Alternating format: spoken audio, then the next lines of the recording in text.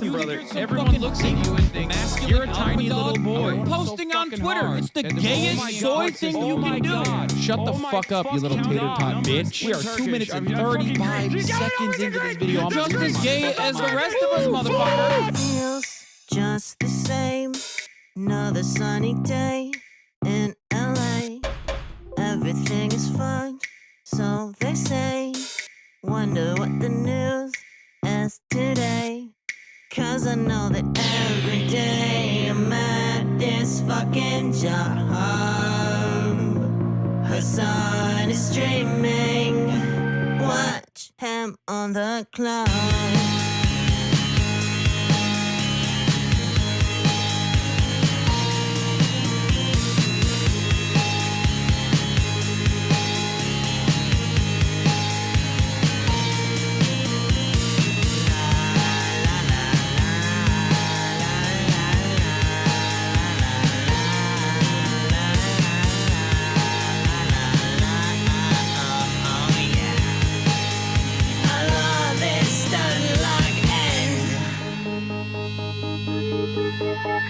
Listen, bro, the Lyra does not need this. Strange people love playing Hearts of Iron. Eating pussy is the basic bare minimum thing you can do. You can be like, you Where have a did they fucking fat find these penis, people, dude? and women want to have sex Your with you. job is posting, you're gay. Okay, God, I hate women so much. But is he really a socialist? He's such a himbo, I can't handle it. He's got a car and a house and it's better than mine. How the fuck can I sit here like everything's fine? That's just me being a fucking hog. Hasan is streaming. Watch him on that clock.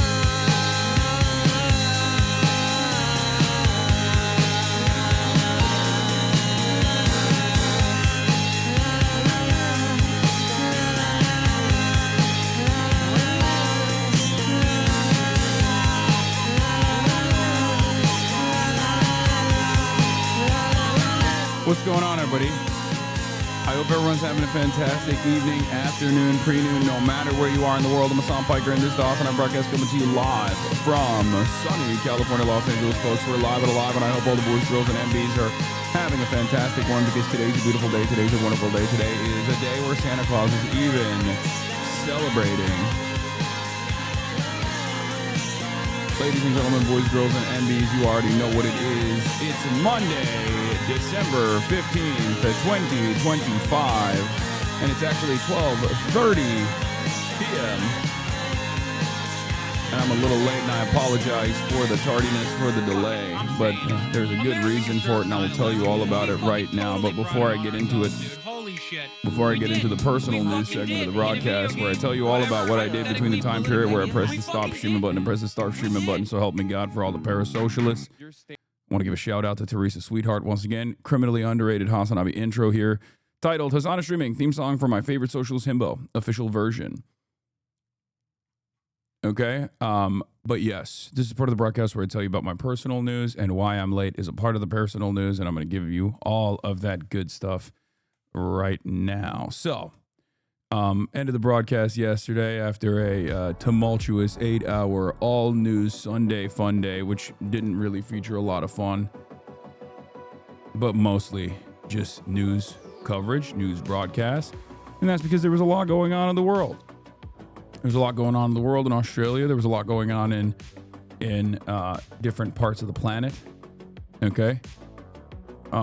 So obviously I had to cover it all. Now,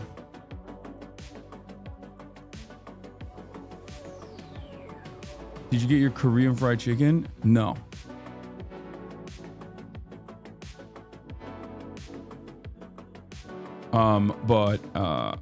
But what I was gonna say is, streets are saying you hurt your foot because your rage broke them ankles balling with you. Streets are lying, but what else is new? Okay, so end of the broadcast last night.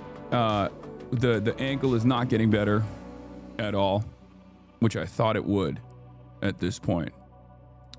It would start to get a little bit better. You know, the swelling would get better by now, or start to get better. It was not getting better, so I was like, oh fuck. Woke up throughout the night on numerous occasions yelling.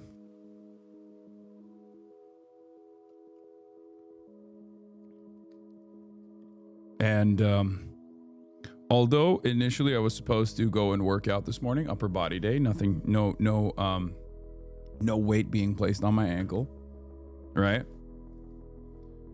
I was a little bit worried because the swelling is much worse than last time. Swelling is much worse than last time I sprained my ankle on the right ankle, right? So I was like, fuck it. Maybe there's something to it. Maybe I should go and get this checked out. This is what it looked like on the left side of the foot last night.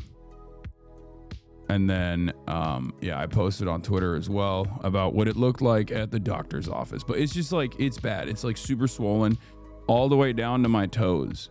Like swollen down to my freaking toes, right? And it's like numb and shit too. So I finally bit the bullet and I said, fuck it. We got to go to the doctor. So that's what I did.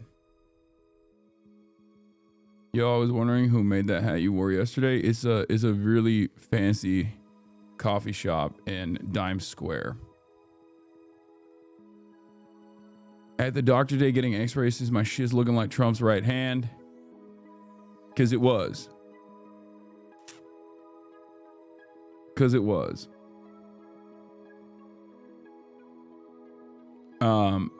It just wasn't looking too good. Especially the left side is like pretty cooked. And the doctor checked it and said, you know what?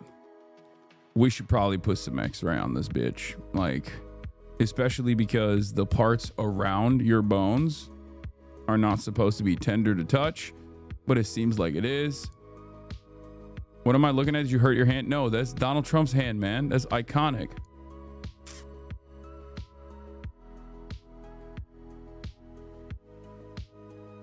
Why don't you block those fucking groypers and Nazis in your replies? QRTs regularly ratioing you. Wait, what? Regularly ratioing me? Brother, it's Twitter. What do you want me to do? It's owned by a fucking Nazi.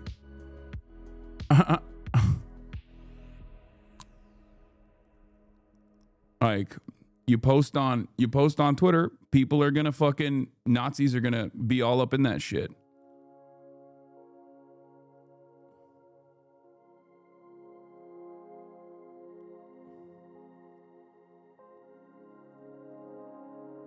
In any case,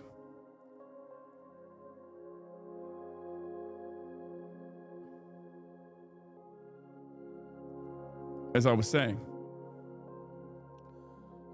where was I? Oh yeah. So I don't understand why that guy is mad at me, seemingly.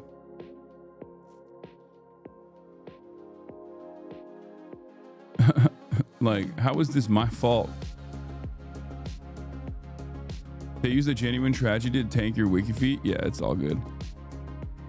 So,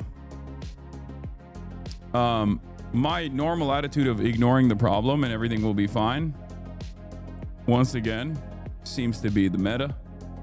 Okay, well, not ignoring it necessarily, but at least like not needing to go to the doctor for stuff like that. Turns out I didn't need to go because it wasn't broken. Okay.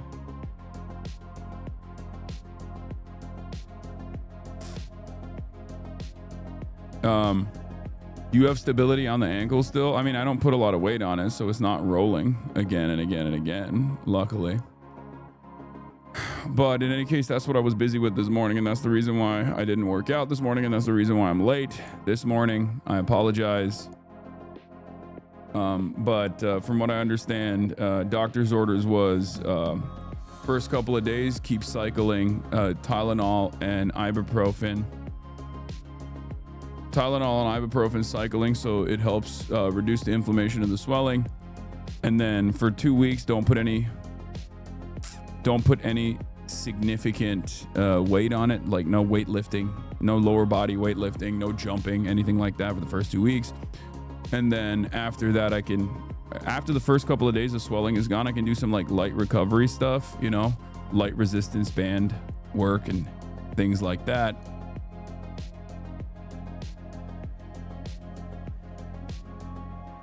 Yeah, the doctor basically told me, get more autistic.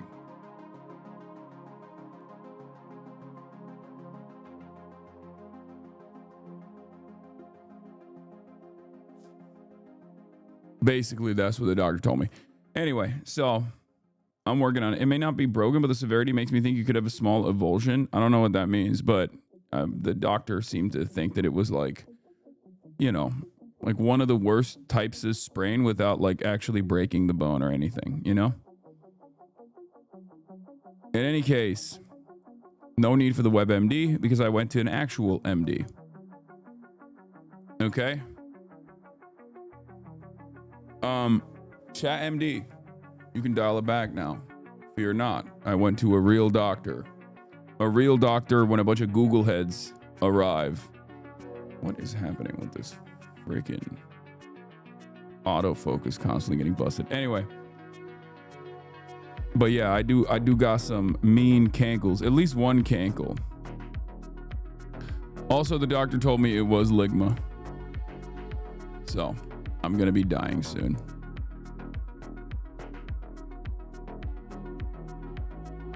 Candace room about to go crazy today. TikTok has lost it. I refreshed the page. Israel, past 7 days. Naveed Akram. And here's the spike. Bro, this is my least favorite type of analysis. Like Google Trend data reporting quirks being considered like a major reason. I need y'all to be serious for a second. What do you think is going on? You think people in Israel are furiously Googling the guy that they activated every time, like right before? Like, please. There's probably a more reasonable explanation for this, even if one does not immediately come to mind.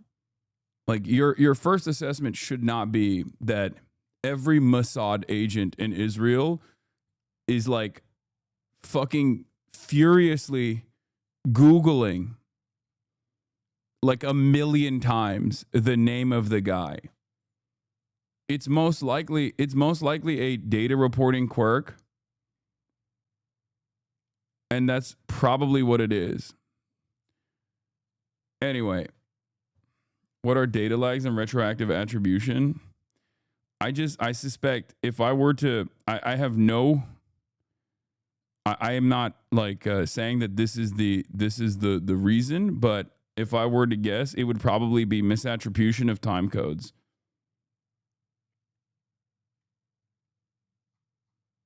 Like it's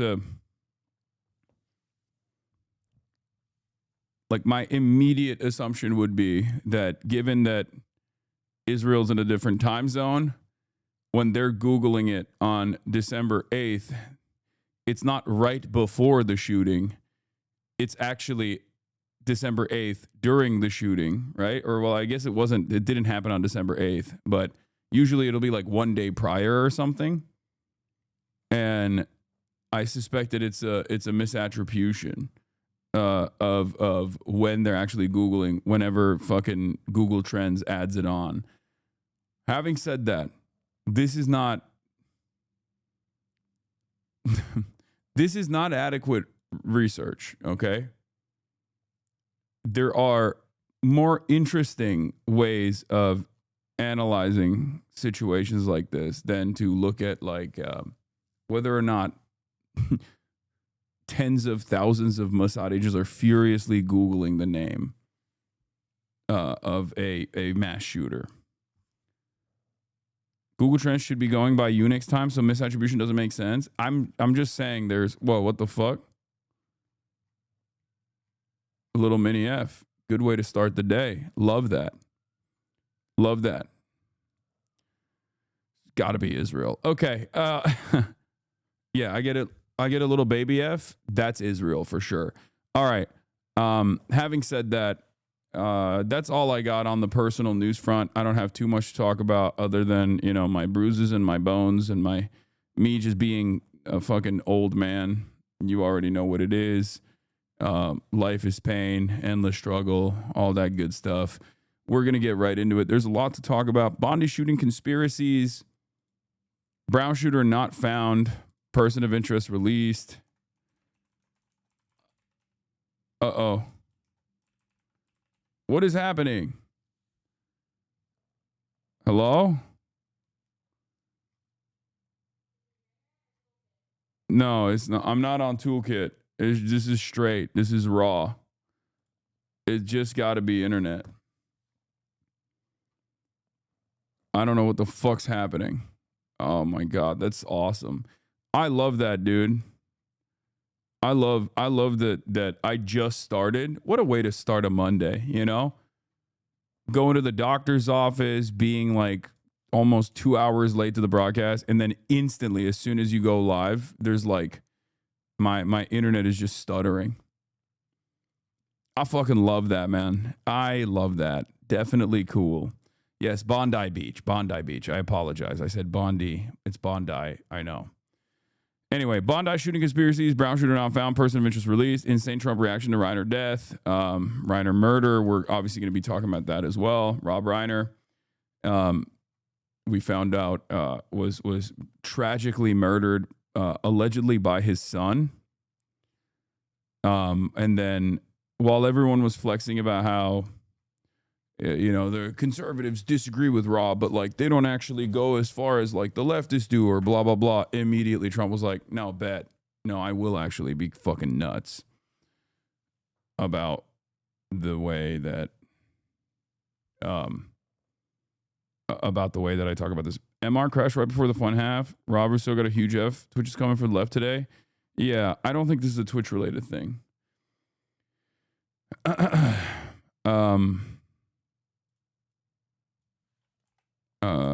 Get in now.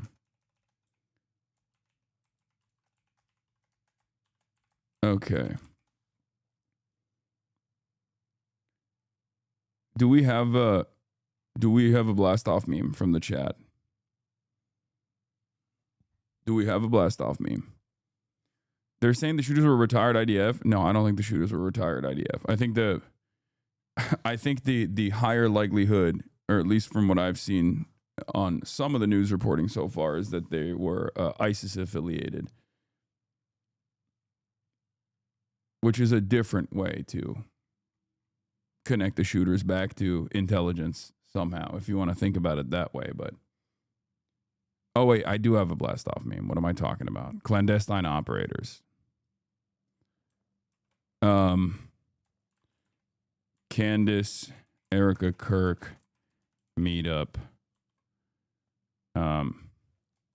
Mass internet censorship bill.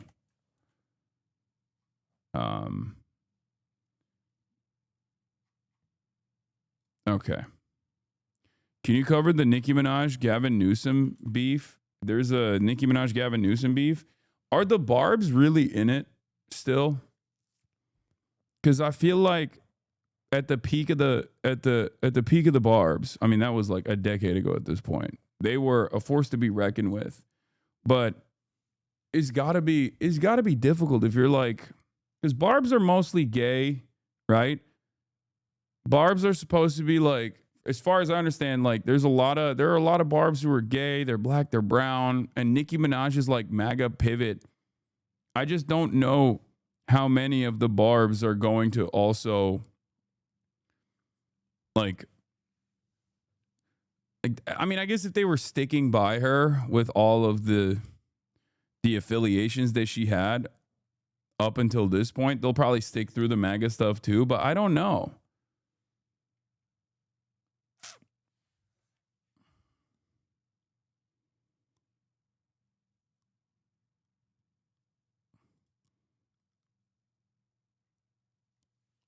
Once you lose your Brazilian fans, it's over.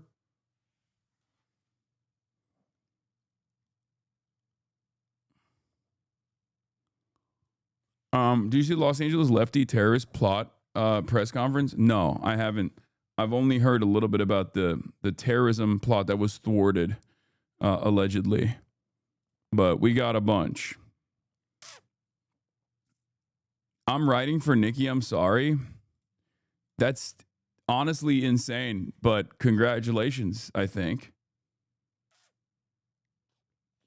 Like I guess it's like, I mean, it's basically the equivalent of just admitting that you're in a fucking cult or something. Like at that point, you know what I mean? Congratulations. I don't know. That's how Stan Twitter works, man. They don't turn. They do though.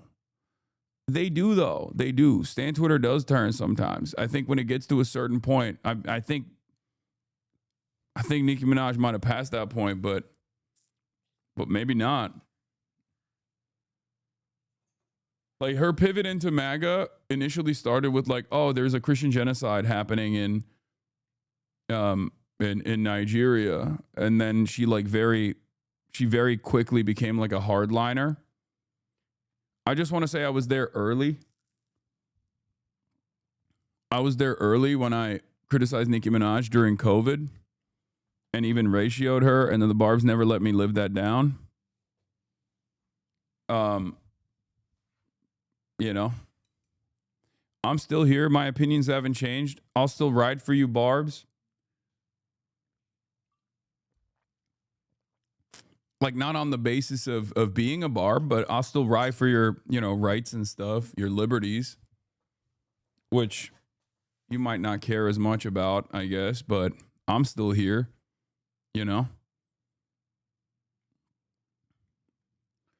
I originally ratioed Nicki Minaj in like 2020 or 2021. I can't recall when she was talking about her cousin's balls or something.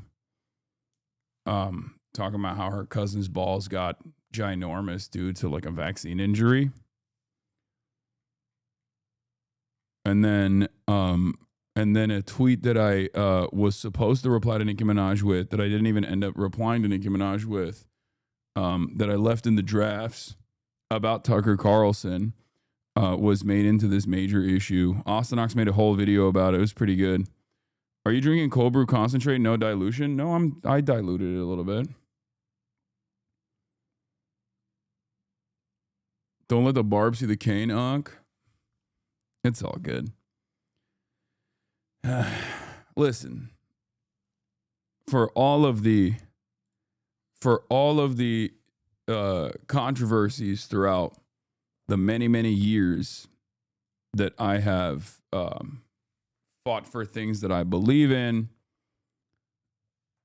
I've just, yeah, here it is. I said, they want you to get vaccinated for the Met. If I get vaccinated, it won't be for the Met. It'll be once I feel I've done enough research. I'm working on that now. In the meantime, my loves, be safe. Wear the mask with 2 strings that grips your head and face, not that loose one. I said the world awaits your wonderful contribution to the scientific community.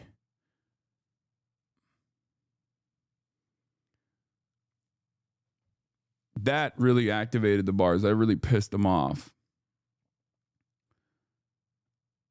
And I think like since then,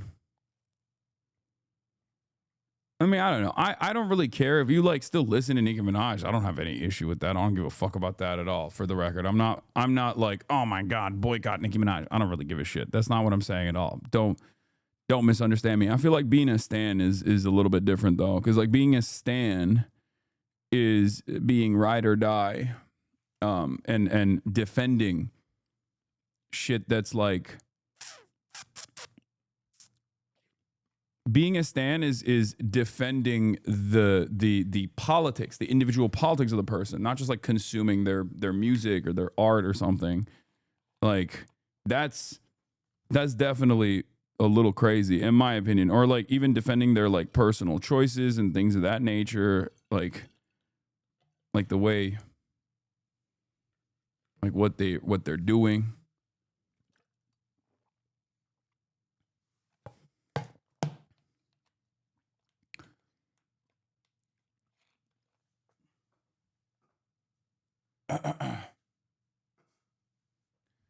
As a barb, I believe that she's playing a long game for something. that we don't know about yet. There's a lot of stuff happening behind the scenes regarding Jay-Z and Desiree, the CEO of Rock Nation. That's why this whole thing started. They owe her more than $4 million. Nicki's very smart and crazy. She knows what's going on and who Trump is and what he stands for. It's not about Trump or her supporting MAGA. No, I think it is. I mean, you're not wrong about like leaning into the Trump direction as like as a grift or whatever. Like, I don't think that aspect of it is incorrect. I think that analysis is true.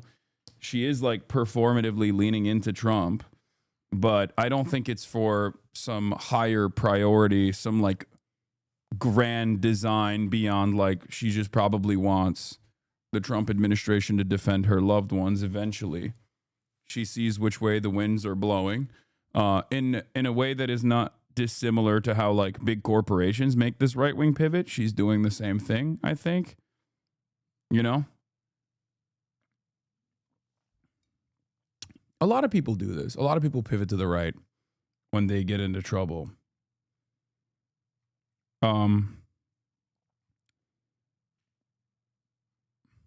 That's all this is.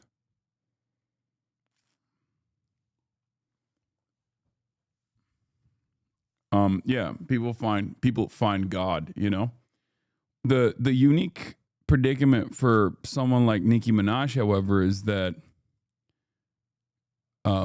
her fandom is mostly comprised of, you know, queer people who are black and brown, and that's why it's like shocking to see people still try to deal with this very clear MAGA pivot, like pro MAGA pivot. In any case, like with T Swift, I get it. You know what I mean? Because like T Swift, universal fandom, but like a lot of white women, right? And we know white women voting patterns, right? Like that's not that if T Swift made a right wing pivot in terms of like her fandom, I think I could totally see a lot of people also going with that pivot, because at the very least they can just like be quote unquote oblivious to the impact of reactionary politics, right? And that's why white women still majority vote for Donald Trump. Not to say like all white women who follow Taylor Swift have this kind of politics, because obviously 48% of white women don't vote for Donald Trump, right? And vote against Donald Trump. But do you see what I mean? As far as like numbers that are numbers that would be at least privileged enough not to care about this kind of pivot, or this kind of politics, would be more so on the like for the T Swift pivot. I could totally see that audience as opposed to like Nicki Minaj's audience.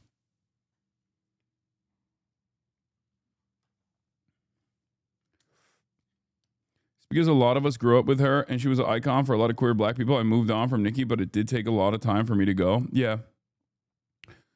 I don't know. It's just like, I get the cultural impact that Nicki Minaj had for such a long period of time. I just don't understand how there's still people out there that are riding, maybe not to the same degree, but like riding for her politics, her new politics. That's crazy. This person says, oh, once you lose the Brazilian fans, it's over. I know you know about Swifties for Kamala Law.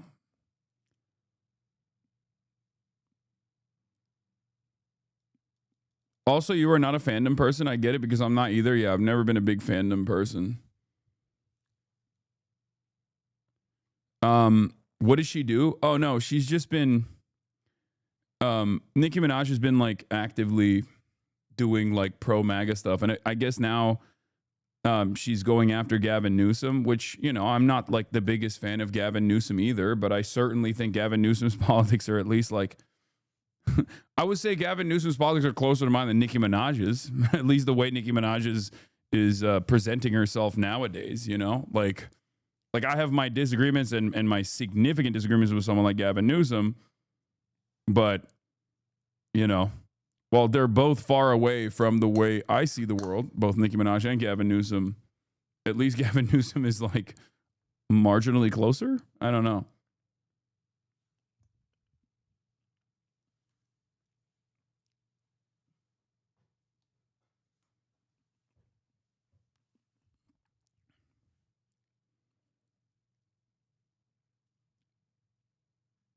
They were fighting because she was talking negatively about trans kids. Yeah. But that's just stan culture and politics actually mix so weirdly because like a lot of stans, at least in my experience, from what I remember, a lot of stans basically fucking have like their demonstration of politics is very woke, like hyper woke, rad lib, right? Having said that, however, they just kind of use it as a talking point rather than like having any sort of firm commitment to a political ideology. So it always leads to this interesting phenomena where there'll be like, I saw some people basically saying like, well, Gavin Newsom's a Zionist. Like there were barbs that were like calling out Gavin Newsom's like pro-Israel stance, which thank you for doing that. I agree. Right. But also at the same time, they're like defending Nicki Minaj, defending Donald Trump. So it doesn't make any sense whatsoever. It's like it's very compartmentalized, if that makes sense. You know?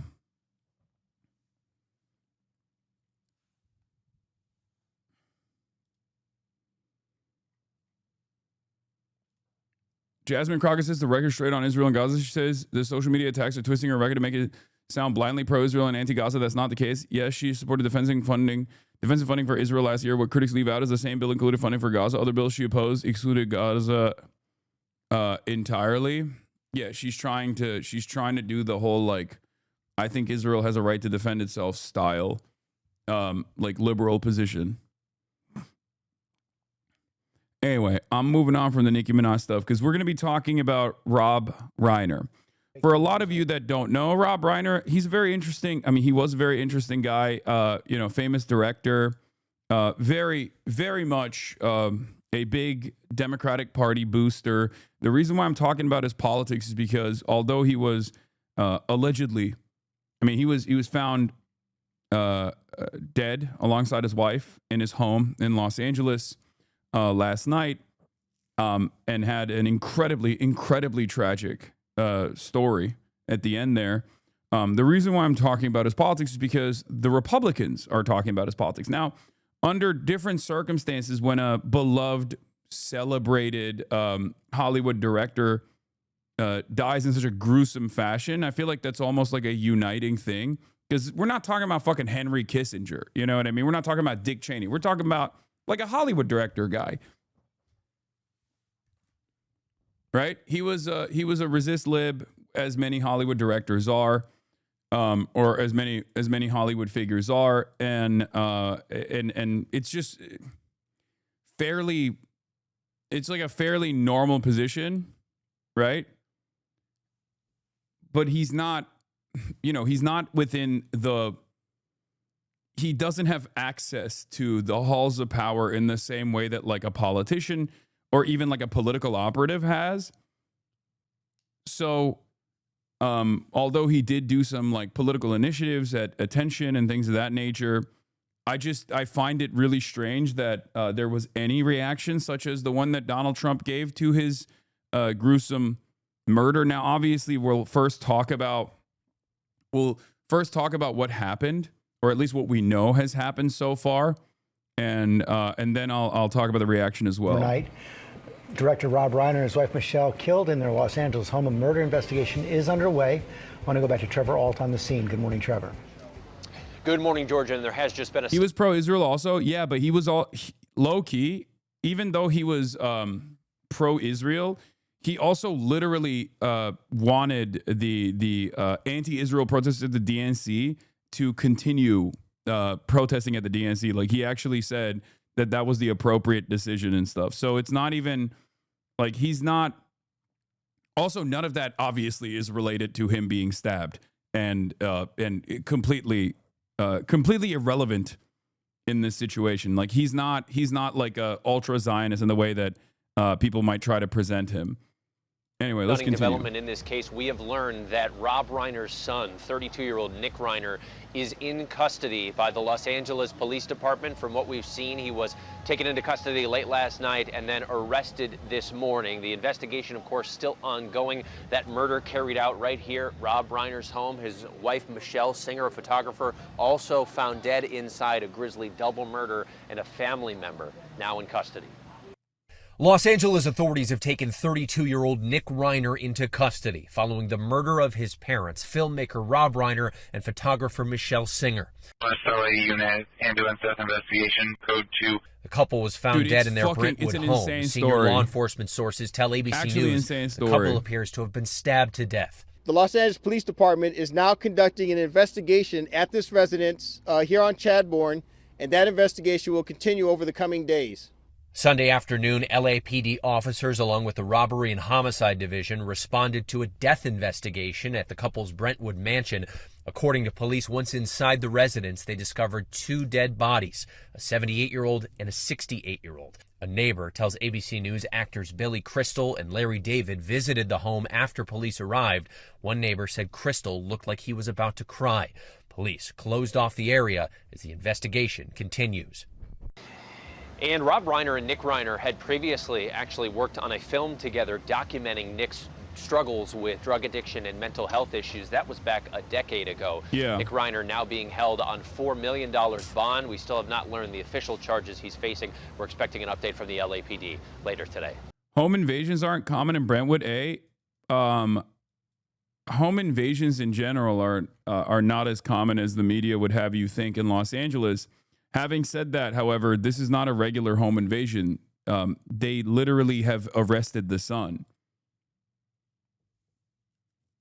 Like they arrested his son as the suspect. You understand that, right? It's not like a fucking home invasion or a robbery gone wrong. The most likely scenario from the details that have been released so far, considering that the son is in the custody of the Los Angeles Police Department at this moment, is that he stabbed them. Yeah, if they wanted that. Did you want it? Sure. Yeah, go ahead. So I guess the initial press conference that they did was really bad, and ironically enough, it was actually People's Magazine that was the first to actually release the information that it was actually the son that was a suspect here. Rob Reiner and his wife Michelle were killed by their son. Exclusive sources. That's right. The LAPD's like press conference last night. TMZ was first to report that there were two dead bodies found in Rob Reiner's home, but the ages matched Rob Reiner's age and Rob Reiner's wife Michelle Singer Reiner's age. We covered that when TMZ broke that story. And then a couple hours later, People Magazine actually broke the story that the son was the suspect. Okay? But the initial press conference by the Los Angeles Police Department was incredibly confusing and people didn't understand what was going on. And then after the People Magazine broke the story, they revealed that it was the son that was arrested. Or the son is a suspect. He's in the custody of the Los Angeles Police Department. Earlier with you guys, the chief has agreed to give you an update on the tragedy at the Reiner family home. Just understand this is based on some updates of the tireless work of our investigators from last night and through tonight. We're still at the very early stages of this investigation, but again, Rob Reiner and son Nick got into a heated argument at Conan O'Brien's Christmas party over the weekend. Thank you, Captain Bland. As he said, the information at this stage is still limited, but I'll share what we can. First of all, our hearts go out to the family and friends of the Reiners, a tragic incident. Yesterday at December 14th, about 3:40 in the afternoon, LAPD responded to a residence, the residence of Rob and Michelle Reiner, located in West Los Angeles Division. At that location, they found two deceased adults, a male and a female. Through the night, working with the coroner's office, they were able to identify them definitively as Rob and Michelle Reiner. We have our robbery homicide division handling the investigation. They worked throughout the night on this case and were able to take into custody Nick Reiner, a suspect in this case. He was subsequently booked for murder and is being held on $4 million bail. Pretty much that's what I can share at this point, but again, a very, very tragic incident. Can you talk about, I know Deputy Hamilton talked about the search warrant and how important that was from the inside. Can you talk about where that played a role in this and what you guys needed in order to gain access? Yeah, you know, we use search warrants to be able to further our investigation, as you know, on all of these cases. I wouldn't be in a position to talk specifically about what the object of the search warrant was, but it's a critical piece of our investigations to be able to ensure down the road a prosecution. Thank you all very much. Thank you, everybody. This news is out of Los Angeles and the deaths of Rob and Michelle Reiner. I want to get back to Stephanie Elam. What are you learning, Stephanie? Pamela, we have a big development here now. We can tell you that Nick Reiner, the 32-year-old son of Rob and Michelle Reiner, has been booked into a Los Angeles jail. That happened on Monday, happened today after his parents were found dead. Now, what is worth noting here is that it doesn't exactly say what he's charged with, but we do know that his bail has been set at $4 million, according to these jail records that we are seeing here, but still not clear on what has happened here. And family members are continuing to be interviewed as this investigation continues, but obviously this is a very large... Yeah, he doesn't have... he's being held without bail now, for the record. No, he doesn't.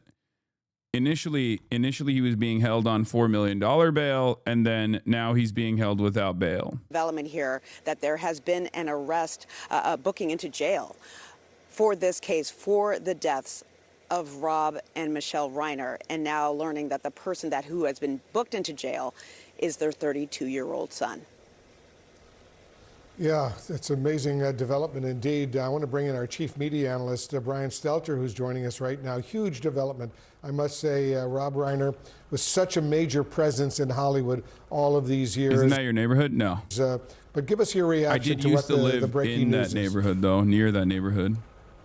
That's right. And Rob and Michelle Reiner had 3 children, 2 sons and 1 daughter. They were most recently photographed together, all as a family, on the red carpet for the family's newest movie. Rob and Michelle had both worked on, Rob had directed a sequel to This Is Spinal Tap. So they were out there being photographed in September, all together as a family. But it's going to obviously come up right away that Nick Reiner struggled for many years with drug abuse.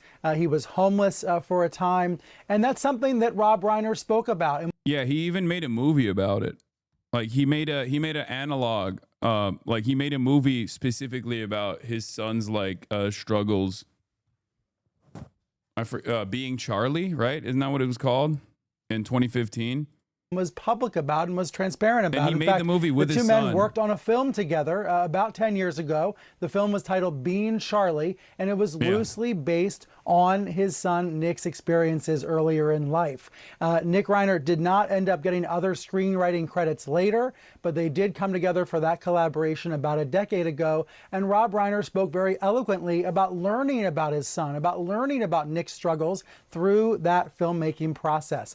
Quoting from the Los Angeles Times back then, Reiner and his wife struggled as their son Nick was addicted to hard drugs, rotating in and out of rehab facilities like they were shopping malls. The couple wondered if there was an end in sight. So that's a decade ago. That is in the past, but it is relevant context about Nick Reiner, 32 years old, as people are going to be wondering now why he has been taken into custody and why he's been booked on this felony charge. And now, Wolf, we're going to wait for answers from authorities there in Los Angeles.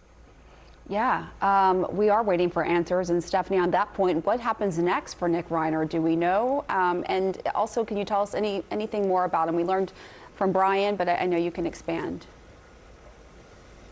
Yeah, I think what's also worth noting, right, we learned about this happening, that it happened in the late afternoon local time here in California yesterday. Looking at the jail booking document, you can see that Nick Reiner was arrested yesterday. Him being homeless and a drug addict is not relevant, Chad. That doesn't make one a murderer. What the fuck? It doesn't make him a murderer automatically, but the police suspect him of doing this murder. So in this circumstance, it's contextually relevant that he did have issues with mental health, considering that this is, you know, not a, like this is, you know, it feeds into potential motive.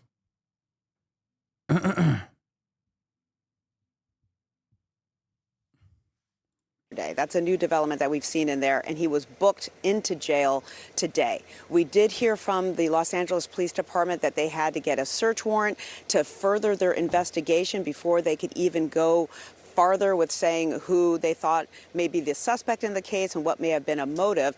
We were standing out here very early this morning when they took away the police tape, opened up the street, and now shortly thereafter we're getting this booking information from the jail. So just giving a bit of context. The fuck? All right. I think we're losing our connection with Stephanie Elam, but we'll get back to her for sure. Brian Stelter. How would you let your son be homeless if you have millions of dollars? Is that not messed up? Brother, do you think that that was his decision? Do you think that, like, you don't know anything about their background, right? Why is your immediate assumption that he actually did this? Like, why is it that your immediate assumption is that his son, who was a whole ass adult, 32 years old at this point, like, why is it that your immediate assumption is, oh, it was probably he probably fucking let him out into the streets without fucking a support system, especially when there's an entire movie that they made together that documents some of those struggles. And the automatic assumption shouldn't be that he actually let him go. Sometimes you get in and out of, you get cycled in and out of rehab, and it's just like, it's impossible no matter what you do, no matter what your friends and family do. If you have any friends or immediate family members that have struggled with addiction, you know what it's like when you have tried everything, every single thing you could have done. And then sometimes people just, people have a longer recovery time, right? A longer time to set themselves straight or something. And sometimes people don't actually end up finding that recovery. It happens. You're still with us. Talk a little bit more about Rob Reiner's impact on Hollywood. As all of us who grew up watching Rob Reiner, we know he was huge. And in so many different ways. That's one of the reasons why Rob Reiner was a special figure. It's why some people today are likening him to a... Recovery only works when you have money? Yeah, except even with money, famously, recovery doesn't always work. It's not 100%. This is one of those instances where it may have been a situation where all the money in the world didn't fucking help, okay? Mayor, an unofficial mayor of Hollywood. It's because he was not just a writer and actor. He was not just a director and a producer. He was not just a role model to younger filmmakers. He was all of the above. That's why we saw other legends like Larry David hurrying to his home in Brentwood yesterday, wanting to try to be there, wanting to try to be close to the scene. Reiner was larger than life in that way, partly because he worked for so many different decades. Getting his start at a playhouse in Bucks County, Pennsylvania, and then on the Smothers Brothers Comedy Hour on CBS in the late 60s. Those writing credits then turned into acting credits, most famously with All in the Family. And you think about even the name of that sitcom. You think about him playing Archie Bunker's son-in-law. Family and that connection of family was really important through his decades. I mentioned that he had three really children with Michelle, and that was a love story in and of itself that spanned almost 40 years and helped inspire the ending of When Harry Met Sally, something we've been talking about about here on the air this morning. So that's just going to intensify the curiosity and the concern about why one of his sons, Nick, has been booked on this felony charge, this unknown felony charge. Unfortunately, we're in a little bit of an information vacuum right now, but we do know a family member was interviewed by police last night, and now we know one of the sons is in custody. Yeah, and tell us more about the reaction to Reiner's death and his wife's death. And just to mention, you personally spoke with Rob Reiner in the past. I mean, you had a connection to him that a lot of people didn't. Well, I was thinking about what it was like to sit down with him because, sometimes you never know what you're going to expect when you're talking to one of these A-listers who's been around forever, who's been out there in the movie-making industry, who could do doing anything, talking to anybody. Sometimes they might be dismissive, but in the case of Rob Reiner, he made everybody feel at ease immediately. He was cracking jokes with the folks there on the set that day, having everybody in stitches. You could tell that he was a natural-born entertainer, and that came, of course, in part from his father, Carl, who was a comedy icon as well. Yeah, I'm not like a big parasocial guy, but Rob Reiner is a pretty nice dude. I mean, he was definitely super lived up, but I mean, very, very nice guy overall. Like he's not one of these dudes that's like in any way, shape, or form remotely problematic, I would say. And the reason why I'm mentioning this again will be relevant in the upcoming news segment because of the reaction from regular folks, even like in the MAGA base and stuff. It just, you've met him? No, I've never met him.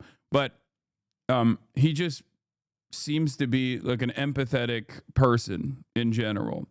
And directed a lot of movies that obviously had tremendous cultural impact.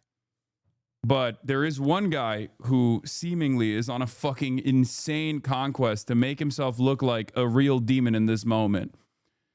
And that one guy's name is Donald Trump. Well, Reiner was married once in the 70s to the late Penny Marshall. Then he met Michelle while working on When Harry Met Sally, and that's why the end of the film changed the way it did, because Rob Reiner was newly in love. And then they had a really great working relationship for decades. I mentioned that film Being Charlie that was loosely based on his son Nick's struggles with homelessness and addiction. But there were films that Michelle and Rob worked on together, including most recently that sequel to Spinal Tap that just came out in September. I was inspired by an interview Reiner did with NPR earlier this year, saying that he wanted to keep telling stories, that even in this AI world, that in this corporate Hollywood world, that people are always going to want to connect to great storytelling. And that's what Reiner was able to do, whether through his own production company, through supporting actor roles on sitcoms and movies, or working. Yeah, his he had a banger run. Here are some of the most iconic ones, obviously.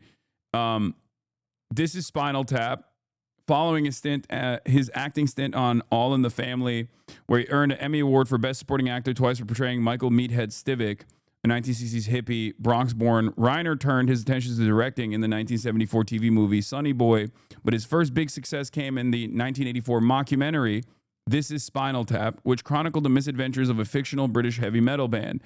This is a incredibly impactful movie because of like the mockumentary style as well. And then afterwards he had Stand By Me, The Princess Bride, again, another major hit, fantasy fairy tale, The Princess Bride, based on a novel by William Goldman. It had Robin Wright, Cary Elwes, and Billy Crystal, as well as Andre the Giant. A woman once told Reiner the film had saved her life, recounting how when she and several other skiers had been trapped by an avalanche, she quoted every line from the movie to keep herself and everyone else awake. Lines such as, "Life is pain, Highness. Anyone who says differently is selling something." Then he made When Harry Met Sally. In 1989, Reiner effectively set the standard for rom-com genre with When Harry Met Sally. It paired Billy McChrystal with Meg Ryan as two friends who fall in love, climaxing in one of Hollywood's most iconic restaurant-based scenes. He made Misery, another adaptation of a King novel. And then he made A Few Good Men, the 1992 courtroom drama, concerned the court-martial of two Marines for the death of a fellow soldier. And obviously, he was. I mean, he's just banger after banger after banger. And in his later years, he also was a big Democratic Party booster. He was involved in a lot of political activism surrounding marriage equality. Just an all-around empathetic person. Yeah, he was really known for speaking up for members of the LGBTQ community, trying to help lower-income people in various neighborhoods in Los Angeles. So he wasn't just a figure in front of the camera and producing and known for giving us great films throughout the years. He was really humanitarian. Reiner campaigned for early childhood education and healthcare as well as gay rights. His other movies included 1994's North, starring Elijah Wood, 1995's The American President, starring Michael Douglas, 1996 film Ghosts of Mississippi about the trial of Byron Del Beckwith, who killed civil rights activist Medgar Evers. The filmmaker returned to the form following several commercial flops in 2007, The Bucket List, which starred Nicholson alongside Morgan Freeman. I fucking cried watching that, for the record. I mean, it might have been a commercial flop, but it was not a flop in my heart. As two terminally ill men who set about fulfilling their life ambitions before they died, helped popularize the now widespread titular term. It also is the reason why I know what Kopi Luwak is. That movie is the reason that I know it's like leopard shit made coffee. I don't know why that just like stuck in my brain, but from the movie Bucket List, I will forever remember. Yeah, it's just Kopi Luwak, one of the most expensive coffee beans on the planet, is actually just cat shit or something, or lemur shit. I don't know. It's poop. Okay? It's literally poop.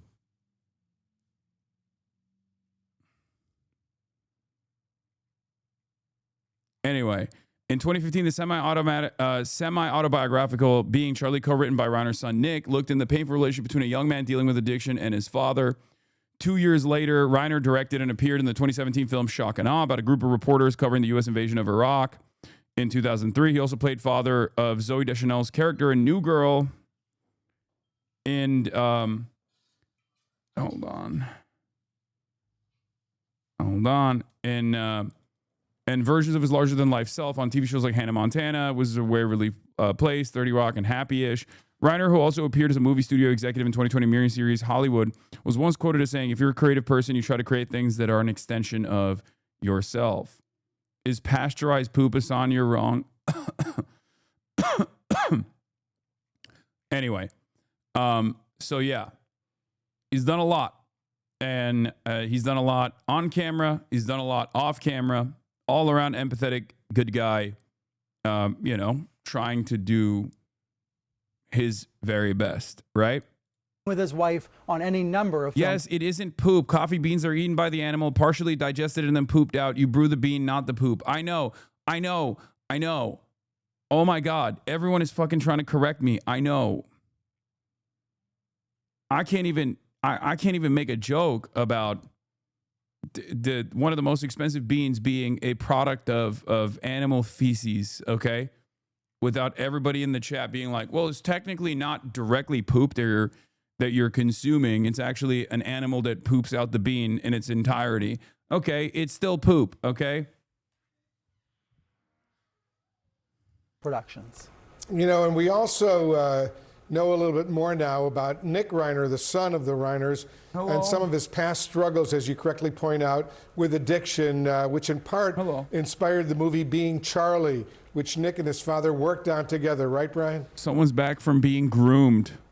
Yeah, I was struck by this sentence in the LA Times story as we all piece this together and understand more of the background. It said Nick Reiner did, quote, survive his descent into heroin and homelessness, getting clean, and he and his most famous father decided to deal with their family's troubled past in a most unlikely way, by making a movie about it. Rob Reiner talked in interviews, again, this was in 2015, a decade ago, about how he was able to better understand what his son went through. And his son was in his early 20s at the time, Nick Reiner now 32.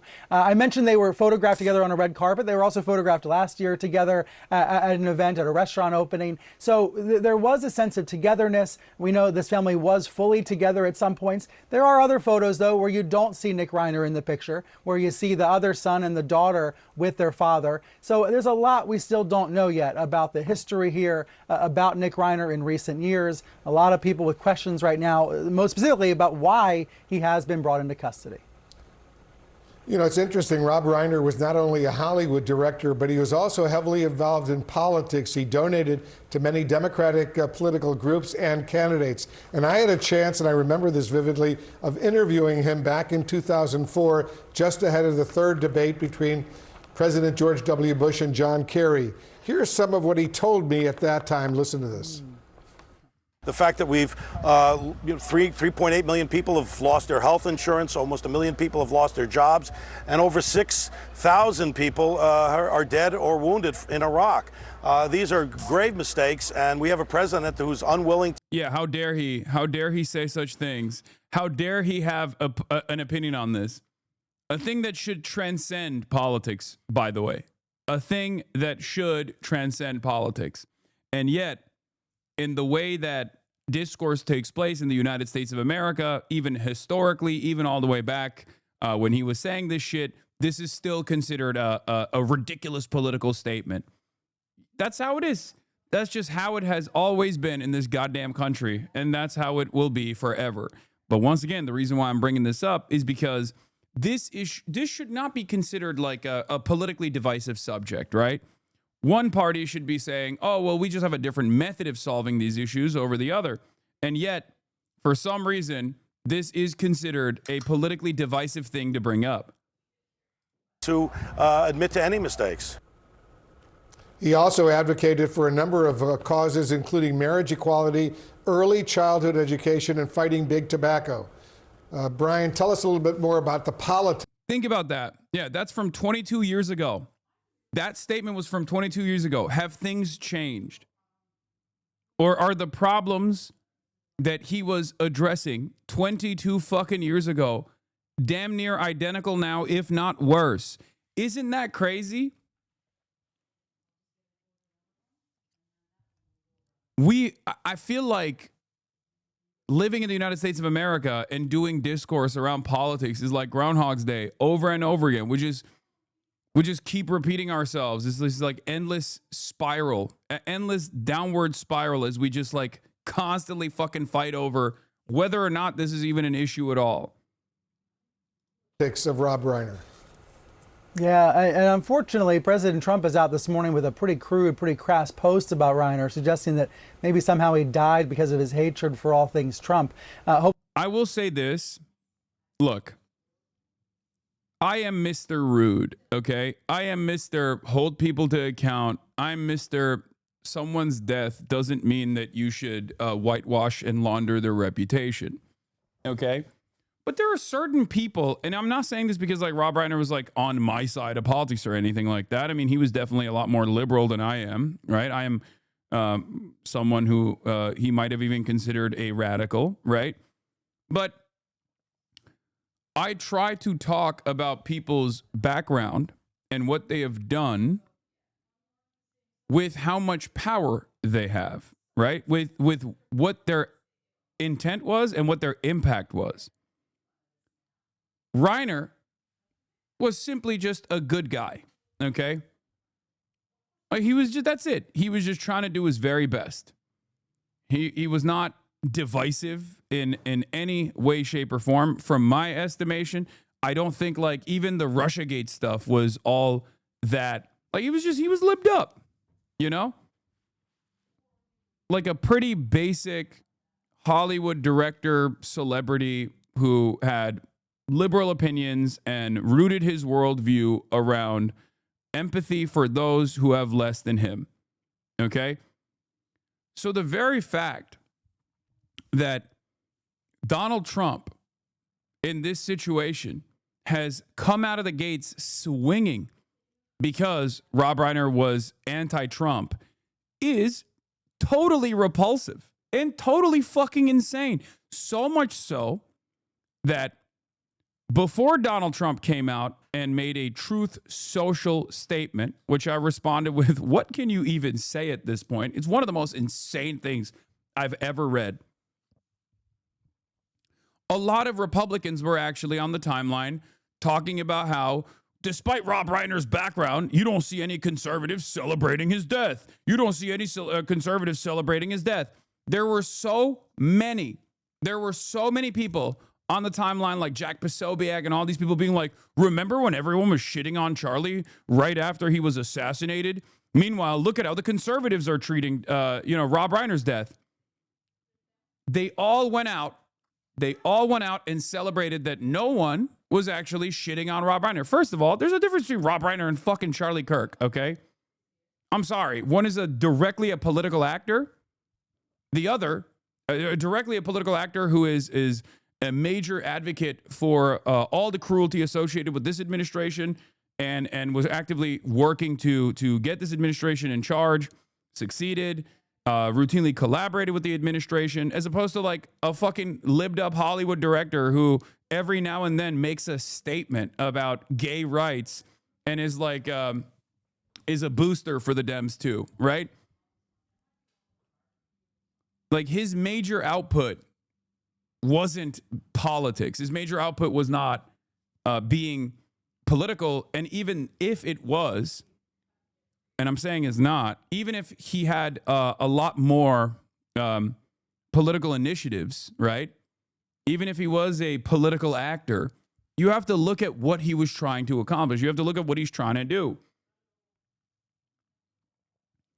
It is in fucking sanity to respond in this sociopathic manner to someone like Rob Reiner's gruesome murder. Okay? Donald Trump, of course, though, unpredictably, because I didn't even think he would go this far, because it's so fucking weird and gross and so repulsive that I think this will actually be another turning point, another pivotal moment that actually makes his base go, "Ugh, you went a little too far here, sir." That's what I suspect. Because he came out after some of these details were made public, and he said, a very sad thing happened last night in Hollywood. Rob Reiner, a tortured and struggling, but once very talented movie director and comedy star, has passed away, together with his wife, Michelle, reportedly due to the anger he caused others through his massive, unyielding, and incurable affliction with a mind-crippling disease known as Trump derangement syndrome, sometimes referred to as TDS. He was known to have driven people crazy by his raging obsession of President Donald J. Trump, with his obvious paranoia reaching new heights as the Trump administration surpassed all goals and expectations of greatness. And with the golden age of America upon us, perhaps like never before, may Rob and Michelle rest in peace. Now, I don't even know where to fucking begin with how psychotic this is, because I feel like it's one of those things that, at first glance is immediately like, nah, I don't think the base is going to fuck with this. And even if you're seeing people on the timeline try to cope with what Donald Trump is saying, I don't think the normies are going to fuck with this. Because from the normie Republicans' perspective, lifelong Republicans, people that voted for Donald Trump 3 times, they just know Rob Reiner is a libbed up guy who made cool movies that they watched and they enjoyed. Okay? So when Donald Trump comes out and says something so fucking insane, they look at that and go, okay, this is not defensible at all. And that's precisely the reason why Jack Posobiec, before Donald Trump released this statement, was talking about, you won't see the people on the right celebrating the horrific murder of Rob Reiner and his wife, compared to the left's reaction to Charlie Kirk's murder. Okay?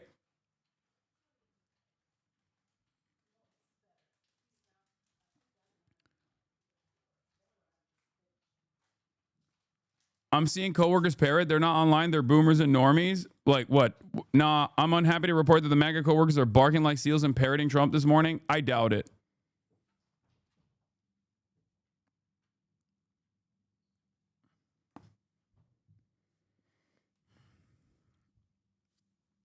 Now, I think this will this will be like the Jimmy Kimmel moment, or this will be like the ballroom moment. No, it's not that I have too much faith. I have very little faith. I think you guys don't understand what I'm trying to say here. Republicans don't hate Donald Trump because Donald Trump comes out. Republicans don't actually cut away from Donald Trump for things that you would expect them to, right? Obviously, like the fact that the affordability crisis hasn't been solved is chipping away at his base of support from the independents and maybe even some Republicans that are experiencing and expressing discontent.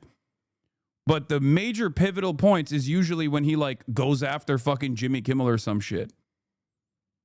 That was a big ding. Another major pivotal point was when he was shitting on Zelensky in the White House. It's stuff like that that actually does noticeably harm his approval ratings. It's all this aesthetic nonsense that you wouldn't normally consider as a major turning point that ends up in the long run playing into his disapproval rating increasing. Obviously, if it was truly America's golden age, as Donald Trump is claiming it is, there would be less people. There would be less critics of Donald Trump. So they all play a role here. But oftentimes the pivot points, oftentimes the important points of disagreement come from silly things like this. Silly, it's not necessarily a silly thing, but it is silly in the grand scheme of things in comparison to, like, you know, waging war with Venezuela after promising that you weren't going to do war, or claiming that you were going to end Russia's invasion of Ukraine. Bro, are you going to trust your own assumption of how MAGA reacts versus eyewitnesses of how they're reacting? Yes. And the reason why I'm saying that is because those are anecdotes, whereas what I'm offering is not simply my own assumption, but instead what I've seen with Donald Trump's approval rating taking a fucking serious hit after certain events. Things that I normally wouldn't assume would cause people to actually chip away and experience buyer's remorse or decide, you know what, fuck this. I don't like this guy. That's why I'm bringing up the different points where Donald Trump has actually seemingly taken a hit on his approval ratings. One of them was the ballroom thing, right? Obviously, it's accompanied by all of the other chaos that surrounds this administration. But the ballroom thing, whether we want to admit it or not, was seemingly an issue for a lot of fucking boomers. They didn't like that he destroyed the East Wing of the White House. What do you want me to say? I would hope that people are more rational and actually express their discontent with the administration over ICE raids, or express their discontent over, not actually bringing about peace in the Middle East as he claimed he was going to do, or claiming he wasn't going to do a fucking war, but then, decides to murder fishermen off the coastline of Venezuela and shit. But that doesn't work. That's not something that the base gives a shit about. The base cares about the aesthetics. Okay? Trump's base, I mean. This is analysis. Okay? I'm not agreeing with it. I'm just telling you what I have seen thus far. Yeah, this is going to be like tearing up the East Wing in that it's obviously not as horrible or impactful in the grand scheme as half the things this administration is doing every day, but it's so audaciously ugly, it might just shock people into outrage. That's what I think as well. I think this is another one of those moments where a lot of boomers are going to be like, oh, that was actually very distasteful. I don't know why you did that.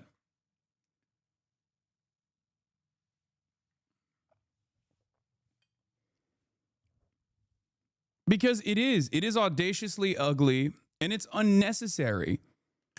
He could have just said, oh, well, despite Rob Reiner's attitude about me, I am truly sorry for the tragedy. He was a fantastic director, something like that, He could have said something like that. Liberals still would have gotten mad and been like, oh, he's not offering enough praise to Rob Reiner, but then that would have been a more defensible posture. But he just came out of the fucking gay swing and being like, oh, he died because of TDS. That's insane. Felix had a really good take on this that I retweeted, but Felix basically said, this is an absolute masterclass in posting. Only a true operator can take a tragic double murder that's completely unrelated to them and make fun of one of the victims in such a way that it seems they were at least somewhat responsible for it. Like, Donald Trump is literally taking blame for a double murder that took place. Okay? Because if you read what he's saying here, he's saying like, oh, this guy pissed off a lot of people. It's probably one of my fans that murdered him. Do you not understand how fucking psychotic that is?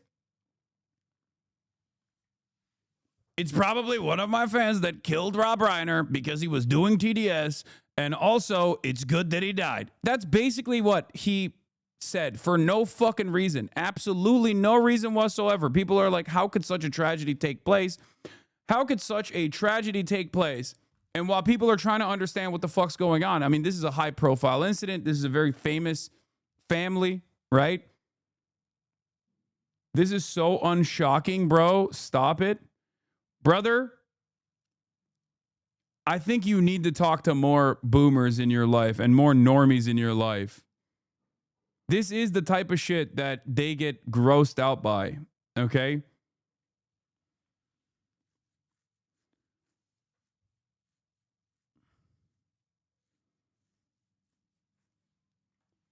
Now, of course, it didn't end there. I know he doubled down. I'm going to get to it in a second. Just let's Hopefully that's finish not going to this. get too much attention today, as it really muddies and pollutes the discourse. We're talking, unfortunately, about a Hollywood murder mystery, right? We have police on the scene investigating what is an apparent homicide. Unless it, somehow there was some accident at the home and there's no indication this was an accident. We're talking about a situation where someone seemed to want Rob and Michelle Reiner dead. And there's a lot of questions I'm sure the authorities are trying to answer and will then answer in the public in due course. One of the most gripping parts of the reporting overnight was about the fact that a relative went over to the home and was there and was the person who originally was able to see these bodies. Your heart goes out to whatever relative that. Breaking news this hour. Yeah, Donald Trump came out and fucking doubled down on his statement. Your statement on Truth Social after the murder of Rob Reiner. Do you stand by that post? Well, I wasn't a fan of his at all. He was a deranged person as far as Trump is concerned. He said he knew it was false.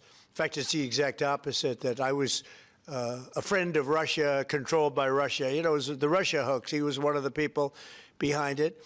I think he hurt himself in career-wise. He became like a deranged person, Trump derangement syndrome. So I was not a fan of Rob Reiner at all in any way, shape, or form. I thought he was very bad for our country, yeah.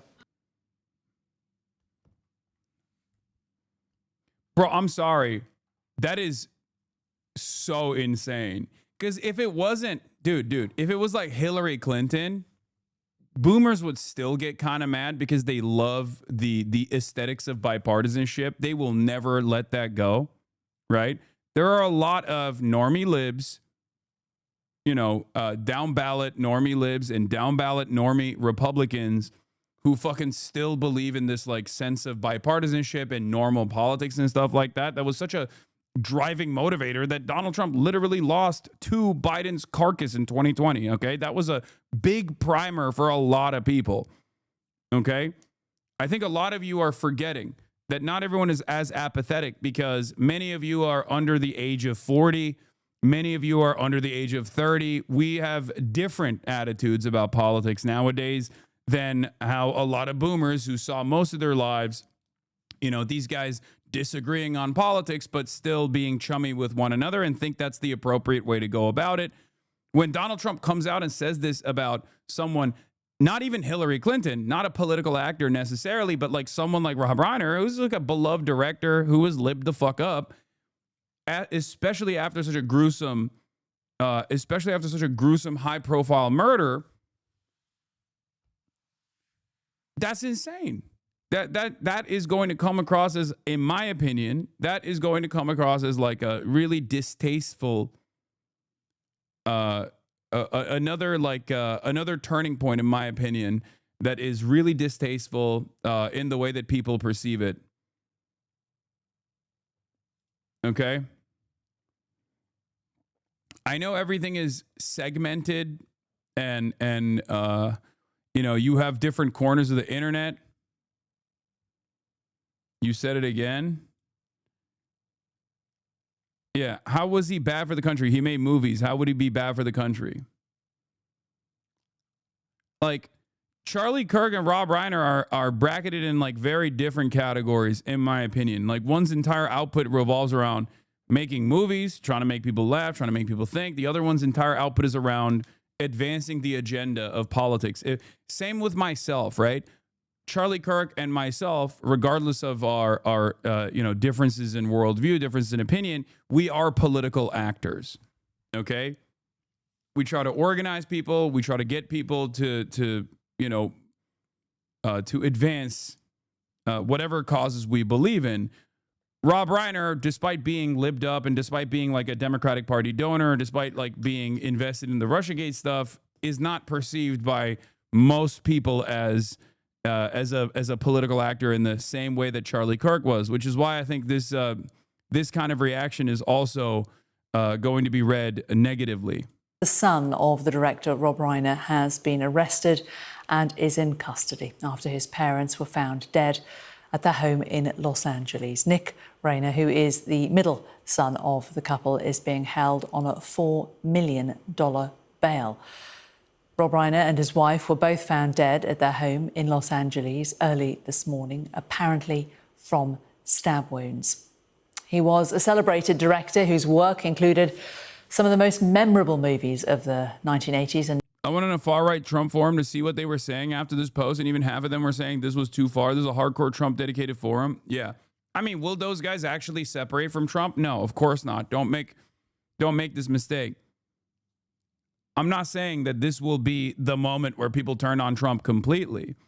Maybe that was the misunderstanding from the audience where you thought that that's what I was implying.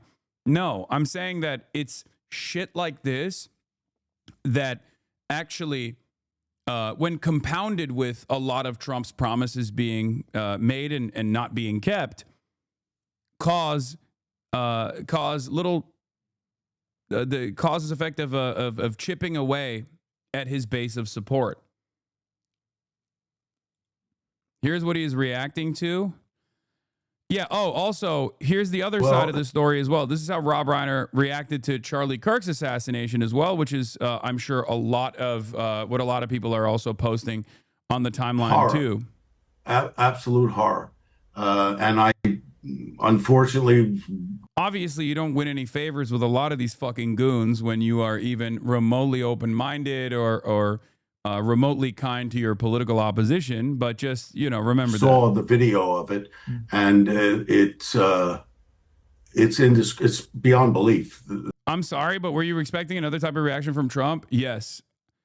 I think Donald Trump, if he had full brain processing power, would not have reacted this way. He would have made one singular snide remark about Rob Reiner's politics, but he would have said this is a horrifying tragedy. He was a great director, with many fans all around the world, something like that. I think this is a senile Trump behaving like a fucking mad king, because there's a line between sassy and just outright cruel. And depending on who you're talking about, you can be outright cruel. This is not a good person to be outright cruel about. Okay? That's what I'm saying. He moved from sassy to just straight up mean and ugly. What happened to him, and that should never happen to anybody. I don't care what your political beliefs are. That's not acceptable. That's not a solution to solving problems. And I felt like what his wife said at the service, that the memorial they had, was exactly right. And totally, I believe, I'm Jewish, but I believe in the teachings of Jesus, and I believe in doing to others, and I believe in forgiveness. And what she said to me was beautiful, and absolutely, she forgave his assassin. Yeah, he didn't say that about RBG. Yeah, he was civil when RGB died, and she was both far more politically relevant and not the victim of murder. He's definitely got the old man don't give a fuck syndrome. I can see that. And I think that is admirable. Well, I don't even agree with Rob Reiner on this assessment, but like that kind of stuff is going to make boomers feel a certain type of way. 90s, such as when Harry met Sally, Stand By Me. Yeah, he said nasty things about McCain too and refused the funeral, but ultimately still did a lot of condolences. He just lost any sense of tact. Yeah. It's fucking nuts, man. I don't know how you guys don't see it. I feel like, I don't know. I mean, maybe, maybe in some ways you're just looking at what Donald Trump has done so far and the lack of response from the MAGA base as reason as to why this won't be as impactful. But I do think it's moments exactly like this one that play a big role in the way that boomers look at this kind of stuff and the normies look at this kind of stuff and think, you know, this is really uncalled for. I can totally close my eyes and imagine a bunch of boomer normie Republicans being like, oh, that's really distasteful to speak about someone who fell in such a tragic way. And it's kind of crazy because like these are the same people who are like, oh, you are going to get fired if you say anything about Charlie Kirk. If you even like reflect on Charlie Kirk's statements that he was proud to make, okay, you should be fired. And these are the same people who are like, it's the left that's actually responsible for so much political violence because their words are so violent. Okay? It is rubbing some of his followers the wrong way because at the end of the day, Reiner's films are important touchstones of American culture for generations, and a lot of people, even with right-wing politics, deeply loved and cherished his work. Exactly.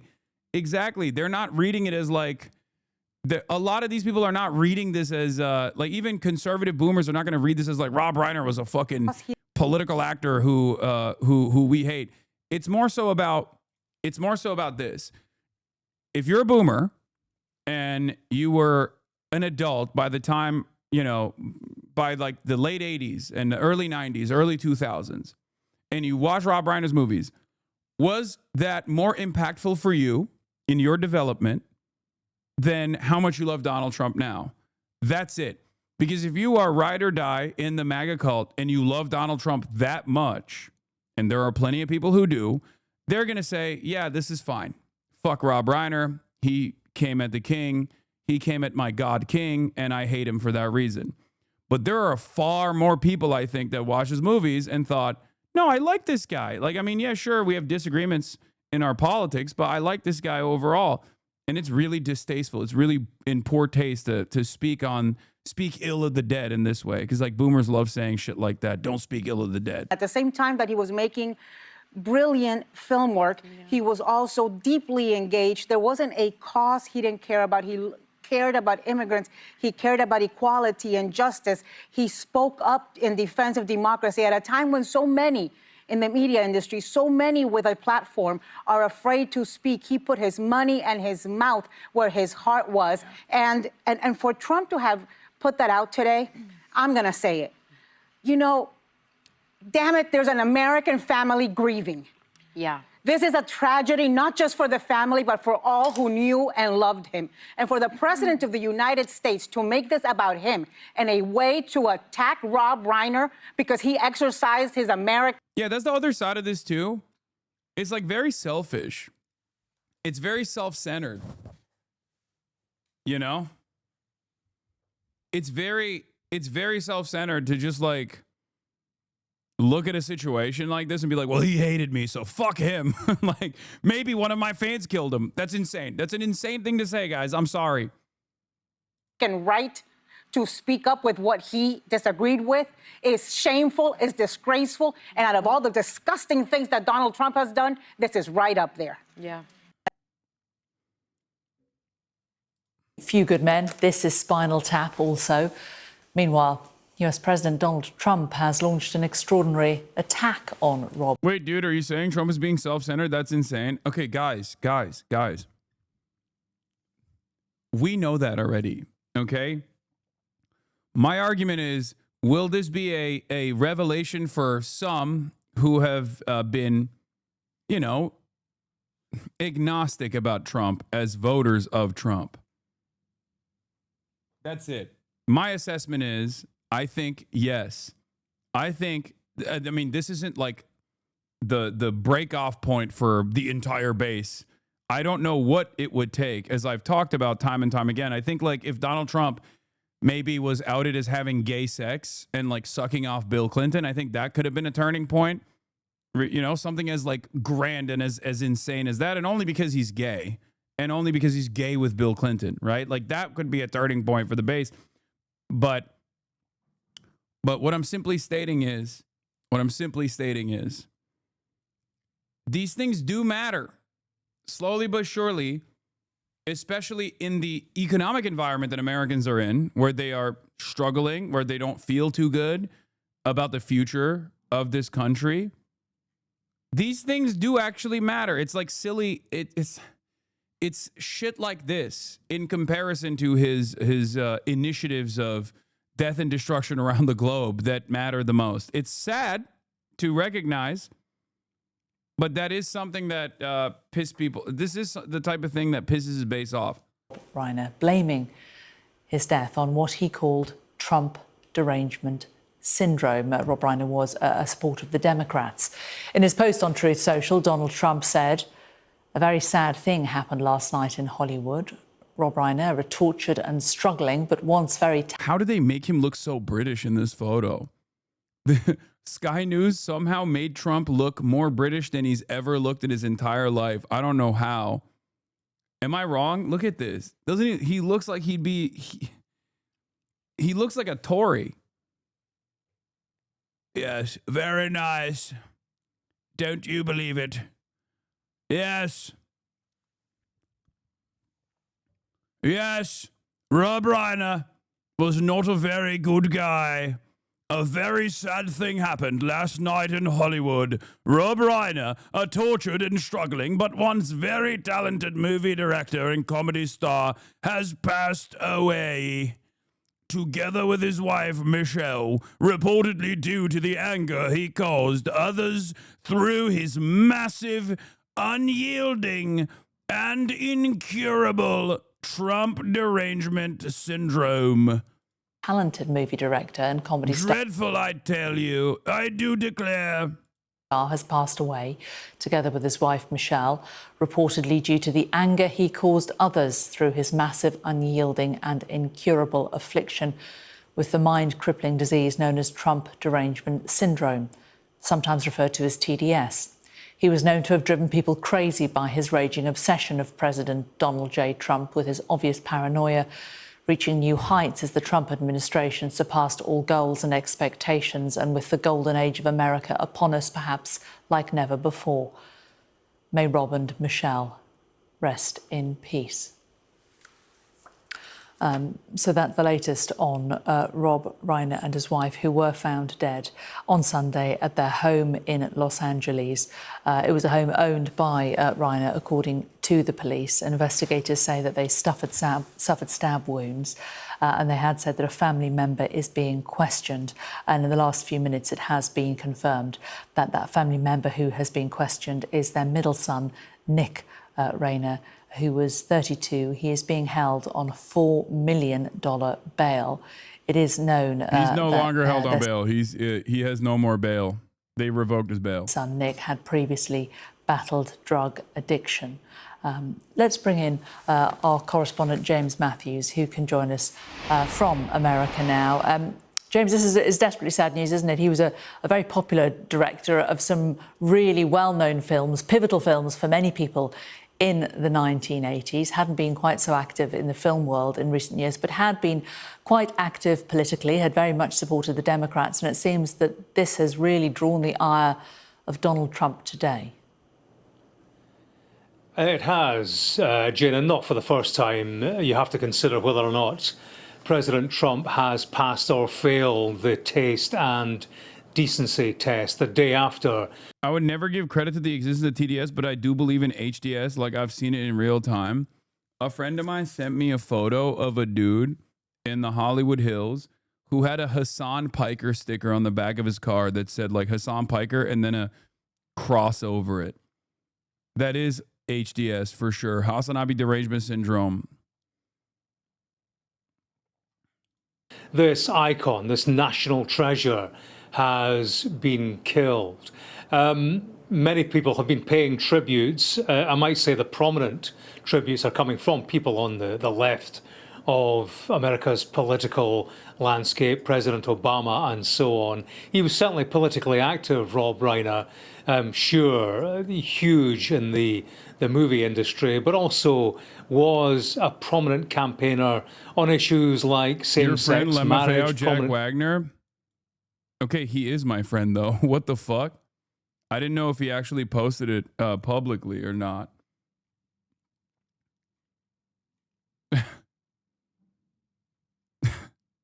The fuck? Campaigner for LGBTQ rights. He was an organizer against Trump being re-elected, so very active politically. But I suppose, you know, when you look at that social media tweet, in bad taste, I think many would agree. Yeah, I don't know if he knows, but like I've known Jack Wagner before he had a podcast. Like, you do realize that I can know people for many years before they reach internet fame. He happens to be one of them. But also there's more than just the business of taste. I think Donald Trump is pointing Knowing to a someone does not motive make you friends. behind this homicide. He's pointing. What is happening in the chat right now? Are you trying to debate? Are you trying to debate on whether or not a dude I've known for like a decade? Show me your friendship bracelet. A dude I've known for like a fucking decade, who I've had on the broadcast as well. Is is my friend or not? What the fuck's going on?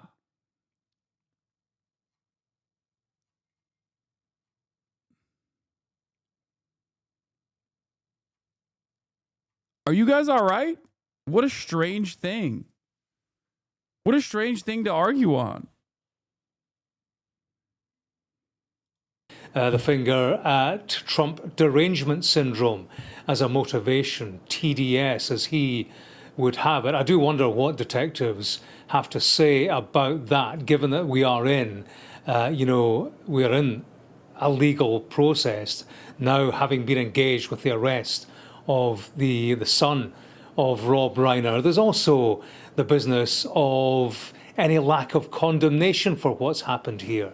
At no point does Trump say this is a bad thing, that people should not lose their lives as a result of what he says is Trump derangement syndrome. You might have thought the President of the United States would discourage people from engaging in that kind of behavior, that kind of political violence. He does not do that. And I do wonder how many people would see that as a tacit endorsement of what's happened here. So on a number of levels, that there are questions about that particular social media tweet, but overwhelmingly far beyond the social media performance of the president. There is a real heavy sense of mourning in this country at the passing of, as I say, a man who was an icon, who had, a record, real smash hit in the world of movie making, and everybody remembers, when Harry met Sally. Yeah, so we already covered his response. We already covered his background as well, life and legacy. But here, we'll just As an do actor, one Rob more Reiner life and helped legacy define a thing, just to generation. really As a drive home the point. director, he helped create some of the most quoted scenes in movie history. Vlad takes a look at his legacy. Vlad, good morning. Good morning, Nate. While many of us of a certain age remember watching Rob Reiner as Meathead in all. Yeah, for the Zoomers, like, Rob Reiner is impactful for the Boomers. He's because he was all in the family, and also he's impactful for Gen X as well, which is Trump's base. Gen X, the lead poison generation, is big. Is big, right? in the family. But it was behind the camera where Reiner really made his mark. He had one of the most impressive runs of any director in Hollywood history, directing almost 30 films from Stand By Me to A Few Good Men and When Harry Met Sally. Oh, boy.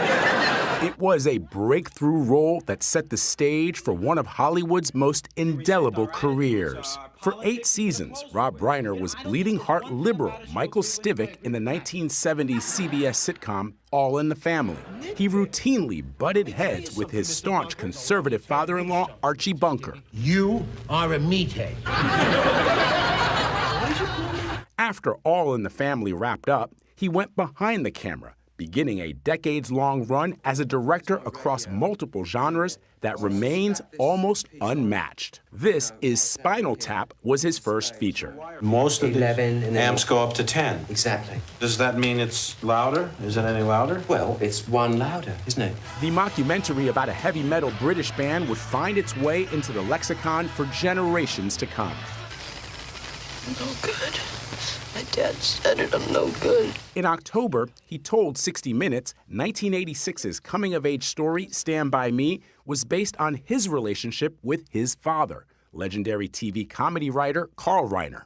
As I'm writing this scene, I'm crying. I actually crying.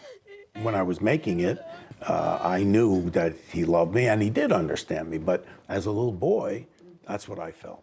The Princess Bride became a cult classic. Inconceivable.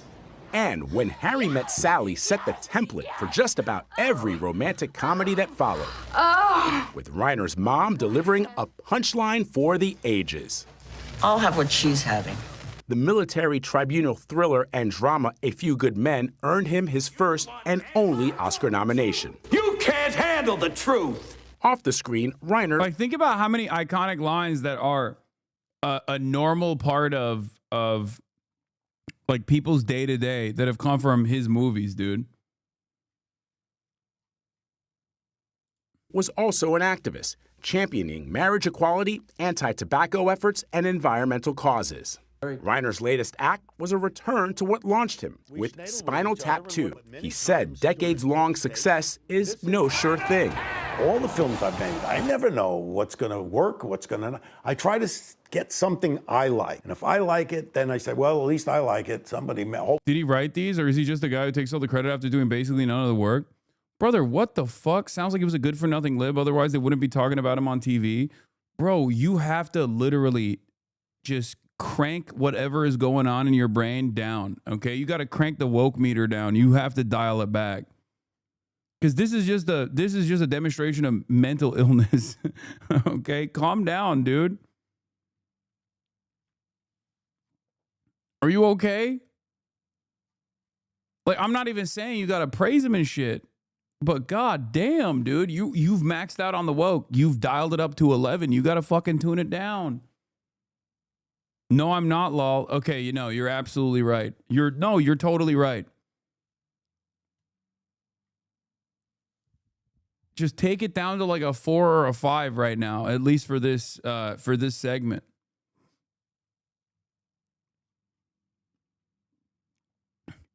That is a truly insane thing to say. Like, it also is just like objectively, you're demonstrating that you don't understand what directors do. Like, you think a director's job is to simply sit there and take credit for everybody else's hard work or something, which is very strange. Like, you're analyzing an incredibly important part of artistic expression, a part of like the whole work that ties it all together as like simply a managerial role, like the guy who's sitting at the factory floor telling workers not to unionize or something. Like, oh well, the director is a little bit like a CEO, don't you think? You're using your lack of understanding of what a director does to basically posture as though you're taking this like totally understandable, totally normal position. Like, yeah, dialed it up to 11. Thanks, Rob Reiner, for that. I know, that's why I was joking. That's why I said you're at an 11 right now. You got to tune it back down. You got to crank it back down to like 4 or 5. Hopefully somebody else is going to like it. Rob Reiner was 78 years old. His wife, Michelle, was 68. A fact here that perhaps people didn't know. Reiner actually changed the ending of When Harry Met Sally to a happy one after he met his wife, Michelle. They were married for over 30 years, and Michelle also produced some of his films, including his last, Spinal Tap 2. The two are survived by their 3 children. We were just talking about... When you show his body he of literally work just there, got through Lex, saying he forget wrote the that scene in wide Stand By variety. Me. Incomparable. Misery. The Sure Thing. Misery. I mean, he worked in every genre, and he worked... Yeah, that person, for the record, that person just simply doesn't understand. He thinks like a director is the same as like an executive producer, just a money guy or something, or like or an executive in a someone who's an executive at like the movie industry on the side of the studio or something. Like, no, a director is like the main painter that's putting the entire canvas together. Okay?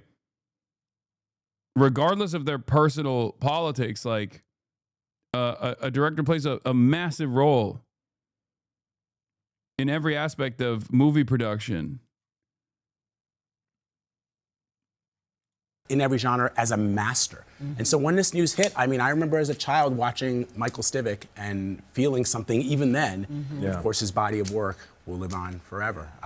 Corey Feldman, Ben Stiller, and our friend Jerry O'Connell, he just wrote, "Love you." The people that knew him well are just distraught beside themselves. You still can't believe that they died this way. A lot of depth. He cared so deeply about his craft and also his country. That's right. Yes. And we loved him for it. Yeah. All right, Vlad, thank you. Anyway, so we're going to move on from this, but yeah, apparently TMZ exclusive, Rob Reiner and son Nick got into a heated argument at Conan O'Brien's Christmas party over the weekend. We don't know what the details are, obviously, and we don't know what it devolved into, but it is clear that Donald Trump's reaction here, I think, is pretty insane. But it is, I think, causing conservatives to also flip as well, which I think will harden the most loyal MAGA loyalists, but will also be objectively off-putting for a lot of the conservatives in the margins, right? Wait, so now if you have a legitimate political grievance against somebody who has been murdered, it's actually okay to dance on their grave? I'm trying very hard to keep up with these evolving civic norms and struggling. Yeah, Rob Reiner called for Trump to be jailed over lies. Not surprised Trump said what he said. No surprise Trump colluded with Russia. We've always known his presidency was illegitimate. Now it has been proven. For the sake of our democracy, this man must be indicted and jailed. Okay? Insensitive cuck. Like, I'm not Mr. Where is the civility at all, right? I am very uncivil in the aftermath of a timely or untimely demise of a political actor, okay? And when I say political actor, I mean like someone who is engaging in advocacy, someone who is like their major contribution to society, whether good or bad, is in the realm of politics. Someone like myself, right? Or a politician. Someone who is directly in control of the decision-making process in the American government. And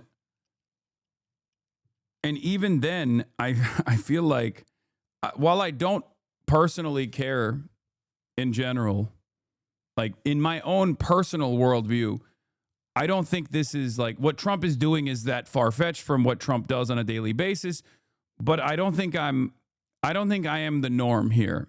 And I am trying to educate you guys on what like normal people's feelings look like in this circumstance. I'm trying to see this not from my own personal perspective, but from the perspective of a broader, the perspective of people who even get mad when you fucking, tap dance on Dick Cheney's grave, for example, right? Or Henry Kissinger's grave, for example. Most people get very offended. Most normie boomers and Gen X get very offended when you speak ill of the dead, regardless. But especially when it's like a beloved figure overall, regardless of their own personal political convictions. If their major output is that they are directors and whatnot, or if they're an actor or something. What is this? Correct? I don't know about him. That's why I asked the question, lol. That is correct. Are you capable of answering them, or even thinking critically about the subject? Or do you see a dead person in the news and just cry without understanding? It's that deep. Oh my God. Brother, please stop trying to debate people in the chat. Please. It's okay. You made a silly point that was unnecessarily vindictive, and you got yelled at. Like, this is why I give some timeouts here in the chat sometimes. It's for your own good. Instead of just like spiraling in, instead of crashing out and spiraling and furthering this conversation, it's all right to just like sometimes, take a deep breath and be like, all right, well, I felt small in this moment because I felt humiliated, but it's all right. It's not the end of the world. Okay? Don't even say take the L for people like this, because that's not going to help. That's only going to cause them to harden their position.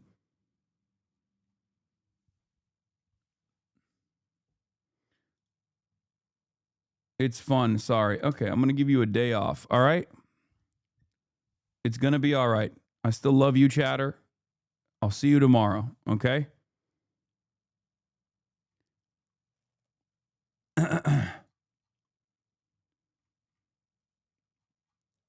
In any case, Jack Posobiec went from, see, no one is making fun of Rob Reiner and his death, to, actually, it's totally fine that Donald Trump made fun of his death because Rob Reiner hated Donald Trump.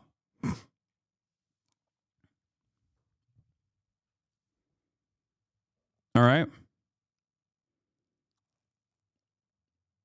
Yeah, but the guy and his wife were just murdered. It's horrific. I wish he was a bit merciful and forgiving.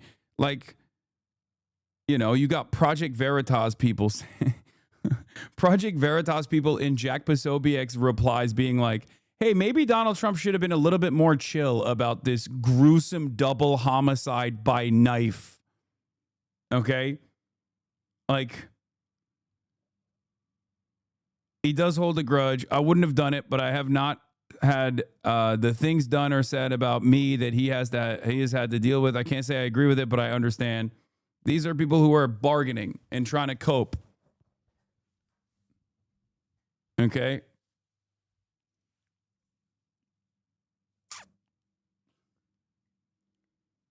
It's just like an old man who is very clearly demented and a fan base that is a cult that is trying to cope with how fucking demented that old man is. Okay? That's American politics. Very, very silly. Yeah, my local megalib radio, but obscenely popular among public servants, aka they drive the news, called it the single most ignoble thing Trump has ever said. All the journalists had no words left after that shit. Yeah. The thing is, this chat moves so slow now. What's going on? I don't know. Maybe we put the fucking brakes on it. You're right. I did notice that it's much slower right now than usual. But in a normal world,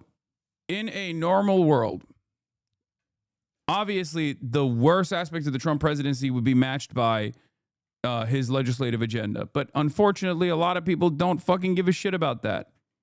Okay, now it's going too fast. Everybody chill out.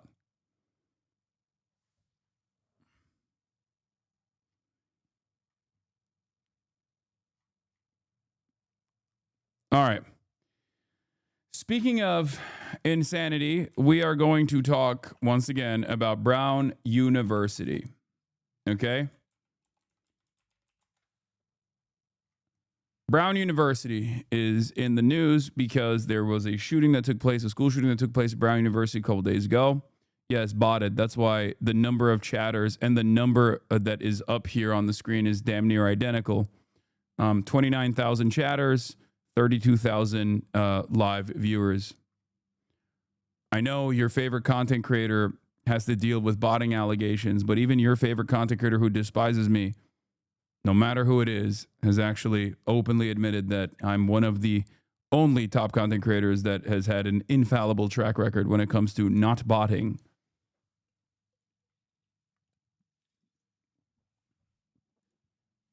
Hey, dude, do you ever feel like retiring to a non-hate channel? I don't know what that means. Do you mean like hating Donald Trump, the fucking president of the United States of America? Is that what you're reducing my commentary to?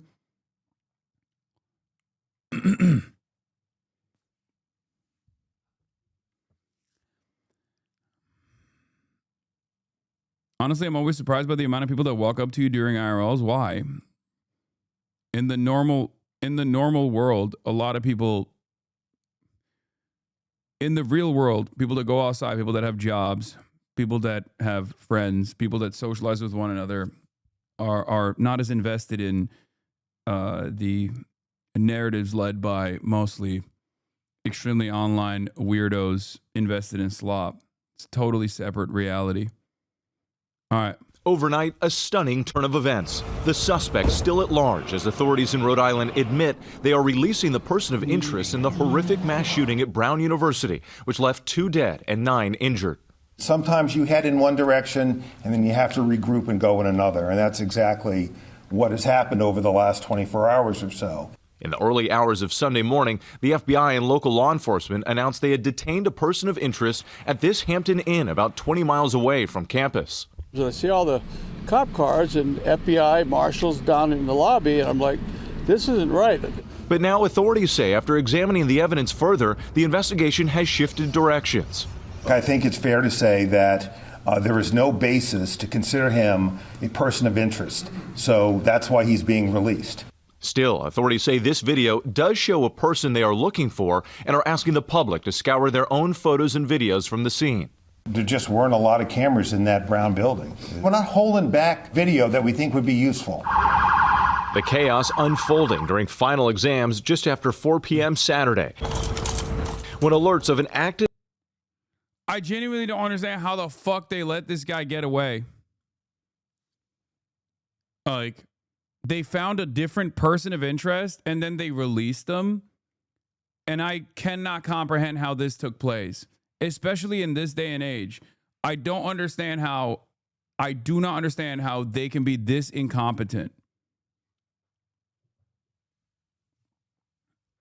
It's also wild that they just straight up release the name of a person of interest instantly, leading to at least one day of news cycle being led by, I guess, someone totally random and irrelevant.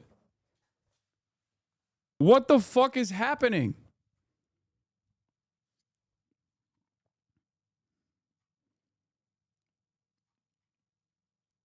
It blows my mind that even though we have this massive surveillance state, this is supposed to be the one thing that doesn't take place. You know, Palantir, AI surveillance, constant fucking cameras everywhere, constantly being surveilled by the state.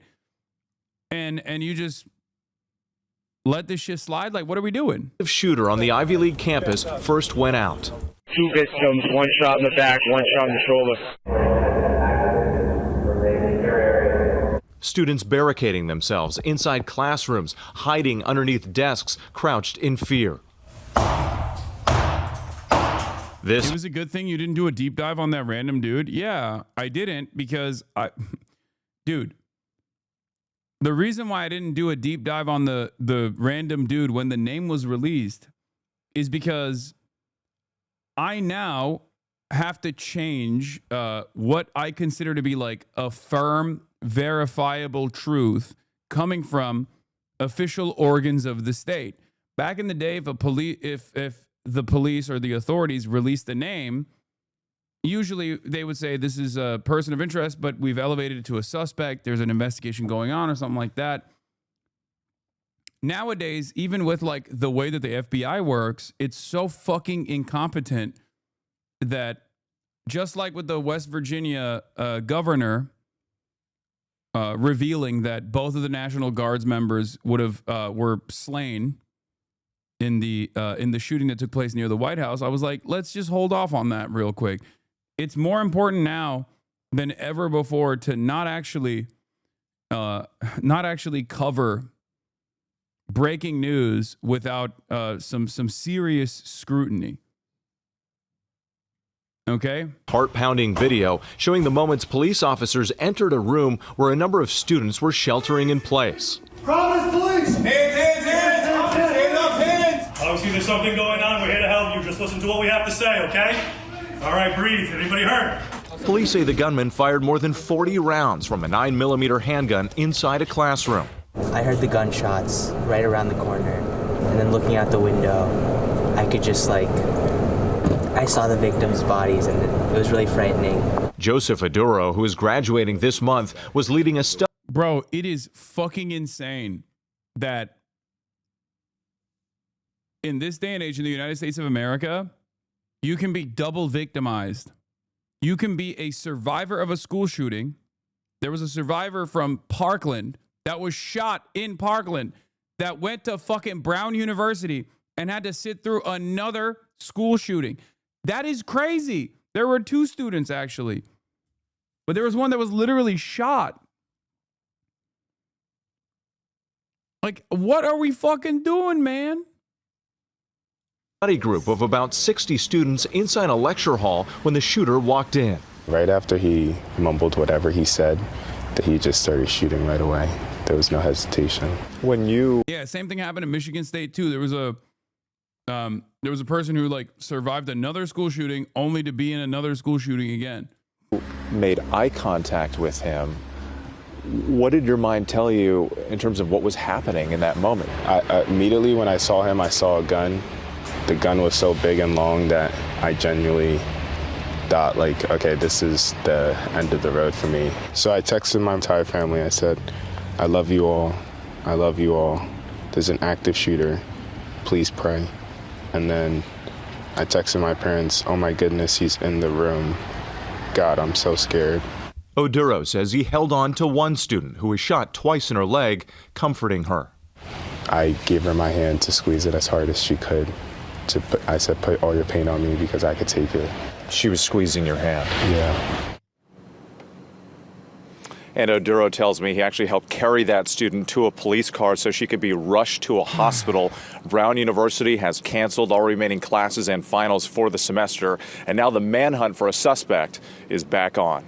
And the breaking news this morning, just a stunning development here on the campus at Brown University in Providence, Rhode Island. Police released. Yeah, so they got a person of interest, only to then turn around and be like, nope, sorry, that guy wasn't actually the suspect, and then they released him. And it's also strange because, why is a fucking dude from Wisconsin with many guns in the vicinity of Brown University anyway? But I guess it's America, so it is what it is.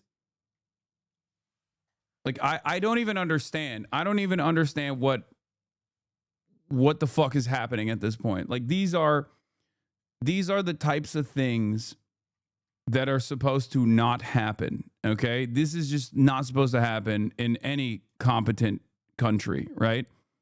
The FBI and Providence, Rhode Island Police Department are releasing new images of a person of interest in the mass shooting at Brown University. FBI is offering a reward up to $50,000 for information leading to the identification and arrest.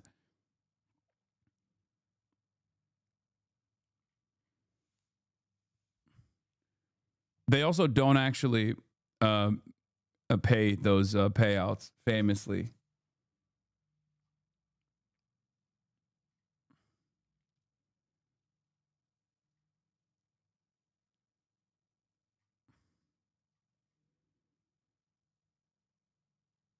Live showing of the suspect right now. But we begin with developing news in the campus Is it tragedy. live? Give me the link. At Brown University, the manhunt continues for the suspect who opened fire Saturday afternoon. This is video from Waterman Street in Providence as the police and FBI went door to door in their search for evidence and clues that might help them find the person responsible. Meanwhile, we are learning more about the victims. They are 18-year-old Mohammed Aziz Omarzakov, originally from Uzbekistan, but graduated high school in Chesterfield, Virginia, and 19-year-old Ella Cook from... The reason why they're looking at the ground like that is because they're trying to see if there's a gun that they disposed of or dumped or something. Okay, I'm not gonna watch this right now. I'm gonna watch I'll watch it after. I'll watch bits and pieces that they highlight after this press conference. Birmingham, Alabama. Both were killed in the shooting. And a live look now in Providence, where we're awaiting a press conference from city officials with the latest update on the shooting investigation. Of course, we will bring that press conference to you as soon as it begins. But first, let's go live to Kim Kalunian, who's at Ferris and Holly. Yeah, they're looking for shells. They're looking for a gun. They're looking for whatever they can find. Providence with an update. Kim.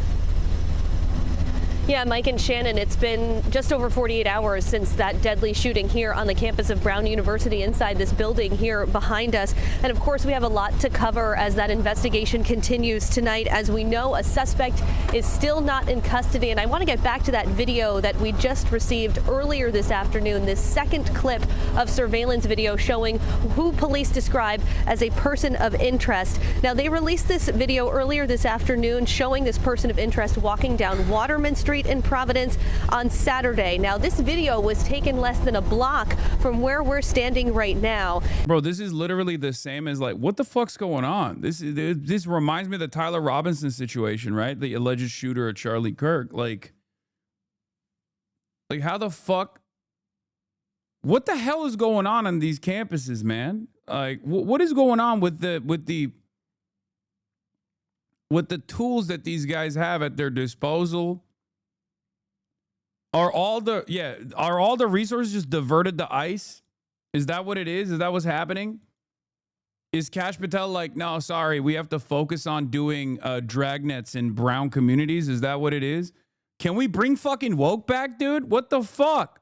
Bring woke back right now. It seems like this anti-woke shit is not fucking working out, okay? Because, like, as much as the people were mad about the previous FBI, right? Oh, they're going after my big, beautiful president for no reason. He's done nothing wrong, blah, blah, blah. They're so political. Clearly, whatever the fuck Trump is doing, for every level of law enforcement and for all of the regulatory agencies, it has been disastrous.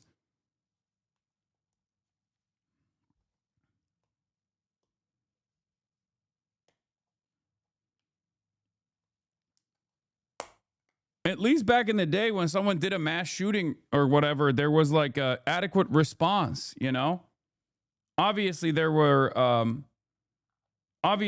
instances where the response was inadequate, like Uvalde or whatever, but like for the most part, they would, catch the guy, or the dude would just like kill himself, or cops would just like fucking show up and then the dude would kill himself. What the fuck's happening here? 2 high-profile instances where the shooter just got away on 2 different college campuses. What the fuck? At the Barris and Holly building, police tell us they do have additional surveillance video of that person of interest that they do hope to release, though it's unclear whether or not we will see that video at this upcoming press conference that we're expecting to begin in any minute. Now, in the same area where that surveillance video was recorded, we saw FBI evidence teams searching earlier today for what exactly is still unclear. They also raked and shuffled through the snow here outside the Brown University building where the shooting took place. We saw them putting several items into evidence bags, but what those items are, and again, what those investigators were looking for, is still really unknown at this time. Again, all of this as the suspect remains at large. Police releasing that person of interest they detained in Coventry late last night, saying they are still seeking information and videos that can help lead them to arrest. And today we're starting to learn more about the 2 victims who were killed in this shooting, being identified by their communities as Mohammed Aziz Mirzakov, an aspiring neurosurgeon who is a freshman here at Brown University, and Ella Cook, the vice president of the school's Republican Club. She was a sophomore. Of course, the Brown University community and beyond is in mourning. And we also want to talk about those victims who are recovering. 1 has been released. 8 students are still in the hospital. Jesus Christ, dude. The man who had been detained as a person of interest in the deadly shooting here that happened right in that building behind me with those white squares. That's the engineering building where 2 people were killed and 9 injured. The other thing is, like, they were able to make sure that Kash Patel wasn't on camera somehow. I don't know how. Maybe he got the notice to just like shut the fuck up this time, right? Having said that, however, in spite of his notable absence from the media, it seems to me like the FBI still kind of fucked this up. I think it's the Rhode Island police that is like blaming the FBI for the information being released about the person of interest. Right? Is that what happened? I mean, he's gonna get fired, right? He has to get fired. His approvals are so low. Like, I know Trump loves how loyal Kash Patel is, seemingly. But I don't understand how he just like survives this as well. Rhode Island's Attorney General says that the evidence now points in a different direction. Speaking overnight, the mayor of Providence acknowledged that authorities have no way of knowing if the shooter is still in the area or has left the state. We know that this is likely to cause fresh anxiety for our community. And we want to reiterate what we said earlier, which remains true, which is ever since the initial call, now a day and a half ago, we have not received any credible or specific threats to the Providence community. Yes, person of interest and suspect are two different things. Yes. But that's precisely the reason why you don't reveal the name of a person of interest, because a person of interest doesn't mean a suspect. So the very fact that it was already in the media and led discourse for 24 hours, like this happened yesterday, okay? And as soon as they said, oh, we have the name of the person of interest, everyone in the chat was trying to tell me to dig into his background. What did I tell you? I said, this is simply a person of interest. I'm not going to prioritize digging into the background of this person because he might not be the guy that did it. Okay? If you recall, that's what I said yesterday. I said, I don't cover breaking news for this reason. There's a lot of, there's always a lot of misinformation that flies around. Oftentimes that misinformation is supposed to only fly around on Twitter. It's not supposed to fucking come from official organs of the government. It's not supposed to come from like the FBI or the police force.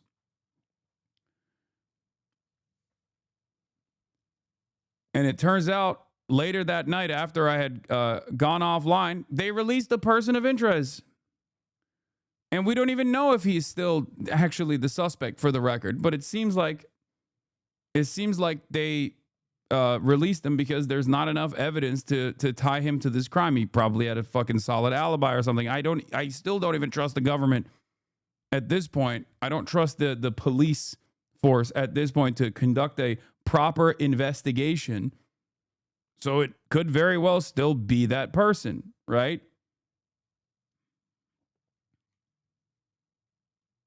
All right, 2 students were killed, at least 9 others injured in the attack, which happened Saturday afternoon in a Principles of Economics review session. Surveillance footage shows someone who the police believe is the gunman wearing dark clothing leaving the university building where it has happened. Again, that's the street that we're standing on right now, Hope Street.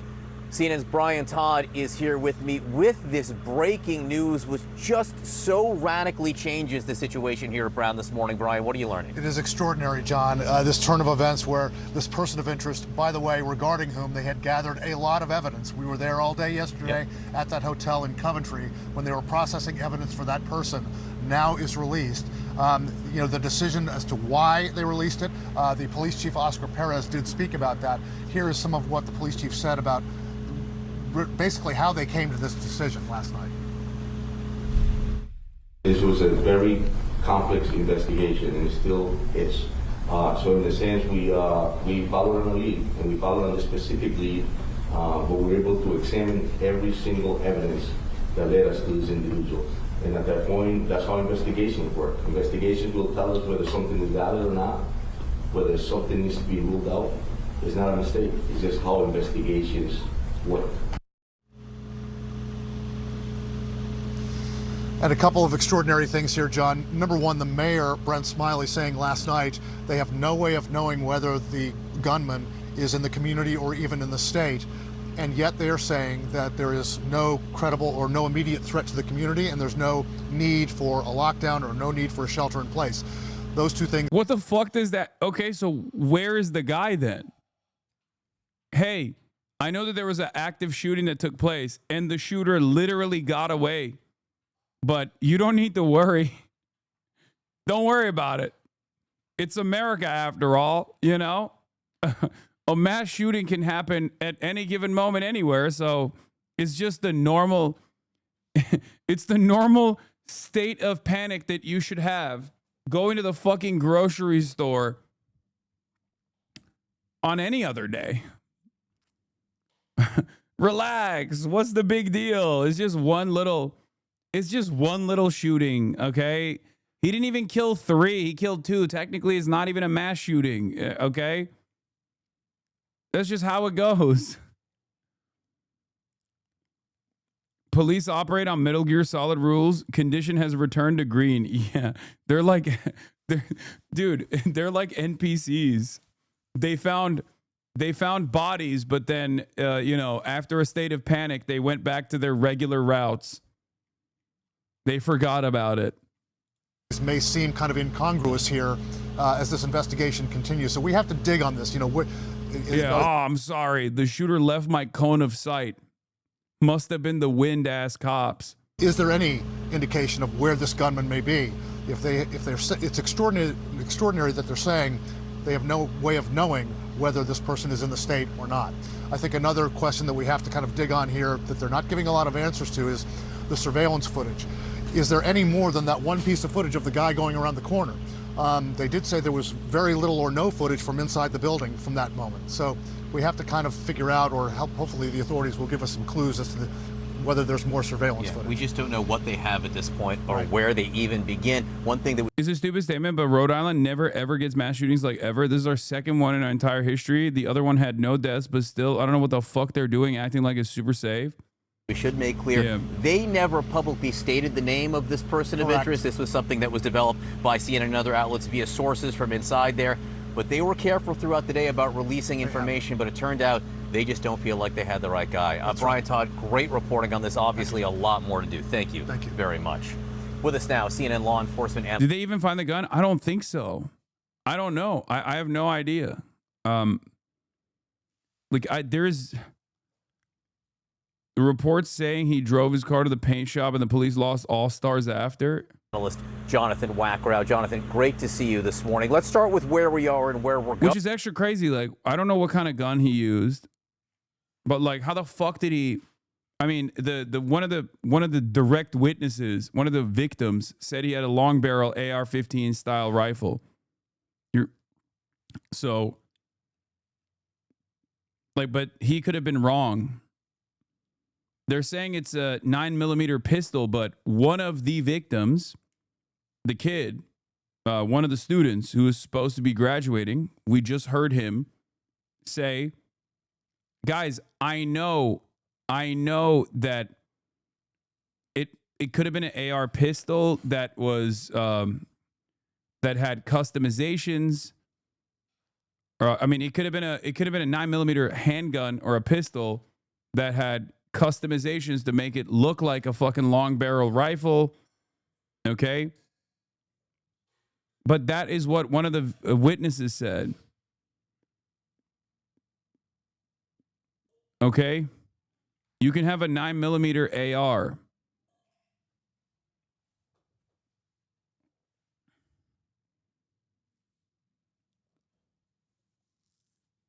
The point is, we don't know. All we have is like some eyewitness testimony. And even that's like not super reliable. So what now? I mean, after you have a person of interest in custody, you develop all this kind of evidence on that person, but it turns out you now believe he's not connected. What do you do?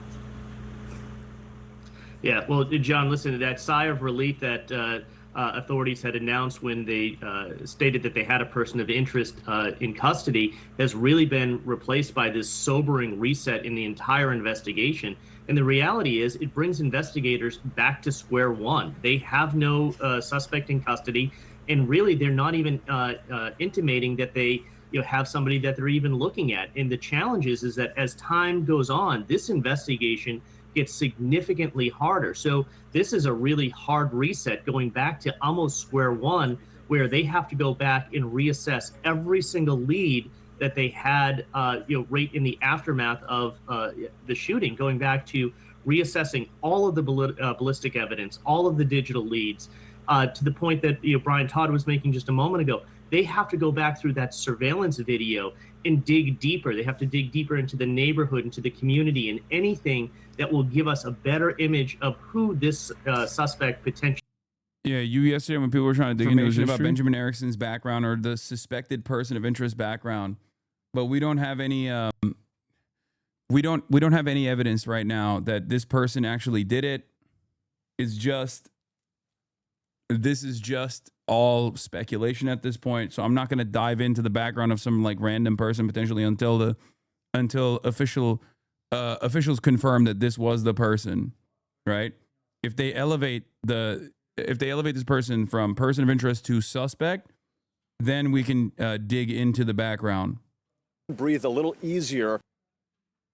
That's why you come to me when I'm covering the fucking news, okay? And not some random dickhead.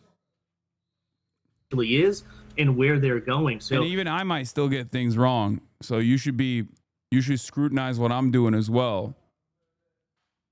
Everyone's trying to do their best. Again, there is a monumental task ahead with a But yeah, if you get your fucking notes from Laura Loomer, you're going to be wrong all the time. But in this current media environment, it doesn't even matter if you're wrong all the fucking time, as long as you're directionally wrong, and the way that you're wrong still confirms people's preconceived biases, their preconceived notions. It doesn't matter. Yeah, Liv Agar said, really important to emphasize the extent to which everyone believes in QAnon now. And I agree. I think everyone is fucking doing their own version of QAnon. A lot of challenges around time, distance, and resources that are up against law enforcement investigators this morning. And there is this reality, Jonathan. There's a killer on the run, on the loose right now. They have no one in custody. A lot of, I think, the atmosphere on campus yesterday was this sigh of relief that they had someone. People felt safer. I'm standing right on the street. That is the crime scene right behind me. No police cars within view. Some police tape there, though, right now. How safe is this city? Well, listen, this is the challenge for public safety officials right now and university officials. What they must do is they must act on facts, not fear, while trying to keep the city functioning as they move this investigation forward. We said early on that there were a lot of indications that this attacker in this incident was a targeted attack against someone or the university in and itself. With that as the context and laid out by a lot of the attack dynamics, the fact that the students aren't there reduces that target profile. So our officials worried with real-time intelligence that there will be a secondary attack to that location or the city at large. Right now, they're not even indicating that they have any of that information. But the reality is that they need to act with precision in terms of what they're going to do with this investigation, not paralysis around how do they just lock everything down. Time has gone by now. We haven't seen any indication of a secondary threat or a targeted group that's working together. I don't have a lot of evidence for this, but my suspicion is that we are relying on AI too much.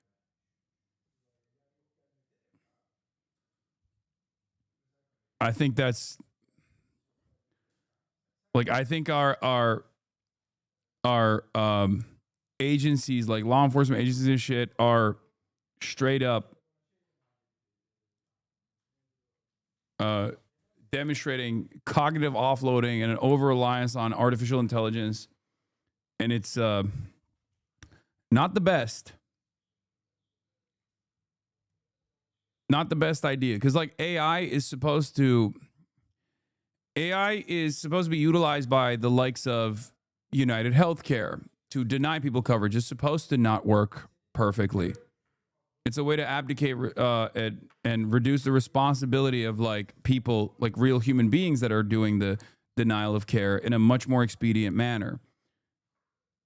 It's not supposed to be used when you have to work with 100% efficiency.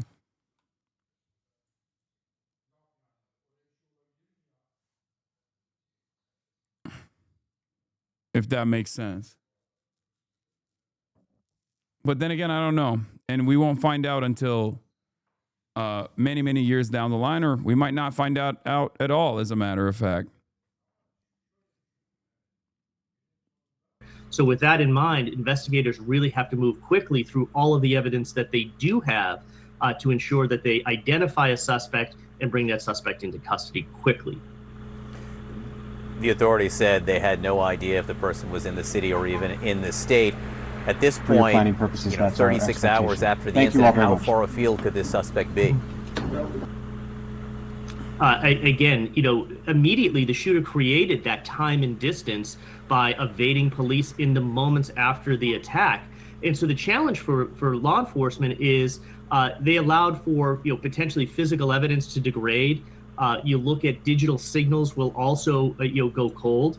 And as they go back to re-interview witnesses, who many of which have now gone home for the holidays, the memories start fading. Those details that are really important in the aftermath of an incident around, maybe a particular gate that the person walked in, or the way that they comported themselves as they were walking through a hallway or out on the street, they start losing that fidelity. So it puts investigators up to a significant challenge on how are they going to reset this investigation. And final point here, John, is in the immediate aftermath, we saw this surge of federal, state, and local resources all converging on Brown University, right where you're standing. Look around, they're not there anymore. So the challenge is with this monumental task of resetting the investigation, their resources are limited right now, and they have to rebuild those resources to lead this investigation forward. All right, John. More on this from the Mayor of Providence, Brett Smiley. Mayor Smiley, thank you for joining us this morning. Let's start with the investigation. Why was this person of interest released? What more can you tell us? So we continued to examine evidence after this individual had been detained. As you might have heard from the Attorney General late last night here in Rhode Island, it takes time to run this evidence. It takes time to process information that was collected and hard evidence that was collected. And as we continued to process that evidence, it was determined that this person of interest needed to be released, and we continue with our investigation. To be clear, we've never stopped our investigation. Providence Police and our partners at State Police, the FBI, and others have continuously run down leads and worked this case beyond the person of interest who had been detained yesterday. So you're absolutely convinced the person of interest had nothing to do with this? We're not saying that definitively. What we're saying is that after a review of the evidence that was gathered, it was determined that the person of interest needed to be released. But until such time as we have an individual in custody who we're confident is responsible, that we're prepared to press charges and then prosecute, we're going to continue to leave all doors open. Remember what I said about the person of interest, like earlier today, that he still might be the suspect?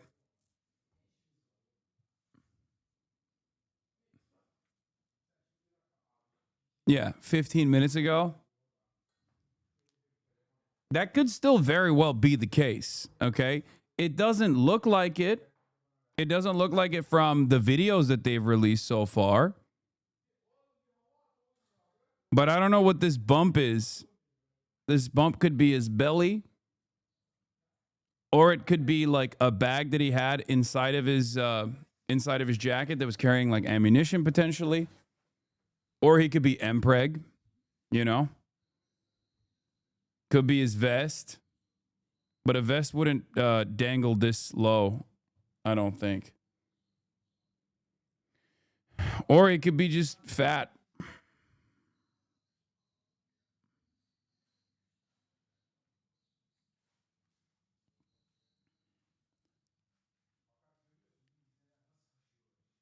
I think it's crazy. Until such time as that we're in a place where we feel confident that we've got the right person, but for now, the person of interest who had been detained has been released. You said individual. Are you pretty convinced this was a lone shooter? We are, as you have seen many times, we do have a small short clip of video footage that we do believe is the person that we're looking for. And right now we don't have any evidence to suggest that it was more than that individual which has been seen in that video. Are you confident the campus is secure right now and all the students are safe?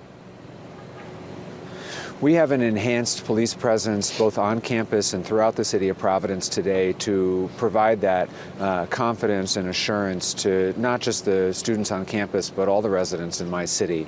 Ever since the initial shooting occurred, that first call that came in at 4:05 a day and a half ago, we have not received a single credible call for threat of violence or any sort of information to believe that there is an ongoing threat in any specific credible way. And so we understand that there is a high degree of anxiety, and after this individual was released last night, I understand that that anxiety level has risen in our community. But it's no different than a day ago, which is that we've continue to receive. It's pretty crazy how shitty things have gotten and how quickly the enshittification is taken root. Like, things weren't exactly going in a positive trajectory in America before Donald Trump, but it is somewhat impressive that it took like 12 months. It's wild. Like, think about what your attitude was. Like, think about where you were before Donald Trump became president. It wasn't great. It wasn't exactly hopeful. But Donald Trump came in with a fucking lighter fluid, dude. It's so insane. He is the accelerant to the demise of America, the demise of American empire. Zero credible threats to our community, Brown or the broader community. And so we have an enhanced police presence to try to give that comfort, that sense of security, and the search and the investigation is ongoing. Does the evidence suggest this was a student or someone from off campus? We can't comment on that, and we're exploring all possible leads. Mayor, thank you for. Are we talking about 2016 or 2024 Trump term? No. I think 2024 has been different. I was there in 2016. I think Trump won. There were a lot of setbacks. There were a lot of hurdles. There was a sense that people wanted to return to normalcy, and that attitude never really shifted, and it became so overwhelming that Donald Trump lost the election in 2020, right? In 2024, Donald Trump basically went back to the drawing board and decided, oh no, I mustn't have any competence in my administration, only loyalty.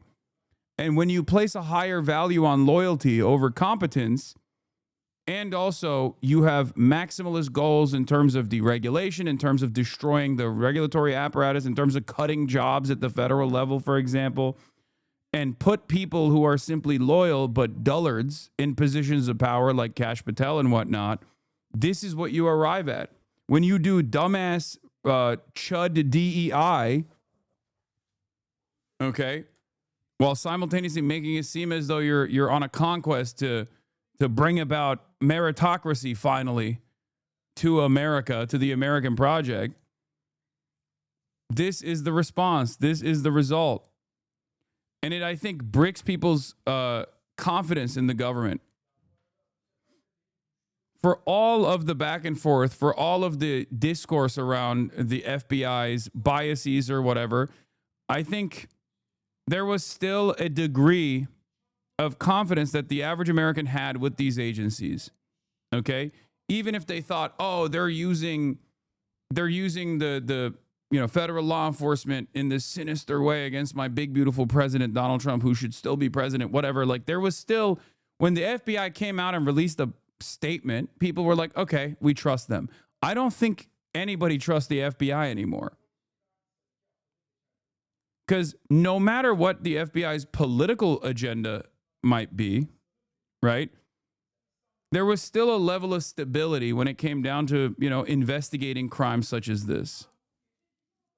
Okay?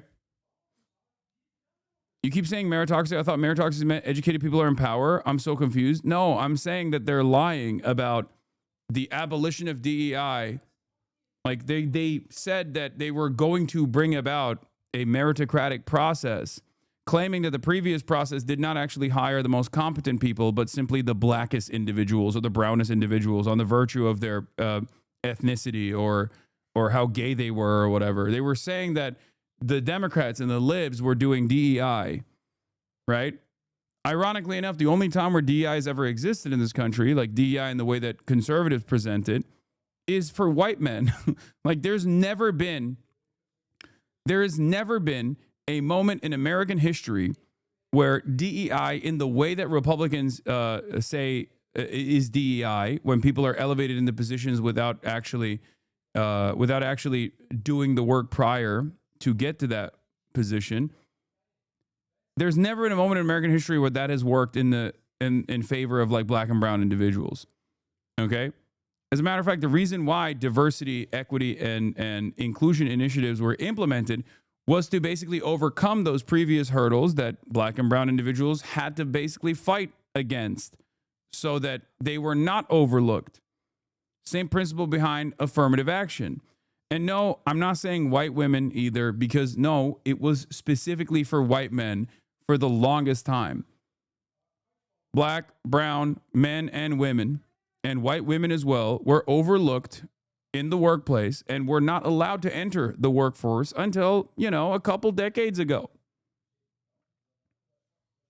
No, not white, rich white men, poor white men. I'm talking about like 50s, 60s. Okay? That was DEI. That's the way that conservatives talk about DEI. That literally was DEI. They're just mostly mad that that concept has changed a little bit. Back in the old days, when your boomer parents talk about a strong handshake was all that was necessary to be hired for a job where you could get a fucking pension.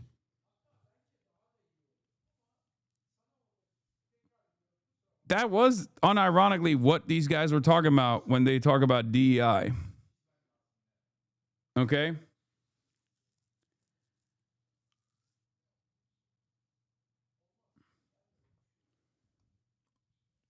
Yeah, eye contact and a strong handshake, brother. Yeah, it was like because most of the workforce was not even looked at for those positions. Let's be real.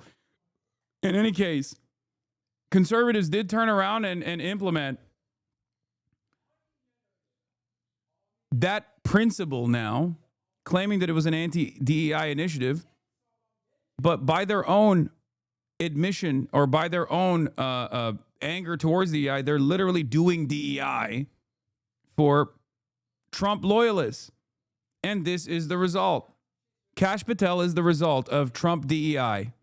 Thank you. Good morning, everyone. I'm Bill Asaley. I'm the head of the U.S. Attorney's. Anyway, here's another FBI moment. Apparently, they thwarted a terrorist attack in Los Angeles, in my own backyard. Okay? Office for the Central District of California. Over the weekend, my office. I will say this. I don't know the exact details of what they actually investigated and uncovered, but I will say this. Given the way that they approached this in Portland, Oregon, I don't believe anything that they're saying, okay? It's very difficult for me to fucking believe that these guys are being sincere. Now, the reason why I'm saying that is because if you recall, in Portland, Oregon, the Department of Homeland Security said that they had uncovered a secret Antifa terror cell, right? They were claiming that there was a secret Antifa terror cell only blocks away from the ICE facility in Portland, Oregon. And then the media actually investigated it. And they found out that it was one guy who was letting people piss in his bathroom. Okay? That is what the Department of Homeland Security acted like was a terror cell deeply embedded in the fucking community next to an ICE facility. So like when these guys are talking about how they're uncovering left-wing terrorism, you got to take that with a grain of salt. Okay? Along with the FBI, arrested members of a far-left, anti-government domestic terror cell who self-identify as the Turtle Island Liberation Front. The individuals were arrested on Friday, December 12th, when the group attempted to construct and detonate IEDs out in the desert. In addition to the arrests, out in the desert.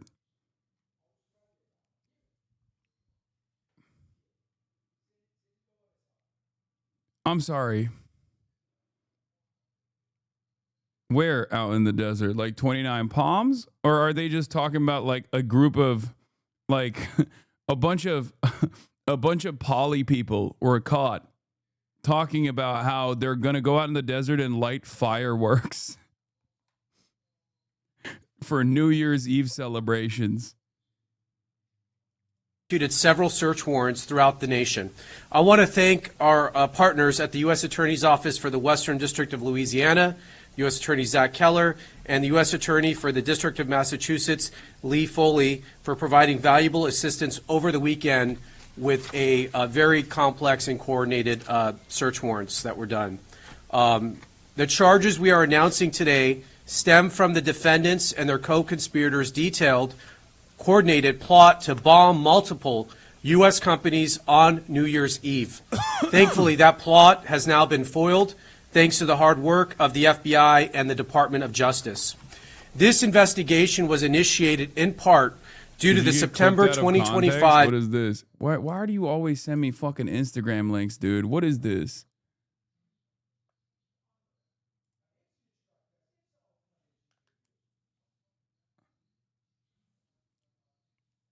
What is this? Chatter, this has 11 likes. Are you fucking brain dead, dude? What the fuck are you talking about? Are you all right, dude? Is your brain all right? Are you all right? Did you link your own post? Like, what the fuck's going on? I should never click on Instagram links anyway.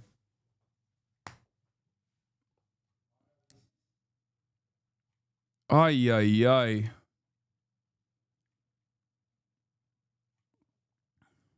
Let's continue with this story. Executive order signed by President Trump to root out left-wing domestic terror organizations in our country, such as Antifa and other radical groups like the Turtle Island Liberation Front. As the president made clear, recent attacks across the country have highlighted the grave threats posed by these far-left domestic terror groups. These threats are sophisticated, organized campaigns of targeted intimidation, radicalization, threats, and violence designed to silence opposing speech, limit political activity, and direct policy outcomes and prevent the proper functioning of a democratic society. In direct response to the President's order, the Attorney General issued a memo to our offices implementing and mobilizing federal law enforcement to prioritize. HasanAbi is about to defend the terrorists, not terrorists, just fireworks. Excellent script. Here comes the bully. HasanAbi is about to defend the terrorists. Chatter, I'm going to ask you sincerely. Do you currently trust this administration's FBI? Like, even if you trusted the FBI in the past. Like, I'm going to need to see some very significant proof before I go along with whatever the fuck they're saying. More than I trust you. Well, I think this is an increasingly smaller number of people. Because most right-wingers don't even like their own fucking FBI, especially after the Charlie Kirk assassination and the way that Kash Patel has handled himself throughout this process. Are you Kash Patel's girlfriend? Is that you in the chat?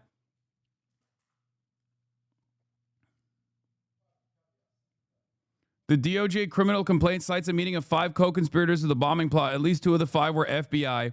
One was a paid informant, and the other one was an undercover FBI employee. Oh, here we go.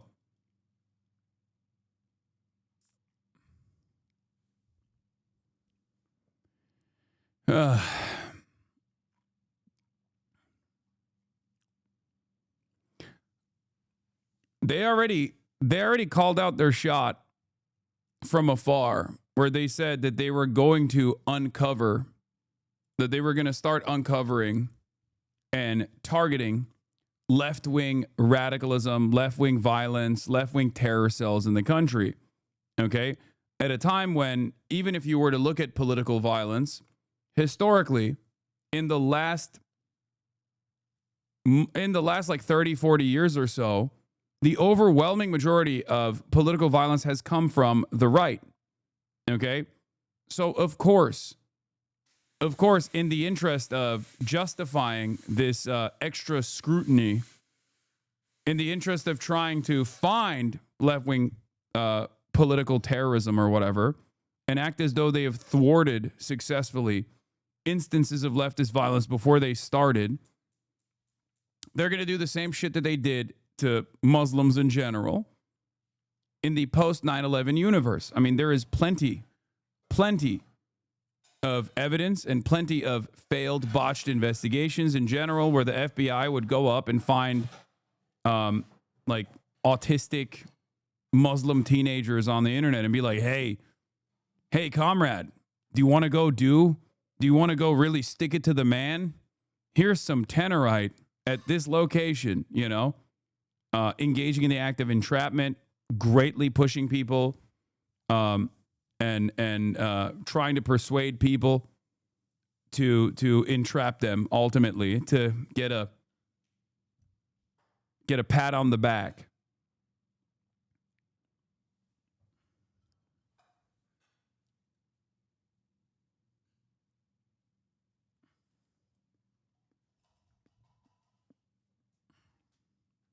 Now they're trying to do it to, I guess, leftists.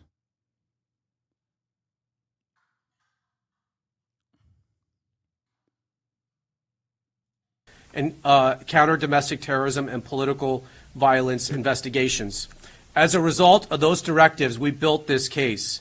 Both my office and the FBI have invested substantial resources into investigating and charging these organizations. And if anyone does not believe that members of these groups are organized, sophisticated, and extremely violent, let me tell you about the plot in this case. The four defendants are Audrey Carroll, 30 years old. The pictures, I think we have them somewhere. We'll put them up here. Audrey Carroll, 30 years old. Zachary Aaron Page, 32. Dante Gaffield, 24. And Tina Lay, 41. Did the DOJ/FBI just make up a fake group, or are they embellishing this to the extreme? Right after they messed up yet another public investigation Brown shooting, they claim to have unfolded a massive plot of leftist group in California, but there's a problem. Either this group doesn't exist or is literally just 4 people the FBI arrested and are massively overstating it. The official complaint said that the group is an offshoot of the pro-Palestinian group Turtle Island Liberation Front. But the Instagram account that the FBI noted in connection to the group says that this group's Los Angeles chapter is its founding chapter. A TILF, Turtle Island Liberation Front Instagram account said its founding chapter is in Los Angeles and its goal is to free Turtle Island, an indigenous name used to refer to North America, from the illegal American empire. The FBI said Monday that a 5th individual believed to be connected to the name TILF, Turk I'd like to fuck, extremist group, was arrested in New Orleans for allegedly planning a separate attack.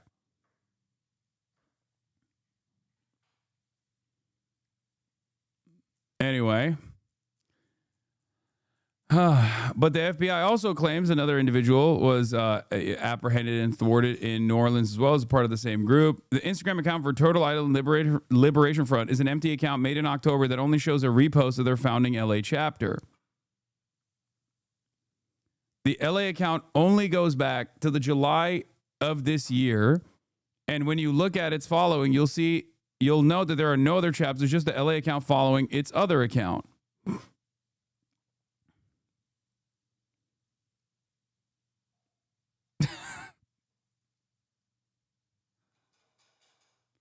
Outside of that, there aren't any serious mentions or presence of this group. There's an unrelated Twitter account by the same handle that seems to be run by a Canadian who isn't affiliated.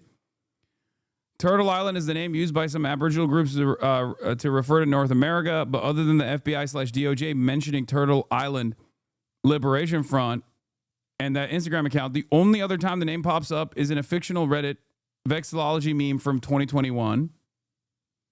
Do you believe it's fake? Be real. Oh, dude. There's only two alternatives here. There's only two options. Either they tapped into a group of LARPers, like the silliest of the sort, or it's just completely made up.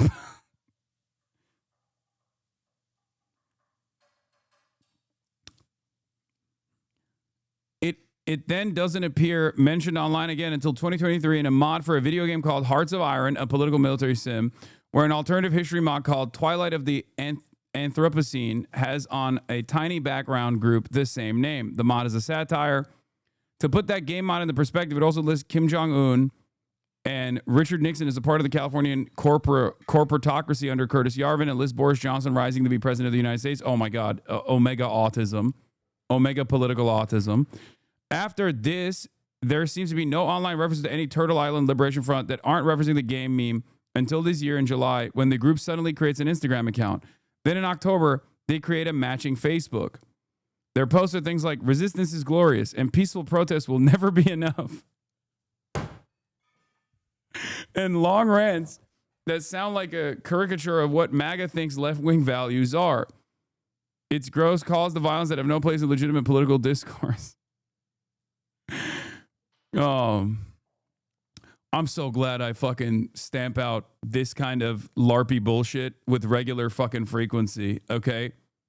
This is also part of the reason why I do this, because some of you dumb fucks, I think, if I didn't do this, would probably get duped by a federal law enforcement officer. I apologize to some of you dumb fucks, but some of you dumb fucks do unironically. Some of you dumb fucks are unironically so easy to manipulate that a federal law enforcement agent could straight up come to you and be like, come on, comrade. Look alive. Let's engage in some direct action.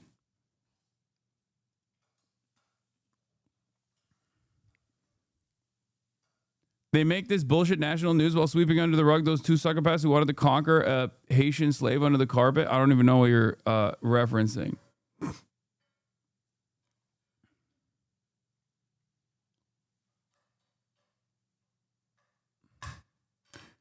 We must change our methods before it's too late. True resistance means seizing the means of production. It means disruption. Peaceful protest relies upon the idea that we can appeal to the morals and benevolence of those in power. We are not dealing with benevolent good faith actors. We are dealing with fascist colonizers. Fascism does not care about the morality or justice. There's nothing for us to appeal to. They do not have the interests of the working class, of minorities, of the LGBTQ community, or of women in mind. When we take to the streets and march with no destination in mind, no government or corporate building, we mean to occupy and disrupt. We aren't doing anything more than holding a parade to make ourselves feel good. Okay? Even like, even fucking, occupying a building is not enough. Okay? Marching without purpose and without disruption does nothing to prevent fascism from advancing on us all. True resistance means seizing the means of production. I need to stop saying, I need to stop telling people like, oh, you're going to build the revolutionary vanguard in your backyard. Because maybe some people are like, no, I will actually. And then this is the result. No, revolution now. Revolution now, comrade. It's happening.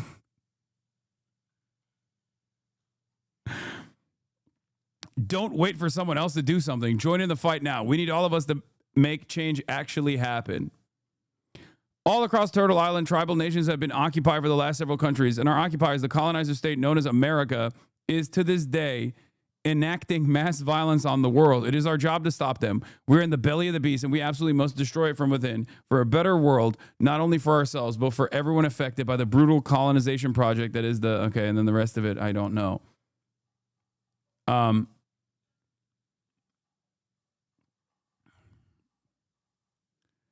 Yeah. So there are two options. This group is a fictional patsy created to give a win to the DOJ, FBI in a news cycle and fodder for anti-left messaging, or 4 people in October started a group based on a meme name and are dumb extremists who plotted something and the FBI caught them and rightfully arrested them, but is overstating the size of the group. The problem I have with number 2 is simple. The FBI is incompetent. We've seen how they handle public investigations. Yeah, that's true. Even with hundreds of campus cameras at Brown, FBI couldn't develop a subject. I mean, yes, the FBI is not exactly a trustworthy trustworthy actor here, okay? This was their Instagram, Turtle Island Liberation Front LA. And from what I understand, this was some of the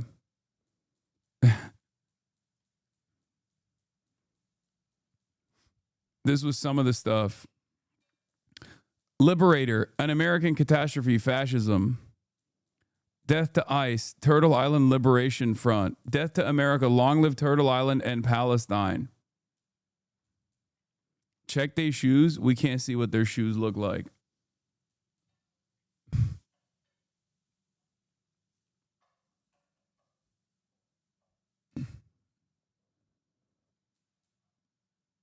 FBI arrests 4 alleged members of radical pro-Palestinian group accused of plotting New Year's Eve bombings.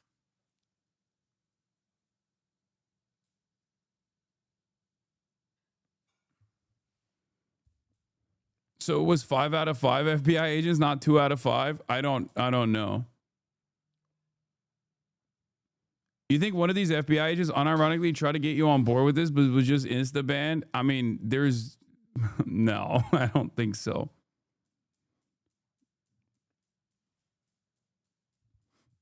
Yeah. Antifa rules. A non-zero chance. 2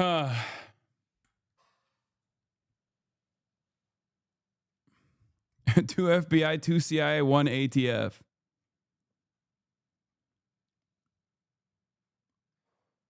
God damn. The co-conspirators meet on December 7th to further discuss the bombing plot and their intent to conduct future attacks on federal officials. Based on information from the CHS and FBI personnel, including an undercover FBI employee, UCE, who was present during the meeting, I know the following. On or about the early morning of December 7, 2025, the CHS and the UCE met with Carol Page and a male known to the group as Nomad, later identified as Dante Gaffield. Carol stated she had the plan and handed Gaffield 4 sheets of paper with writing on the front and back of each page, which Gaffield and the UCE read. The handwritten plan given to the FBI plant states that IEDs would be complex pipe bombs. Oh, eyvallah baba, teşekkür ederim. Evet, güzel. Sağ ol. No, that's it. That's good. Thank you.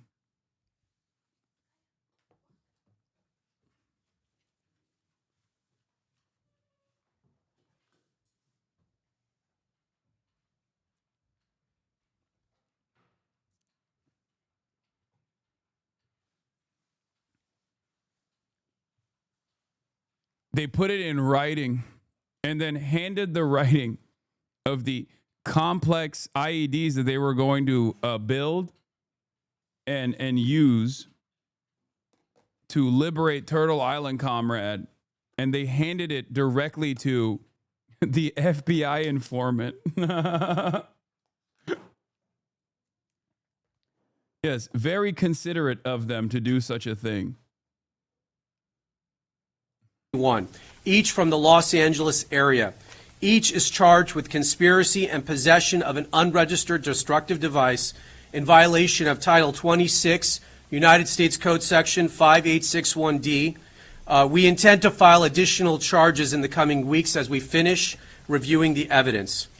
The defendants are all radical anti-government members of the Turtle Island Liberation Front, which according to their own social media is an anti-capitalist, anti-government movement that calls for their associates to rise up and fight back against capitalism. One of the leaders of the organization, defendant Audrey Carroll, helped organize an even more radical faction of the group called the Order of the Black Lotus. Each of the defendants charged today was also a... Oh, come on. Okay, dude. Yeah, no.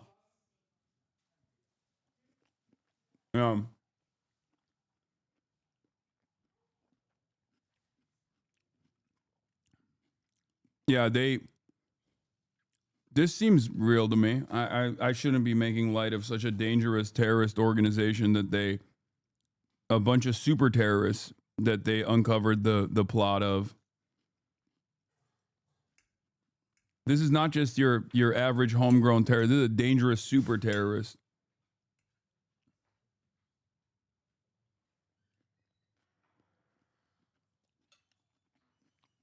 Member of the Order of the Black Lotus. Carol described this group to her co-conspirators as everything radical. As detailed in the federal complaint, which we will now make public, in November 2025, defendant Carol created a detailed bombing plot to use explosive devices to attack 5 or more locations across Southern California on this upcoming New Year's Eve. Carol and her co-defendant, Zachary Page, led the effort to obtain and build the bombs and to recruit others to join in their plot. Carol's bomb plot was explicit. It included a step-by-step instructions to build IEDs or improvised explosive devices and listed multiple targets across Orange County and Los Angeles. Carol also made clear her desires. She said, quote, "What we are doing will be considered a terrorist act." Carol and Page also discussed plans for follow-up attacks after their bombings, which included plans to target ICE agents. This sounds like the Gretchen Whitmer plot. Yeah, except the difference there is right-wing white nationalists are way more prominent and way better organized. Because, like, there is no equivalent to the fucking Proud Boys on the left, right? There is no centralized structure of street militants that engage in street violence with regular frequency. The closest you can get to is like Black Bloc, but that's not a centralized movement at all. Anti-fascism is an act, not an actual movement, right? So there is no, like, while there was definitely, federal law enforcement agents like putting their hands on the scale with the Gretchen Whitmer stuff too. In this circumstance, like, the amount of push that you need to do,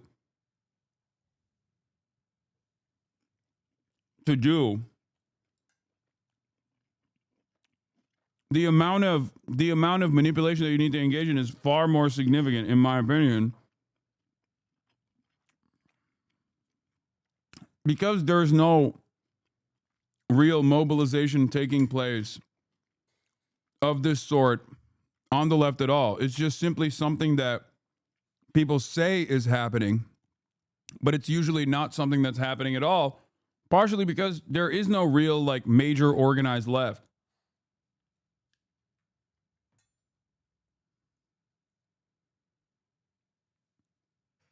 There is, however, an organized right.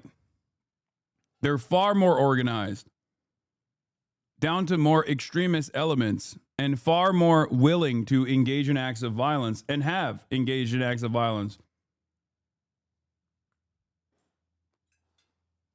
There's no fucking left equivalent to, like, Atomwaffen, you know? Agents and vehicles with pipe bombs. Carol stated that those plans would, quote, take some of them out and scare the rest. Throughout early December, the co-conspirators discussed their plans during an in-person meeting in Los Angeles and through an encrypted messaging application. As part of the plan, the 4 defendants planned to build test bombs in the Mojave Desert. You're going to hear more details about the bombs they intended to build and how the operation went down in the desert here shortly from the FBI Assistant Director in charge. In preparation for the plan, the co-conspirators purchased multiple pieces of bomb-making materials and discussed their travel plans to the desert. Last Friday, December 12th, the defendants took a significant step to carry out their plans. They traveled to the remote campsite, which you're going to see some video of, in the desert, and they began unloading their bomb-making materials to assemble and test the bombs. They had everything they needed to make an operational bomb at that location, and they were subsequently arrested by the FBI before they could build a functional explosive device.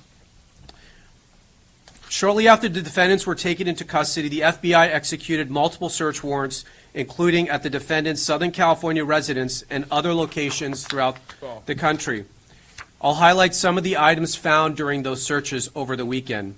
For example, in Carroll's residence, law enforcement found multiple posters and materials associated with Turtle Island Liberation Front, including posters stating, quote, "Death to America, long live Turtle Island and Palestine," and, quote, "Death to ICE, Turtle Island Liberation Front." In Page's residence, law enforcement found a copy of the detailed bomb attack plan.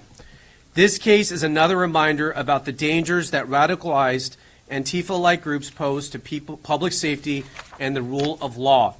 Through the tireless work of our prosecutors in my office and our law enforcement partners, which you will hear from today, we disrupted this terror plot before buildings were demolished or innocent people were killed. But this is not the end of our work. My office is committed to extinguishing the far-left terror threats that we face, and will continue to work 24 hours a day, 7 days a week. The 4 defendants arrested will make their initial appearance this afternoon at the federal court in downtown Los Angeles. They are each considered innocent until proven guilty. I will now turn it over to the Assistant Director in Charge of the FBI LA office, Akil Davis. It's a place already famous across the world, but now No, you gotta give me more. I need more about this group.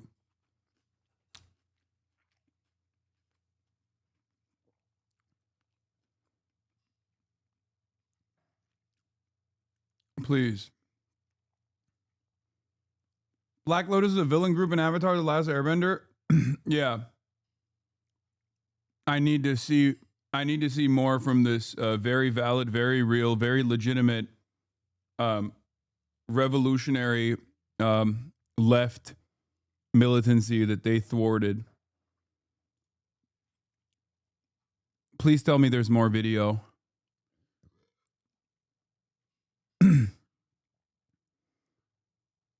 Order of the Black Lotus sounds more like what fascists named their LARPing splinter groups. Vanguardists and anarchists use very different naming styles for their LARP. No Antifa LARPer will name their splinter group the Order of. Sounds like a made-up name.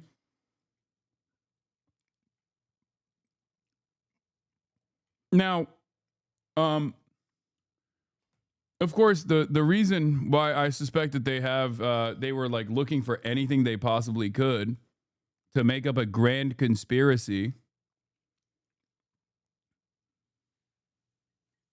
is because they want to justify the wait, this is a video. Watch 4 radical members of Turtle Island Liberation Front who call themselves the Order of the Black Lotus are seen constructing pipe bombs in the Mojave Desert.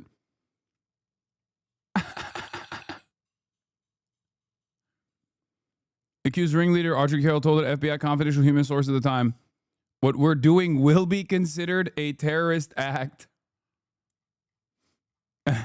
Hey, speaking to the microphone again, I couldn't catch it. I mean, can you tell me that one more time?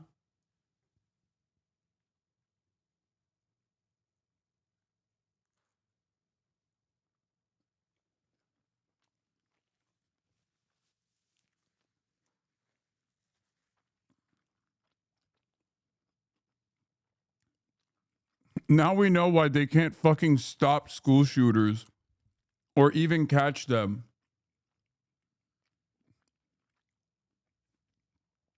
We were talking about where the funds went in the FBI. Now you know.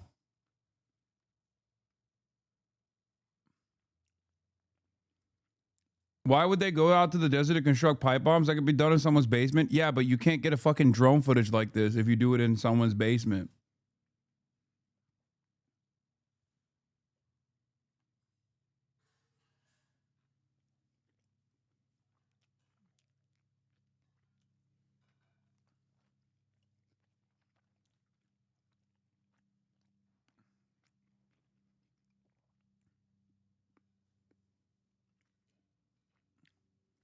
This seems like if it's even real at all and not like entirely made up by the FBI, this is the clearest case of entrapment of all time. The 4 allegedly conspired to carry out the bombings on New Year's Eve at 5 or more Amazon-type logistics centers operated by 2 identified companies in Orange County and Los Angeles. The accused domestic terror cell members Audrey Carroll, 30, Zachary Page, 32, Lena Tina Lai, 41, and Dante Anthony Gaffield, 24, aka Nomad,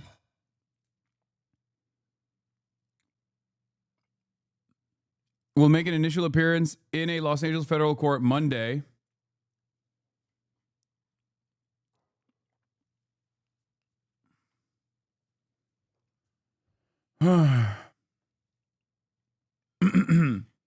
Verdant Force and Black Lotus are both Magic the Gathering cards. This is 100% made up.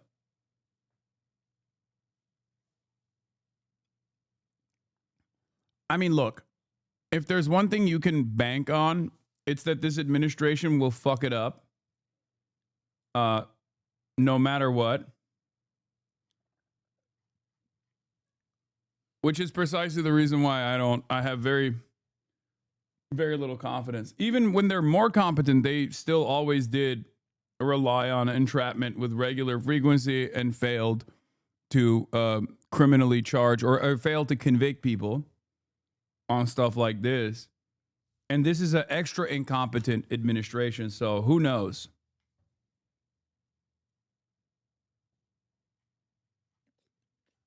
But I suspect that if it's even real at all, it would probably be like the FBI informant. Like the assessment will be, how much was it the FBI informant or the FBI assets own personal involvement that got them to this, got them to even build something like this? You know what I mean? Like, if it's just mostly when the WhatsApp group chat is leaked or when the Signal group chat is leaked and it's the FBI informant constantly being like, listen up, comrades, we got to do more direct action. It's not enough that we're protesting. It's cool that we wrote the Death to ICE placards on the protest, but we got to do more than just protest, comrades. We have to go out in the desert and build pipe bombs. Trust me. When it's like that, when that's the guy leading the conversation, most normal systems of law enforcement, most normal courts are going to look at that and be like, what the fuck are you doing?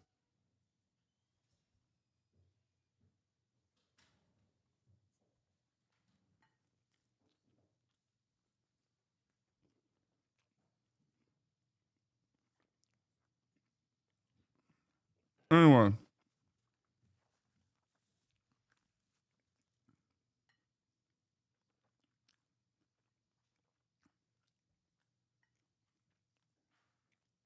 US is not normal, though. I mean, courts are somewhat normal still.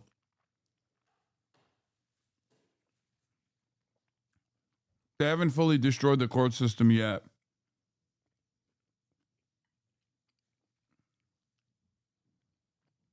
Anyway.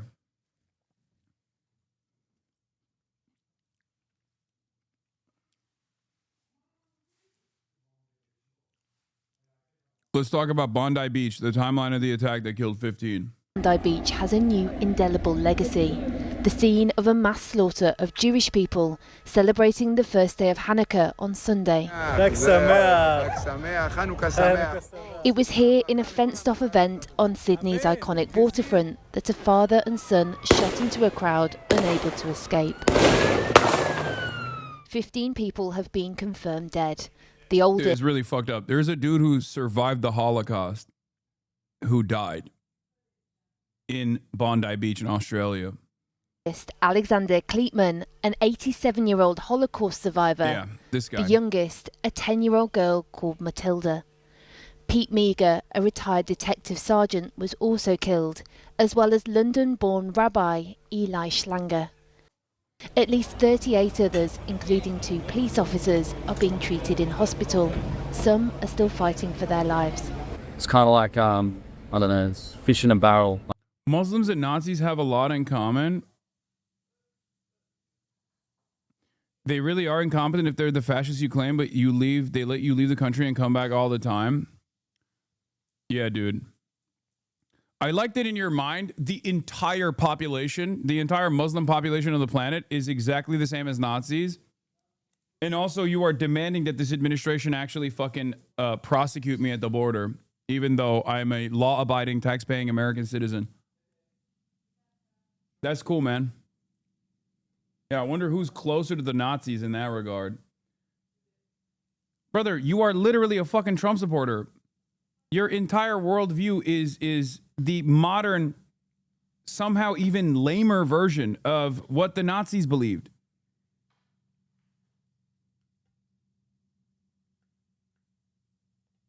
None of this shit makes sense. Like, why can't you be fucking consistent? It's the same principle behind, like, consistently saying, like, Nick Fuentes is base while simultaneously talking about, you know who's really anti-Semitic? Not Nick Fuentes, of course, but fucking Muslims in general. Like, none of this makes sense.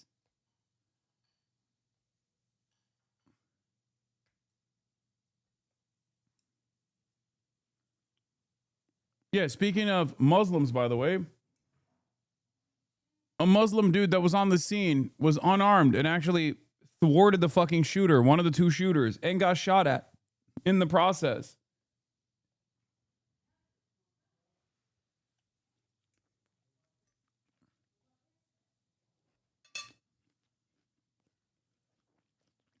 Like, the guy had I think of what I've been told, he had an automatic rifle, big gun, standing on the bridge and just target practice. So I sort of opened the blind to see what was going on, and I just saw an older lady get shot, and she was on the floor. Saw an older guy get shot, very badly injured on the left-hand side, and I just saw a bunch of people screaming, run towards me. I didn't know what was going on. This Israeli tourist says he no longer feels safe in Sydney. I just realized it's a terror attacks against Jewish people. And then, like, I just ran. I didn't think anything. And then when I just stopped after I felt like it's a safe place, I stopped, and I was just thinking, like, wow, this is felt like being the same like what happened in 7th of October in Nova Festival. People are celebrating, enjoy the moment, enjoy the holiday. But amongst the horror are tales of courage, of volunteer lifeguards working on victims until emergency services arrived. And how this man, Ahmed Al-Ahmed, a Muslim Australian man originally from Syria, seen here in new footage given to Channel 4 News, tackled the gun off one of the attackers before getting shot himself. His parents, who recently arrived from Syria, spoke of their pride outside the hospital he's being treated in. My son is a hero. He served with the police, and he has the impulse to protect people. When he saw these people on the ground covered in blood, his conscience and morals compelled him to attack one of the terrorists and take away his weapon. You know how a mother feels when she hears that her son is involved in an incident.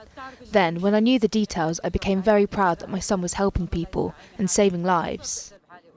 The Australian Prime Minister praised Al-Ahmed, saying he'd fought the terrorists at great risk to himself and promised change as a result of the attack. What we saw yesterday was an act of pure evil, an act of terror. Yeah, Ahmed Al-Ahmed's background of being a Muslim Arab from Syria really threw a wrench in the plans of a lot of people who wanted to immediately propagandize, not only against Muslims in general, but just like propagandize in the direction of somehow making this about Israel and being pro-Israel and all this stuff, or tackling critics of Israel at the domestic level. And that's perhaps the reason why so many of them instantly were like, oh, he's actually a Maronite Christian from Lebanon. Like, as though that would have changed the dynamic significantly or something, you know? Like, it's fucking insane, dude. Like, you are so clearly looking at this harrowing act of violence and then heroic act of resistance. And instead of, like, looking at the situation, analyzing it, having any sort of care or consideration for the victims whatsoever, you insta-lock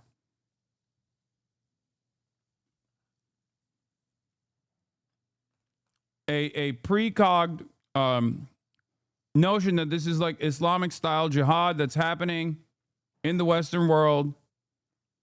All this shit.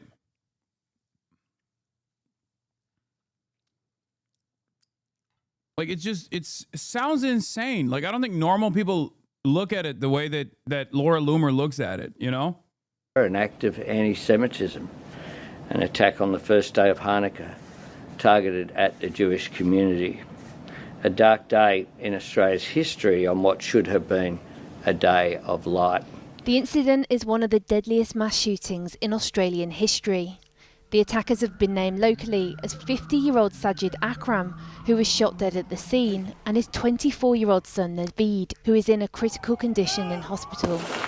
2 ISIS flags were reportedly found in the suspect's car, and bomb disposal. Yeah, also, there it is. There you fucking go. I think a lot of people are so primed to go along with whatever narrative they see, that I saw even people fucking being like, oh, well, what if this is an act of, there was like some dumbass on the timeline that was like, do we feel like this is an act of resistance against Israel? It was like a pro-Palestinian guy fucking tweeting that shit, and it's so dumb. You're so fucking stupid, dude. You are so fucking stupid. You're literally directly leaning in to the way that right-wingers and even liberals, like you're leaning into the way that Zionists claim that every single fucking anti-Israel person is a deep anti-Semite, okay?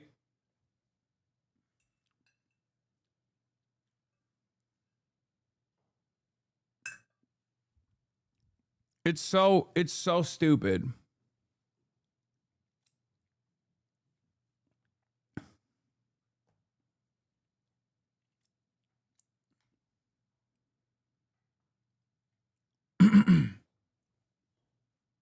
I thought Trump ended ISIS. No, clearly not.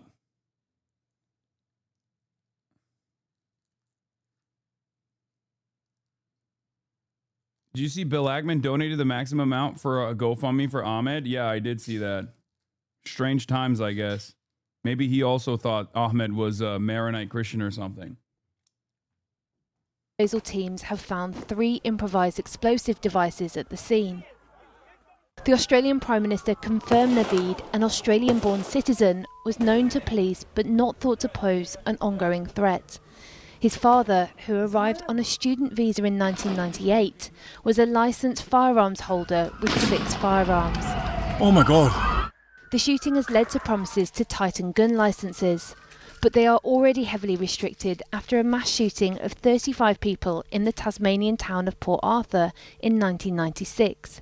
A near ban on automatic and semi-automatic rifles and a government buyback scheme led to a huge reduction in Hamas has never invited acts of violence against even Israelis outside of the boundaries of historic Palestine. Okay?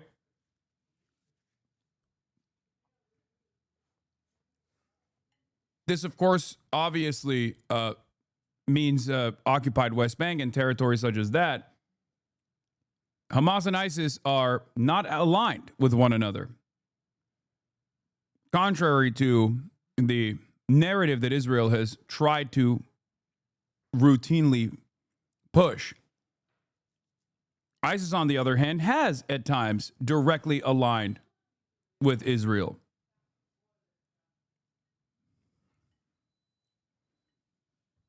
Okay?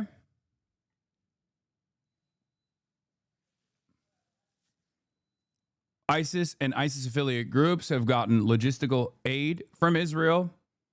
ISIS and ISIS affiliated groups have gotten treated in Israeli hospitals.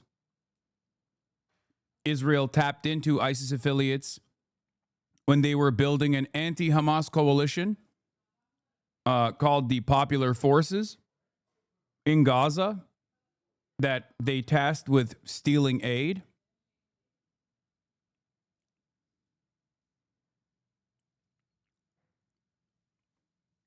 ISIS and Hamas are consistently at odds with one another, consistently fighting against one another.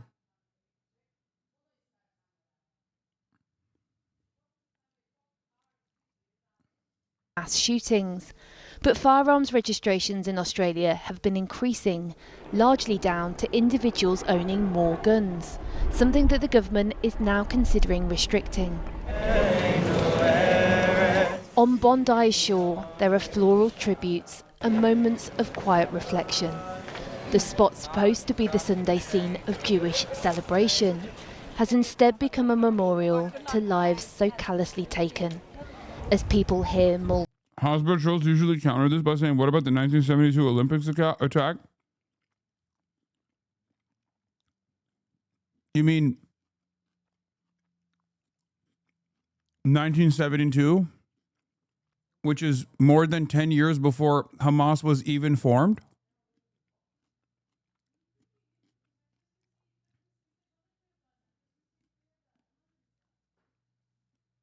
I just said Hamas has never,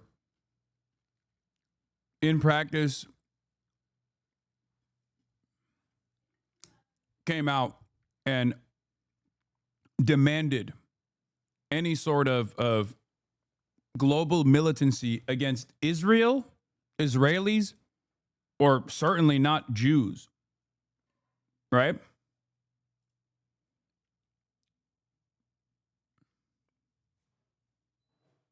The question, how those celebrating a festival of light could have been plunged so violently into darkness.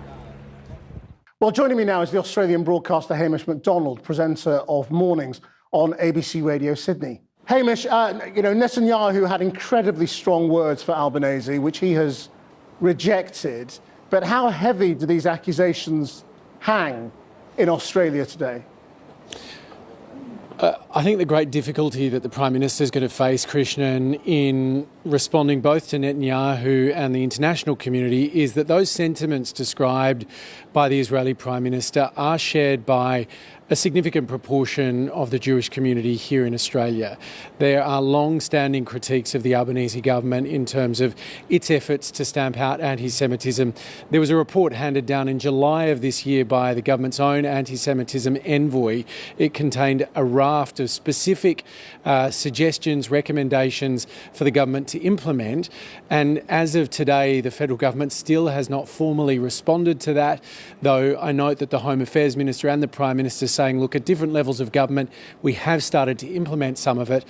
But even the envoy herself still in that position today. Why the fuck are they getting notes on combating anti-Semitism from an apartheid state that is doing a genocide led by an internationally recognized war criminal? What the fuck is this? Every government has a responsibility to protect all of its citizens, okay?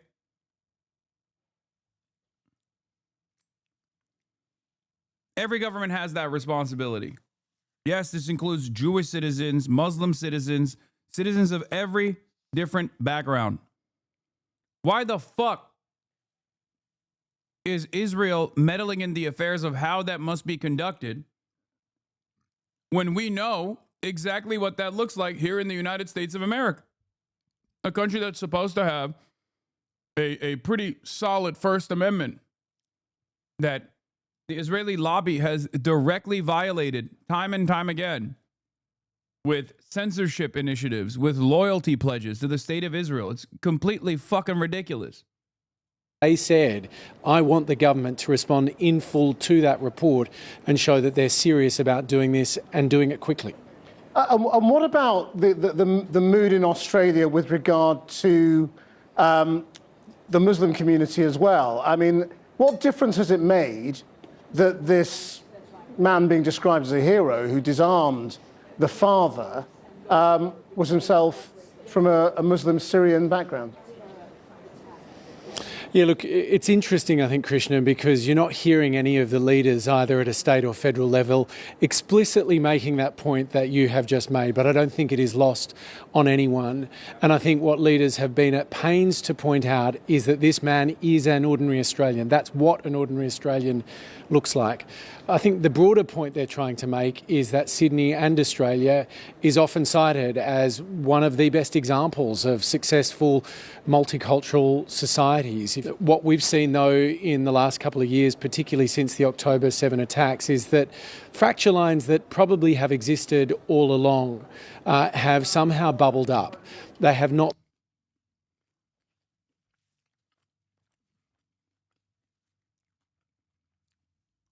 No.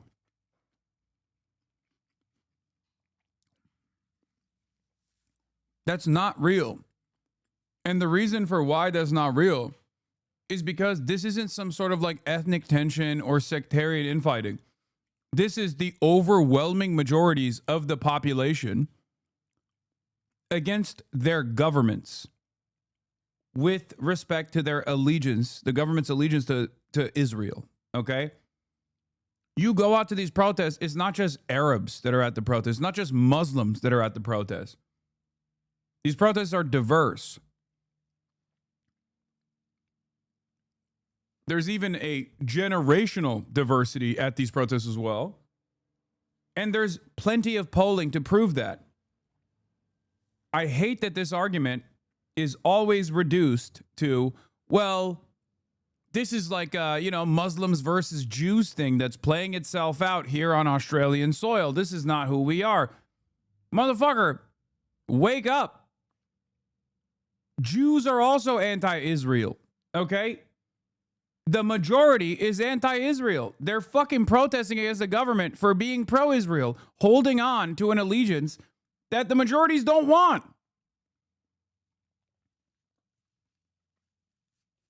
I don't like the way that these guys cover this stuff to make it seem like this is just a Muslim versus Jew thing, right? That's not the case. Being contained in the way that they perhaps have been in the past. Australian leaders often publicly make a bargain with the broader community that we welcome people to this country from all over the world, but leaders ask that you leave behind the problems of the regions, the countries, the conflicts that you have escaped. I think what we're seeing at the moment, because of conflict, but also because of the access to information and vision from conflicts around the world, is that those distances are no longer so great. It's all much more proximate. The geography that kept Australia separate from so many of the world's problems no longer acts as a constraint or a barrier to those problems existing here as well, Krishna. What about the fact that this family were on the police's radar? Is this being seen by anyone as a police failure? Look, it's certainly questions for the... Dude, Australians, first time, welcome. Welcome to the American experience, by the way. Classic. We know that statement all too well. In the aftermath of heinous acts of violence such as this one that your nation experienced, where the police comes out and goes, oh, this person was on our radar. Wow.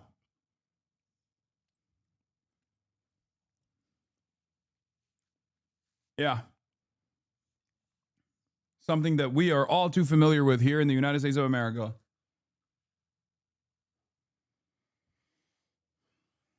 Intelligence agencies, ASIO, Australia's intelligence agency, had investigated the son, the younger of the two gunmen, who is still alive, who is in hospital under police guard as I'm talking to you now, in 2019 for possible links with a terror cell with connections with ISIS. What the authorities are saying is that there was no evidence that this individual or even his family, they interviewed all of them at the time, had any intention to act on anything or to participate in anything that cell may have been planning. The questions, though, that are now being raised are about the two men, the two gunmen. Reportedly, they travelled to the Philippines not very long ago. And so that seems...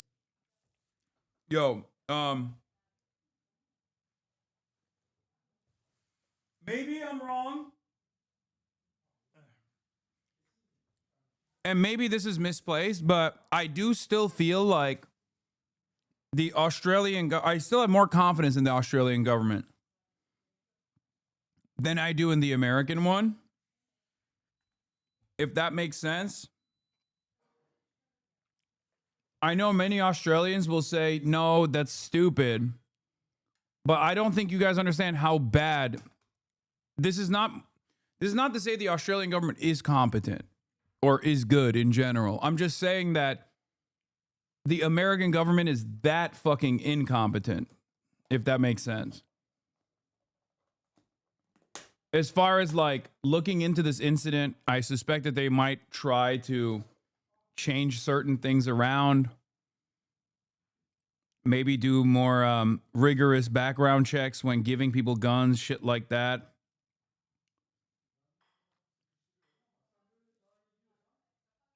In the United States of America, that's unheard of. Like, that would never happen.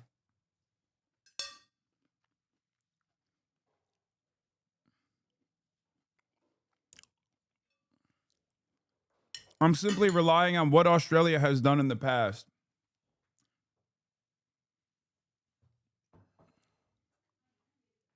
And maybe even the attitude that you don't want to be like America, because I feel like that's a real big motivator for a lot of countries that are not the United States of America in the English-speaking world. Maybe that will be enough for a lot of normie Australians to advocate for reasonable gun safety, gun control, things of that nature.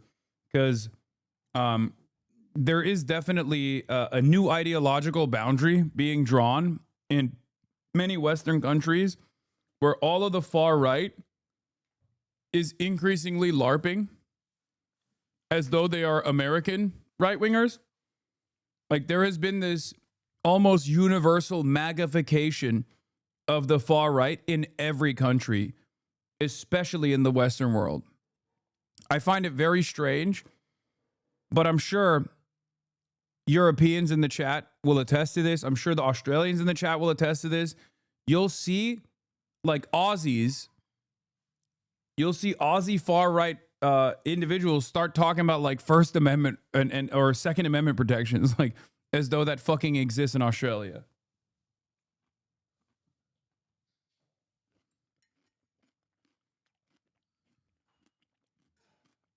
To be much of the focus of investigations now because, of course, Southeast Asia has a long history of fundamentalist Islamic terrorism. Obviously, Jamaat Islamiyah was the big player when the Bali bombings occurred, but the Philippines has a long record of this as well. And how does it seem to you a day on in terms of the impact on the country? I mean, obviously, this is holiday time. Is politics and the nation reasonably united at this point? It's when there's a big bushfire, a big natural disaster, Australia does very clearly, overtly rally around, and it's sort of a straightforward equation. I think our leaders are trying to lead the nation in that direction right now, but it is more complex. It is much more complex. Even if you think about, Krishnan, the response to the Port Arthur massacre back in 1996, which we just referred to in the story, there was a very clear path forward. It was difficult, it was challenging for John Howard, the Conservative leader at the time, but there was a broader resolve. And you can see in the response from the government today, they're talking about gun law reform. There hasn't been that same precise, clear direction being set out by the Albanese government when it comes to the question of anti-Semitism. That is because it is more complex to tackle. It is difficult to legislate around hate. State and territory governments have tried and time again. But just weeks ago here in Sydney. Brother, these people didn't like draw a fucking swastika outside of a synagogue. They went to a Hanukkah festival in Bondi Beach and shot and killed 15 people that were attending, injuring many others. Like, the notion that the way to suppress this kind of incident in the future revolves around what the Israeli government considers to be tackling anti-Semitism is so insane. Okay? Like, all of those massive, massive protests against the Australian government for its collaboration with the Israeli government as it conducted its genocide for the last 2 years. If those protests didn't happen, right, all of a sudden anti-Semitism doesn't magically perish, or an potentially ISIS-affiliated terror cell being activated against random Jewish people in Bondi Beach is not thwarted. Like, that's not, these two things are not related to one another beyond the fact that, yes, anti-Semitism does increase because of Israel's actions and because of the way that Israel packages its actions.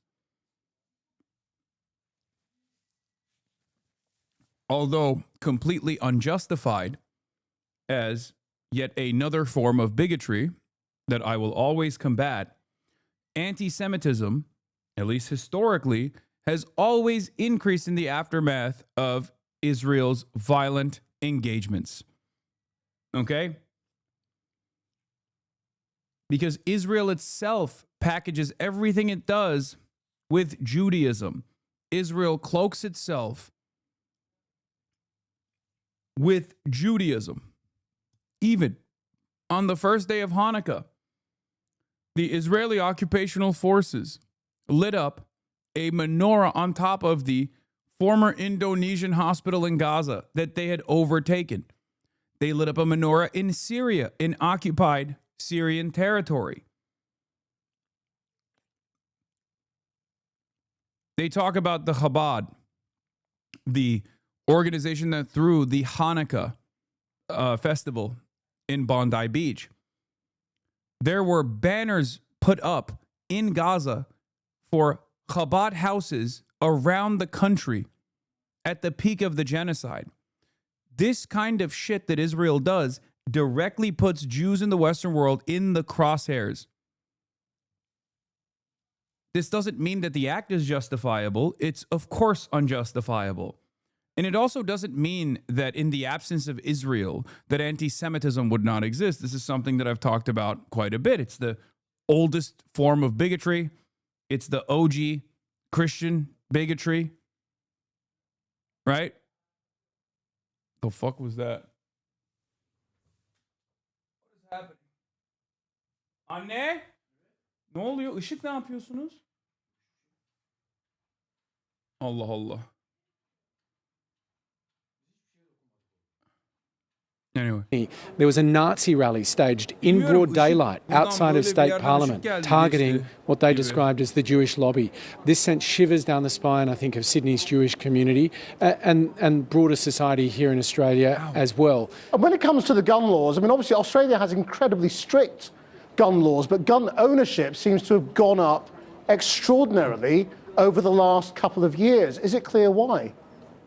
Yeah, so I think from the outside, it can often be perceived that Australia's strict gun laws mean there aren't many guns. That's not the case. You can have a firearm. Did you guys not see the light that just like crossed by twice? What the fuck was that? Someone clip it. I don't even know where it came from.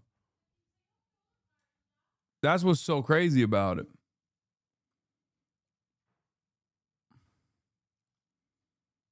Because I don't have anything. Like, I don't have anything in front of me.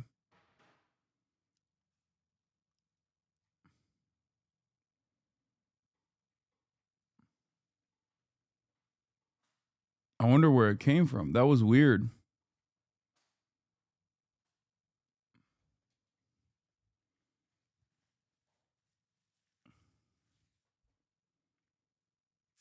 No, it looked like flashlights outside, but there is no outside connection where I'm sitting. So you can't even see fucking flashlights that I've talked outside about quite a bit. It's the oldest form of bigotry.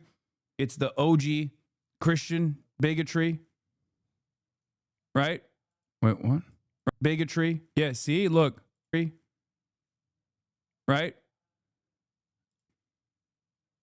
Right? Wait, what the fuck? OG Christian bigotry. What the fuck? Oh, you can't see it. Move your current. It happened twice. Like right here. I don't know where it came from. Look.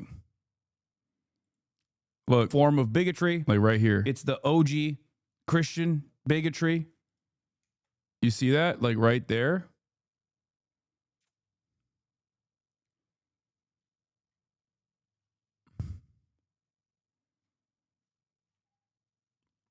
And it happened twice. Car reflection from the window? I don't think you can. My windows are not open. There's no light that you can bring in from the windows. That's why I was confused. HasanAbi, literally nobody sees what you're talking about. Are you okay? Look.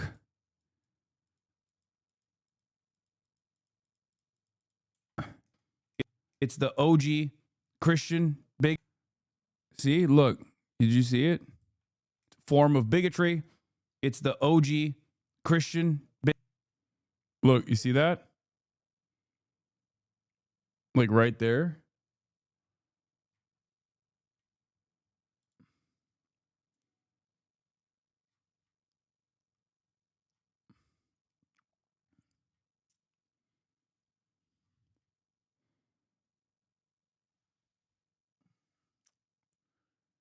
Delayed rapture, you're going to heaven, buddy? No. Hold on, I need to crack open a blue chew. Anyway, let's continue with this. Arms license. For many people, getting that license means that it's in perpetuity. That's one of the issues that I think they're going to look at. But there has been a proliferation of guns, heavy marketing of guns, for example, in some states and territories. But also those reforms that were delivered in the wake of the Port Arthur massacre were never delivered in full. One of the things that was supposed to happen was a national firearms register, which meant that all the different jurisdictions would talk to each other when weapons were sold. That never happened. And at that National Cabinet meeting that happened today, they all sat down and agreed that that had to happen right now. Hamish McDonald, thank you very much. Thanks, Krishnan. Damn. They're taking more liberties away, dude. They're taking more liberties away from the Australians. Conclude finally by saying that the government is prepared.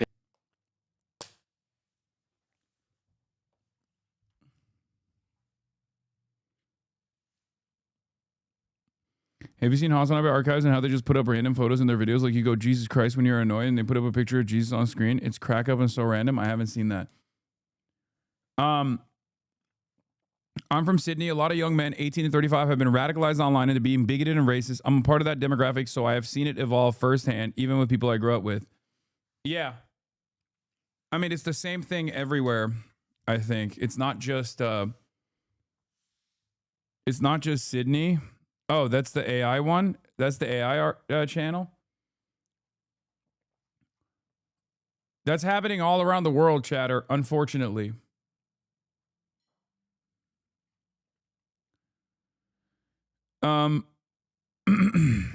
Anyway,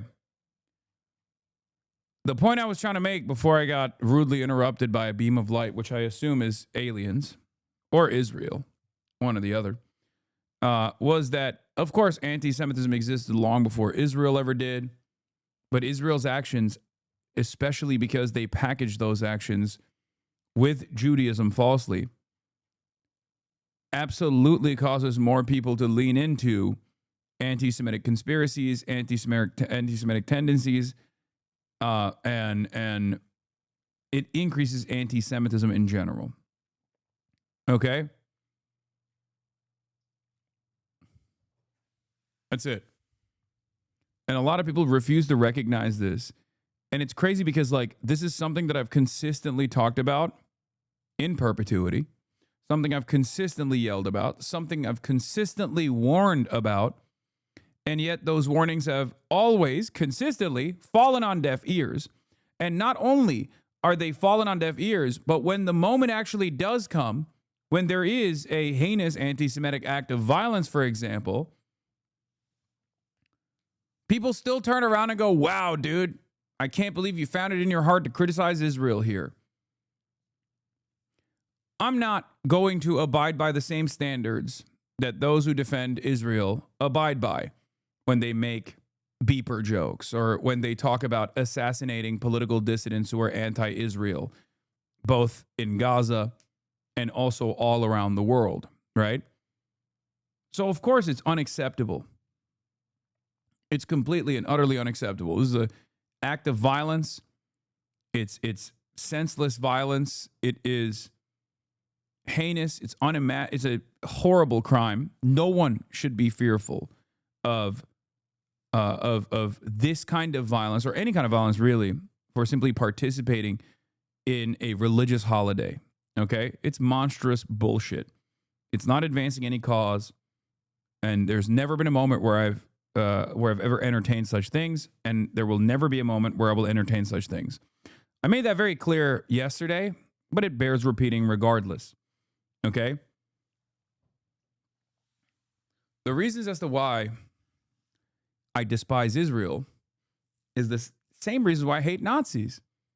Because Israel is built around a fascist exterminationist ideology known as Zionism. Okay? It is the driving principle, an ethno-religious supremacist ideology that demands consistent death and destruction for every group of person that Israel ends up occupying inevitably. It's an ethno-state. It's unacceptable. Okay?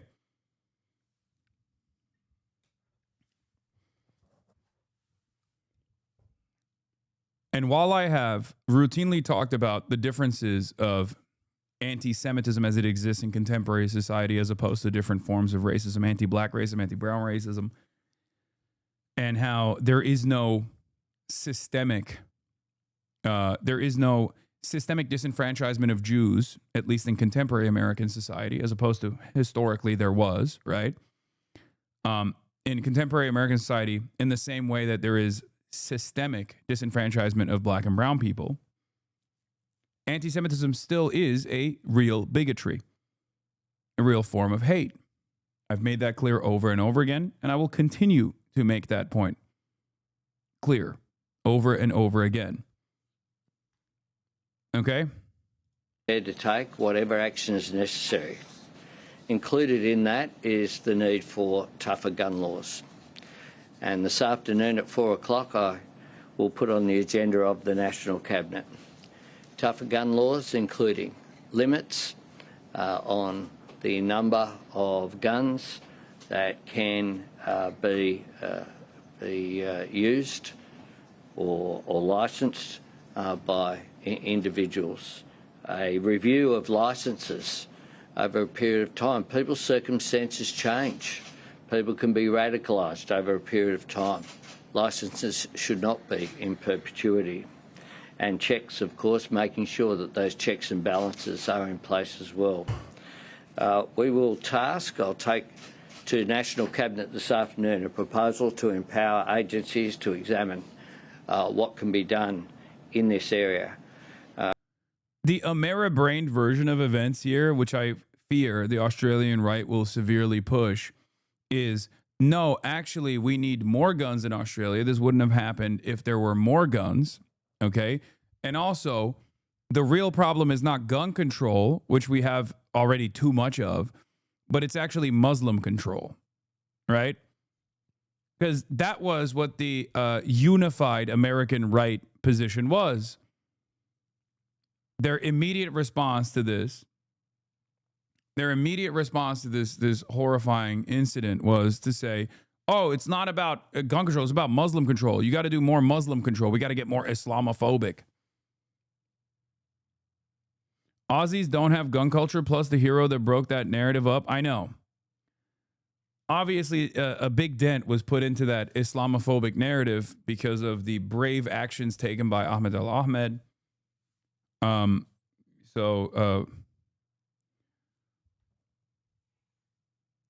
Sad day for Laura Loomer and Benjamin Netanyahu on that front.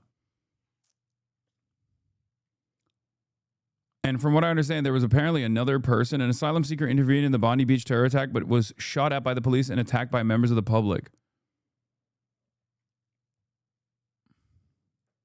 This is not the, this is a different bystander, right?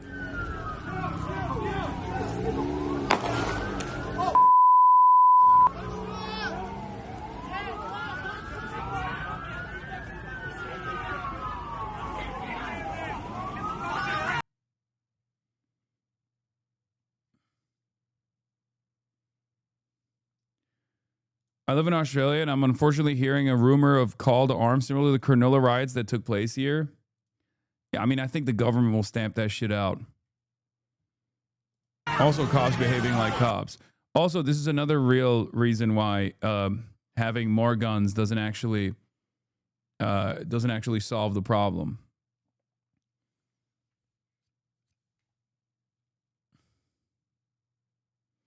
Hey man, I agree with you, but a lot of Jewish people, while they don't agree with what the government is doing, still believe that there should be a Jewish homeland. This is a belief that's been ingrained in them since they were little. How do you convince them that the whole concept of Israel is a bad thing to change their minds? I mean, I do it every fucking day.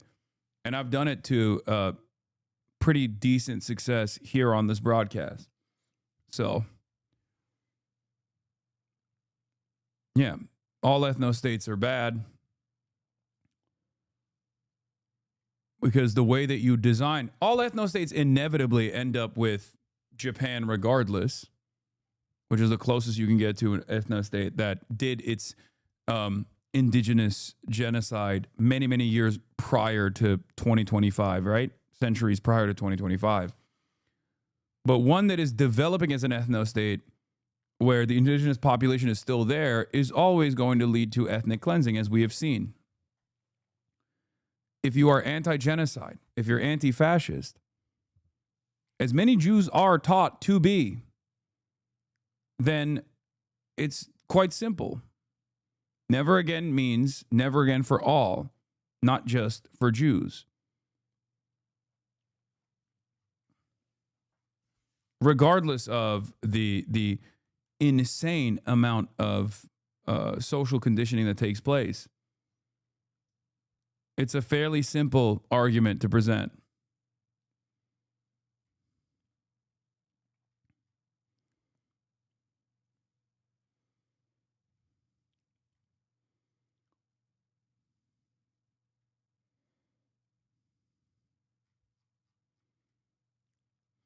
I entirely agree, but I often hear an argument that all states are basically ethno-states. When you look at Europe, for example, maintaining the ethno-majority, what do you say?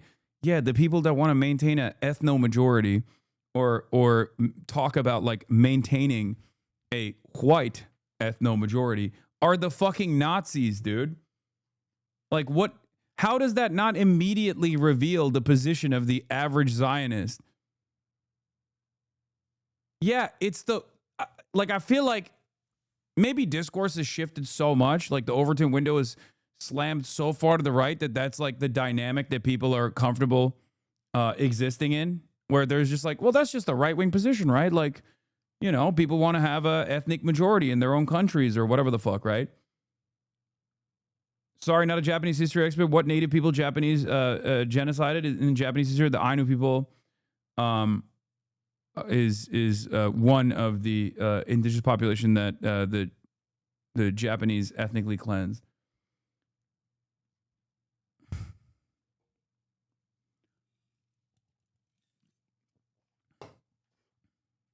And the Ryukyuan.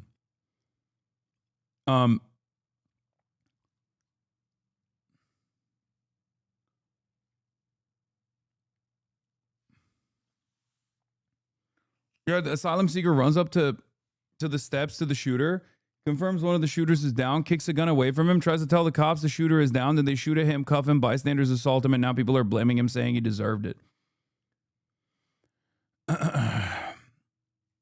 In any case, what the fuck, man? This camera, Jesus Christ. Okay. The point I'm trying to make is that back in the day, maybe I'm too old for this now, but back in the day when someone were to say, oh, we must maintain a demographic concern, we must maintain a secure future for our white children, you kind of understood that that person was a fucking fascist. We must secure an existence for our Jewish children just changes one word out of the 14 words. It changes it from white to Jewish. That doesn't change the fucking sentiment behind it. That doesn't change the danger behind expressing such sentiment. It's still fucking fascist, you know? What's the difference? It's still 14 words. What's the difference between white power and Jewish power? One is an active party in the Israeli Knesset. It's the party that Itamar Ben-Gvir is a part of. The Jewish Power Party. It is not that complicated. I promise you it's not that complicated.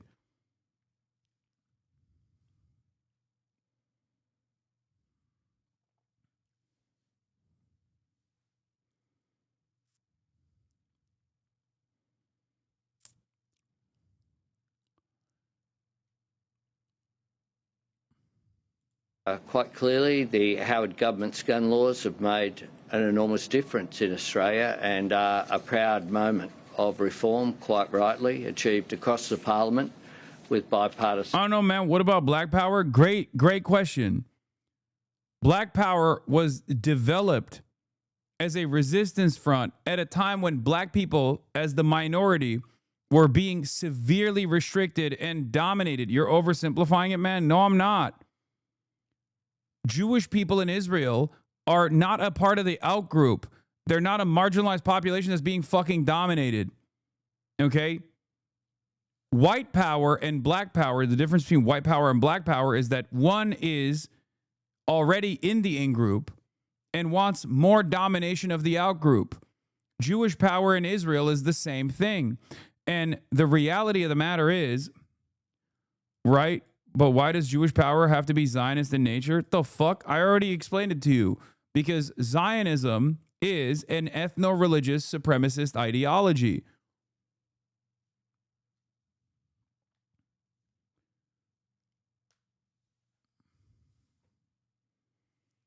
If you have institutional power and you want more domination of the outgroup, you're a fascist.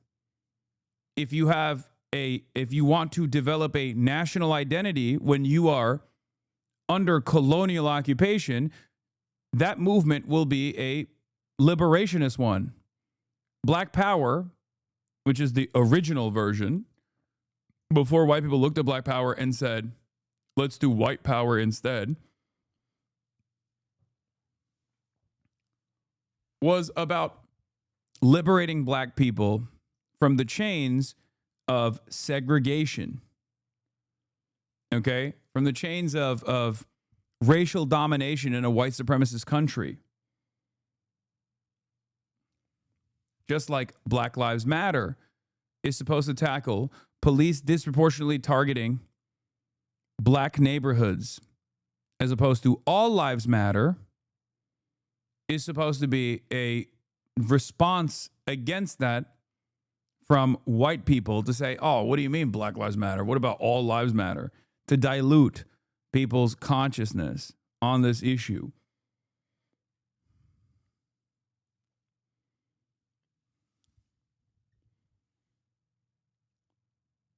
The negative connotation with fascism and Nazi ideology is going away, pointing out fascists and saying that's bad. The Nazis believe the exact same thing won't work as an argument for much longer, in my opinion.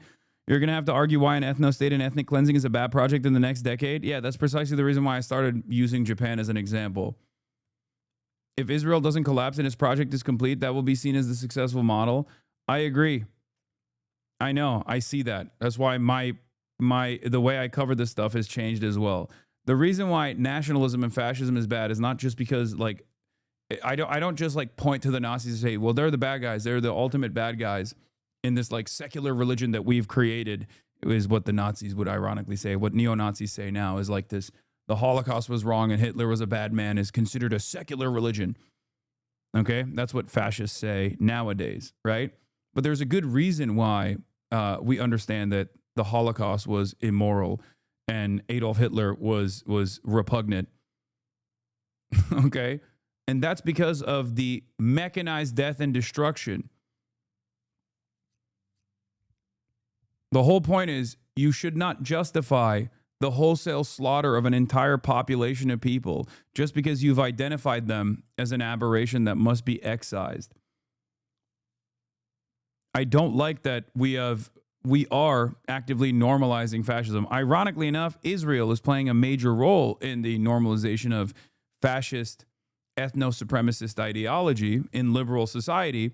And what I think a lot of people are incredibly short-sighted on in this regard is that it is opening up the space for neo-Nazis to also basically say, why can't we just do Israel for whites? Why can't we do Israel for white Christians? I want to do Israel for white people. That's what they keep saying over and over again. And what's frustrating about this and what's terrifying about this is that the more liberals in polite society, the more our ideological elites keep leaning into the normalcy of Israel as a clear-cut, definitional fascist state, the more, without realizing, they lend credence to the argument presented by the Nick Fuentes of the world, especially in a country that already has a fuck ton of white supremacist first principles, white supremacy baked into its fundamentals. It's not going to end up defending Israel in the long run. It's just going to basically fucking create an environment where more and more Americans self-identify openly as fascists and white supremacists, Nazis, ethno-nationalists, white identitarians, whatever version of that that terminology will be more appropriate for the modern lexicon, for modern cultural tastes. I get the difference, but it's the oversimplification. I have family who came... What? I have family who came to America to flee pogroms in Western Russia? What? It's not an oversimplification at all. It's because it's quite simple. You just don't want to see it. You feel me? It's quite simple. You just refuse to recognize it, and it's fine. You just don't want to see it. And at this stage, you still refuse to see it. I don't know what to tell you. I don't know how to explain it to you. Those Jews deserve nowadays to have a future as a jewelry, not saying it has to be what the Zionists want. Wait, what?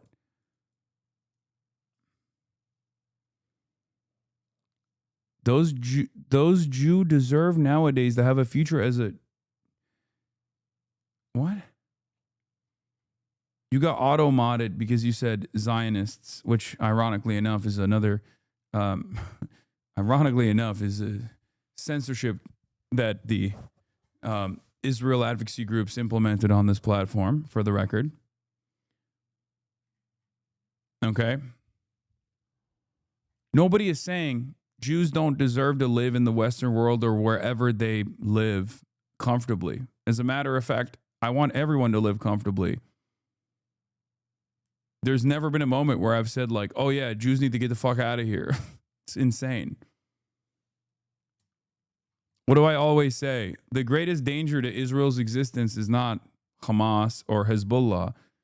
It's actually Sherman Oaks, Beverly Hills, Boca Raton, Brooklyn. Okay? Because as long as Jews live comfortably in the Western world and achieve levels of success and can comfortably exist in the Western world, why the fuck would they go live in Israel?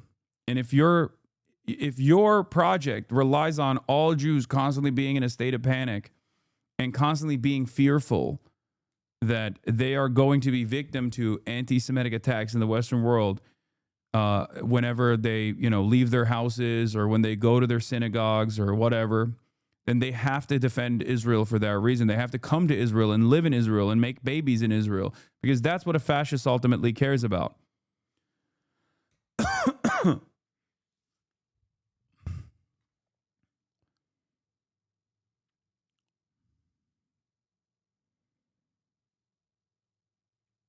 Because of how mainstream the demonization of minorities has been throughout history, wouldn't that mean all whites were white supremacists until relatively recently? I mean, plenty of them were. But whiteness as a concept is also a relatively new one in comparison to the grand scheme of human history.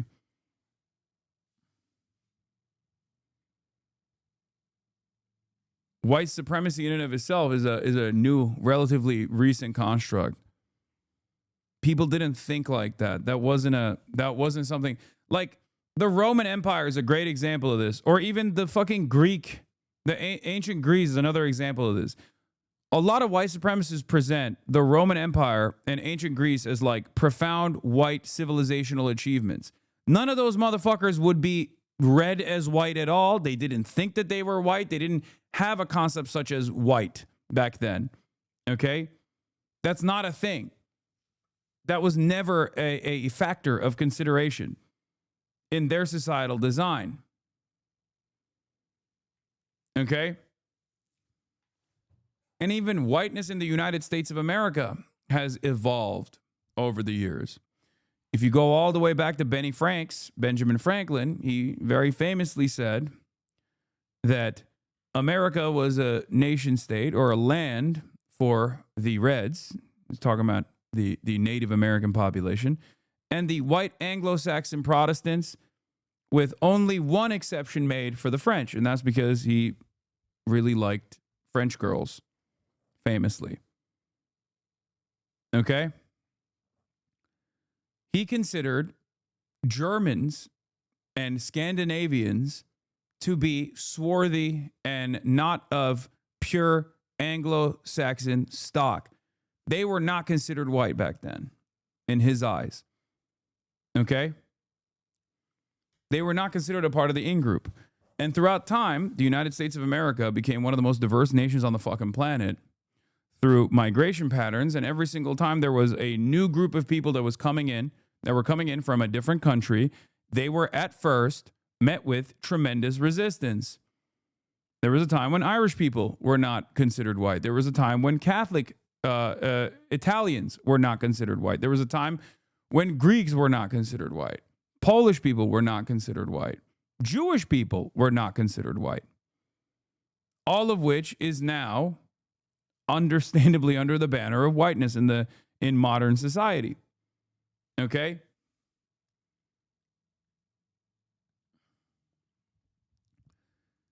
It's so firmly considered white. These people of European stock now are so firmly considered white that it's like unimaginable for many people living in 2025. Many people who are, who've been around for multiple decades, like they can't even consider a world where someone would look at you twice if you were to hire like an Irish person, that you would consider an Irish person to be non-white. That's like unheard of, right? And now, slowly but surely, we're moving in the direction of Latino people also being considered white as well. Hispanic people in this country are also now being considered white. Part of that is because whiteness needs to be in a nation that is white supremacist. Whiteness needs to expand. But whiteness as a socio-political construct is defined by its proximity to blackness, non-whiteness. And therefore, it's a socio-political construct that was designed around purity. So as long as there's more people coming in and people are, mixing amongst themselves consensually as adults, the more this self-standard, like this self-imposed standard, is going to have to understandably shrink. And in an effort to not let it shrink, the broader sentiment is bringing in these new groups of people under the banner of whiteness. Okay? The easiest way to explain it to you is Barack Obama. Barack Obama is considered the first black president of the United States of America, even though half of his relatives are white. Why is that the case? Why is Barack Obama black and not considered white? The reason why is because of the one-drop rule. The reason why is because of how whiteness was designed. Okay? As long as you have a degree of black lineage, you will not be considered white. It's that simple. Because being mixed doesn't make you not black, LMFAO. Yeah, that's the point. Yes, that's my point. That's exactly. I'm trying to explain to people who don't understand this concept the ways in which whiteness, as you also correctly pointed out, and white supremacy, like the concept of whiteness in general, was created around this made up form of purity, and that purity and its boundaries were simply your degree of proximity to blackness. That's the reason why Barack Obama is not considered yet another white president, but the first black president. Yeah, dog, I'm backing you up. Well, thank you. Thank you for the backup, chatter.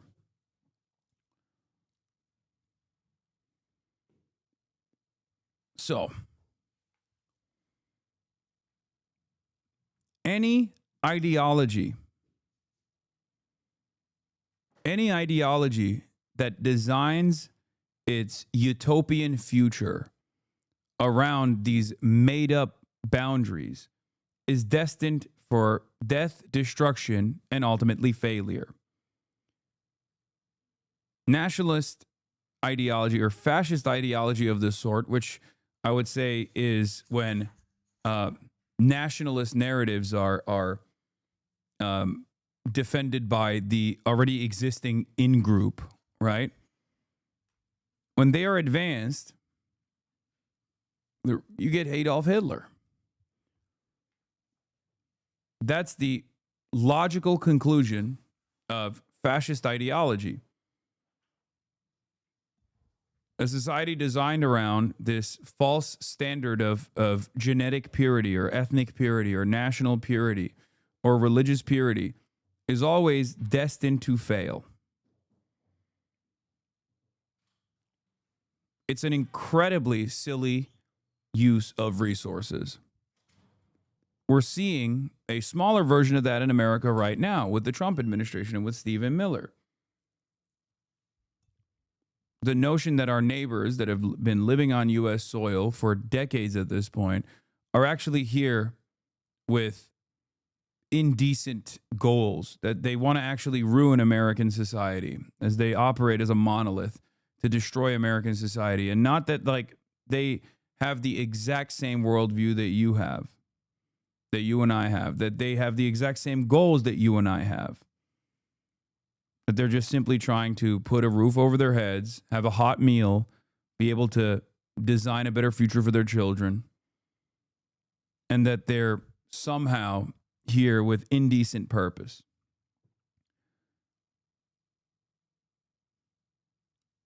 The question always is, why the fuck are we spending billions of dollars beefing up an agency whose sole purpose is to terrify the fuck out of your neighbors and to kidnap them and to lock them into concentration camps? It's ridiculous. Shouldn't that revenue, shouldn't those resources be used elsewhere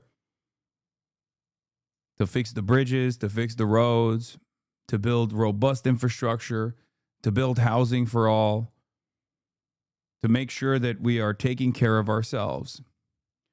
Nope.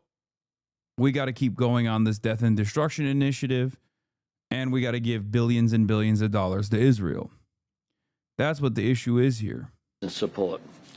If we need to toughen these up, if there's anything we can do, I'm certainly up for it, and I hope to get National Cabinet on board for that this afternoon as well.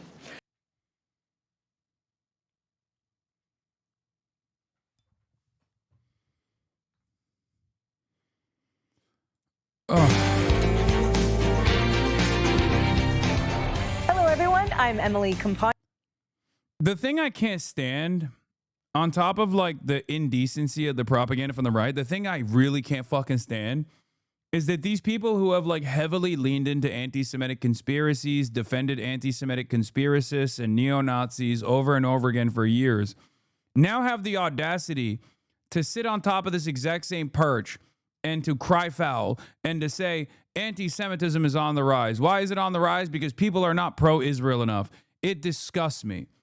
I'm seeing a smaller version of that in, my own orbit here on Twitch with the very same people that very clearly, with routine frequency, with regular frequency, promote the likes of Nick Fuentes and lean into anti-Semitic conspiracy theories, only to turn around and weaponize false smears of anti-Semitism against people like myself for the crime of shitting on Israel, for the crime of being a morally consistent anti-fascist, for the crime of someone who is consistent on the principles of anti-genocide.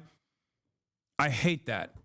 I hate it so much. It's just my own personal pet peeve. I'm sure many people don't give a fuck about it that much, but it is really, really disgusting. These are the very same people that have for years entertained neo-Nazis, have defended neo-Nazis. It's so fucking bad faith. It also creates this weird dynamic where, like, you are more an anti-Semite in their eyes as long as you're coming from a Muslim background than like someone who is coming from a whiter background that says neo-Nazi shit. The real anti-Semite in the Western world is someone who doesn't want to see Palestinians get slaughtered, not someone who is saying all Jews are monolithic and defending Israel unconditionally and actually are a real ever-present danger to Western civilization because they've done unlimited third world migration initiatives in this country with the express purpose of destroying it. Things that Adolf Hitler and his lackeys said. Those guys are not the real anti-Semites. The real anti-Semite is the fucking average Muslim. Brother, as a Jew, tell me about it. These guys have hated Jews for decades behind dog whistles. It's so gross to see them act like they hate anti-Semitism when in reality they just want an excuse to demonize the other people they hate more. Exactly.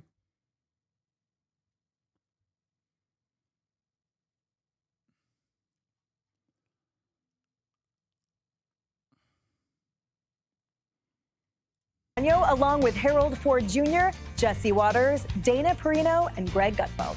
It's 5 o'clock in New York City, and this is The Five.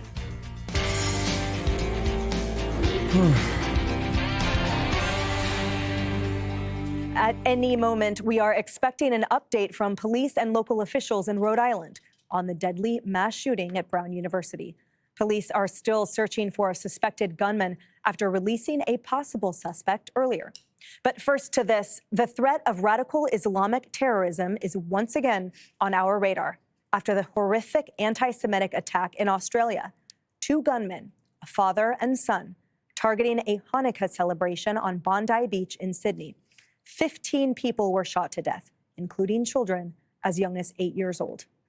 President Trump praising the efforts of a heroic bystander who bravely tackled one of the suspects to the ground.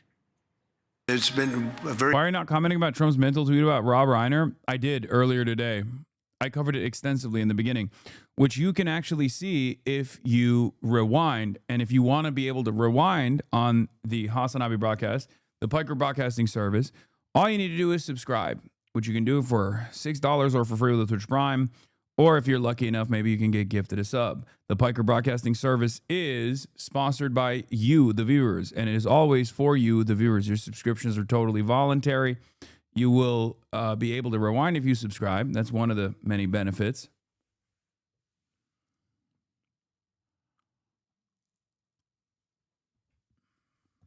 PBS is sponsored by you, for you. Thank you.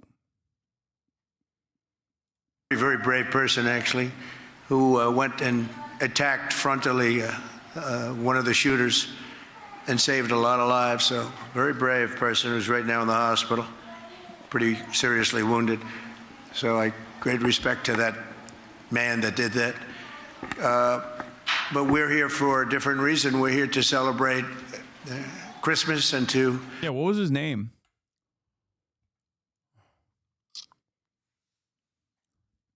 It's just, I don't know. I mean, I'm sure he has a name, right? What was his name? Celebrate, and I think today we can first say loudly, we celebrate Hanukkah, because that was such a horrible attack. That was a purely anti-Semitic attack. The brutal terror attack on the Jewish community putting new pressure on Democrats here at home to confront the tide of rising anti-Semitism in their ranks.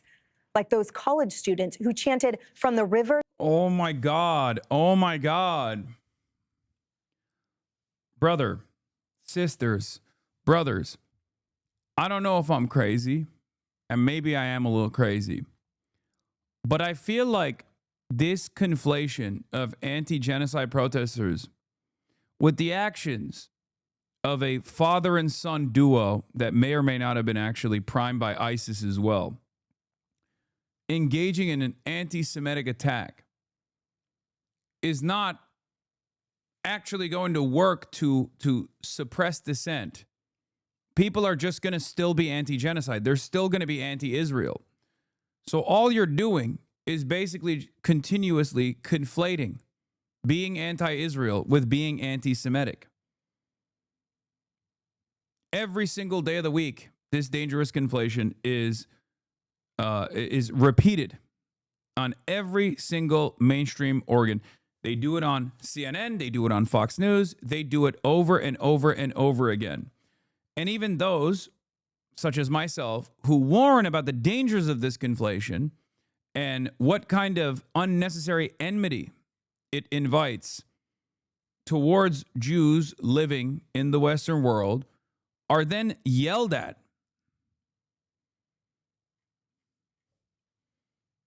It is fucking insane. At a certain point, it's just out of my goddamn hands. You know what I mean? What can I do? I'm trying my fucking best.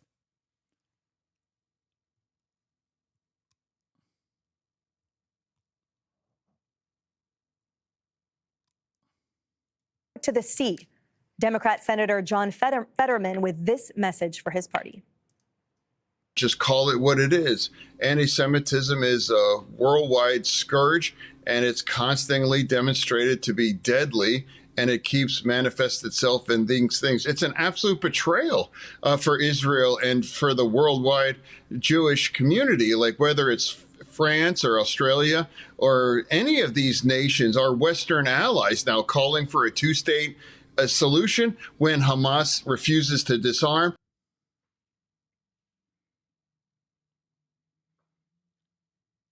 Yeah, that's why this happened.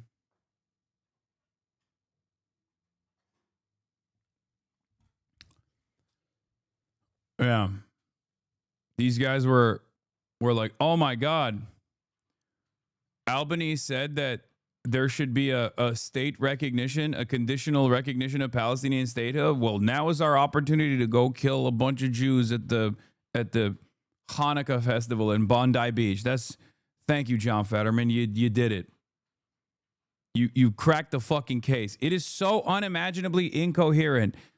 Except the reason why this is being advanced by this dullard, this ogre here, is not like this inconsistent, incoherent narrative is not just being advanced by this fucking ogre. It's being advanced by Benjamin Netanyahu as well. He's just repeating the same talking points. So you don't even have to be a brain damaged moron to come up and repeat these talking points.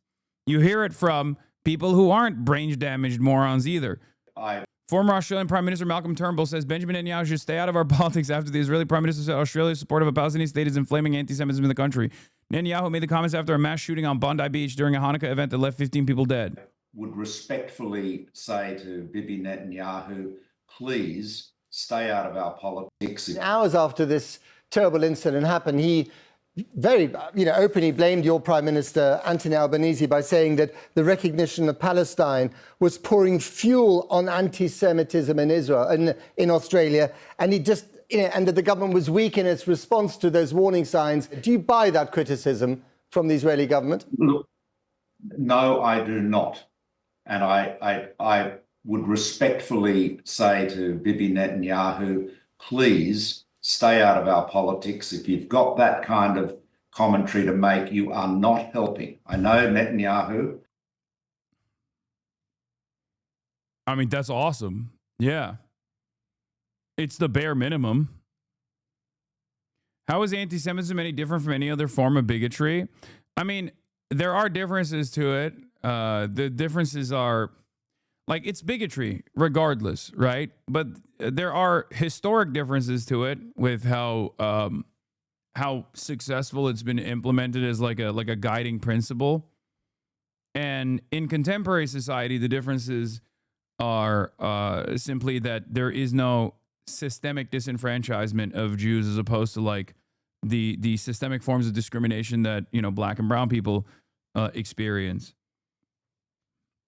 And of course, because it's most commonly used as a defense mechanism for this settler colonial apparatus that is doing a genocide, it's the only one that you fucking hear about. Obviously, this is an appropriate moment to hear about anti-Semitism, considering that this was an anti-Semitic act of violence directly targeting a Hanukkah ceremony, but in many other instances, and even in this one, when this is a valid instance of anti-Semitism, a real instance of anti-Semitic violence, very quickly, so many fucking charlatans try to deviate the discourse back to like hurting Israel's feelings, and it blows my fucking mind. Of course, not helped that like even the victims that are there are instantly saying this happened because you gave money to Palestine. It's one of the most psychotic fucking things I've ever encountered. It's just, I think about this quite a bit. It's maybe it's my background. Like, my name is Hasan. I'm Muslim, but maybe it's because of that I just cannot comprehend how so many Jewish people very publicly and very visibly will identify themselves as Zionists and openly talk about the ambitions of Israel as a positive. Even in the immediate aftermath of a heinous attack that killed a 87-year-old Holocaust survivor and a 10-year-old, like, while the bodies are being picked up behind you, your first inclination, if that in that moment, is still to like defend the interests of Israel. I don't know. I don't know what to do about that.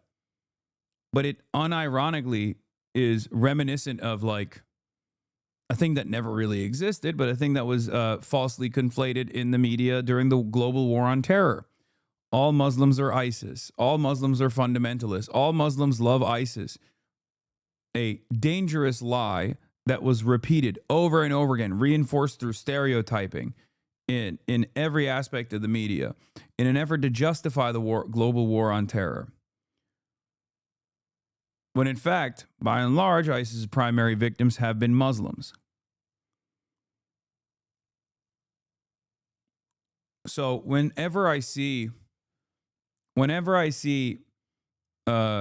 anyone really, but especially when I see Jewish people openly talk about how much they love Israel, whenever I see Jewish people say like, I'm a Zionist, I'm a proud Zionist, I love Israel, I care about Israel, how dare you fucking talk shit about Israel? I'm like, what are you doing, man? Like, don't you realize that you are attaching yourself, your identity, your religion to a genocidal apartheid state? You are making your own life in the Western world more difficult. You are making the lives of other Jews that you love more difficult with this dangerous conflation. You should be speaking out against this. You know, you should be speaking out against it every day. Of course, no such reality exists where Muslims ran around talking about how much they fucking love ISIS, obviously. And yet this conflation was still brought up with regular frequency in mainstream media. But there are plenty of Jewish people who do go on television and say, Israel is the most important thing in my life. And if you speak out against Israel, you're fucking anti-Semitic. It's insane.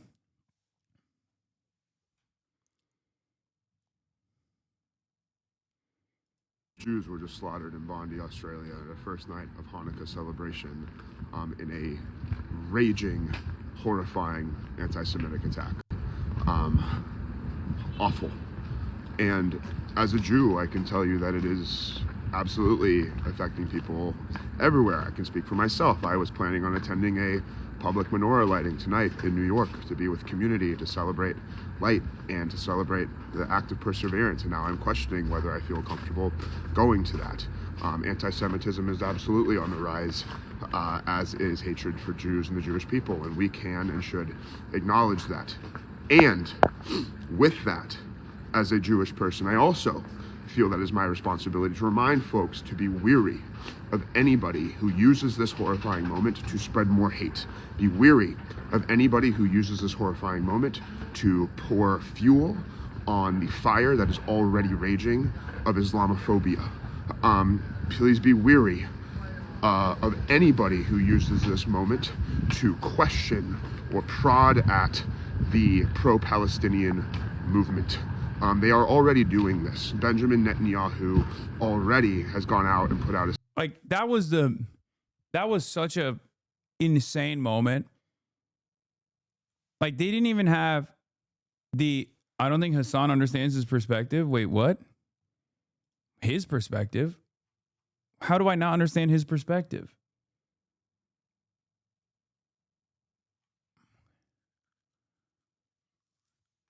Hello?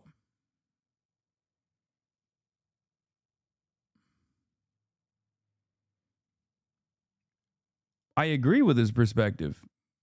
It's the same thing that I keep saying over and over again.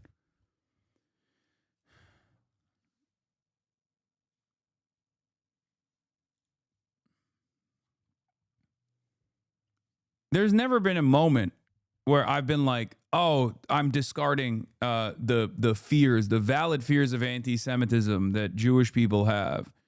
There is, however, plenty of moments where I have railed against people who are cynically tying anti-Semitism to anti-Zionist acts in an effort to claim that that anyone and everyone that dare defy the beautiful nation state of Israel is actually being the worst kind of anti-Semite. It is because I do care about anti-Semitism as a form of bigotry that I don't do that, and I get very mad at people who engage in this act of conflation, this dangerous conflation. statement saying that he blames the Freedom for Palestinian movement, the pro-Palestinian movement in Australia. He blames it for this attack already. We are allowed to hold two truths at once. Two things can be true in parallel. One, that anti-Semitism is on the rise and Jews are scared, and two, that there is a genocide happening in Palestine being inflicted upon the Palestinian people by the government of Israel with support by the US government. This is terrifying. It's horrible. To the 12 families who lost family members, we mourn and we grieve with you. How is this the responsibility of the people being genocided? No one has said that. I'm not saying that. It's not. I think a lot of people, what's frustrating is there are a lot of people that, I mean, Zionists make that argument, if that's what you're saying. And like,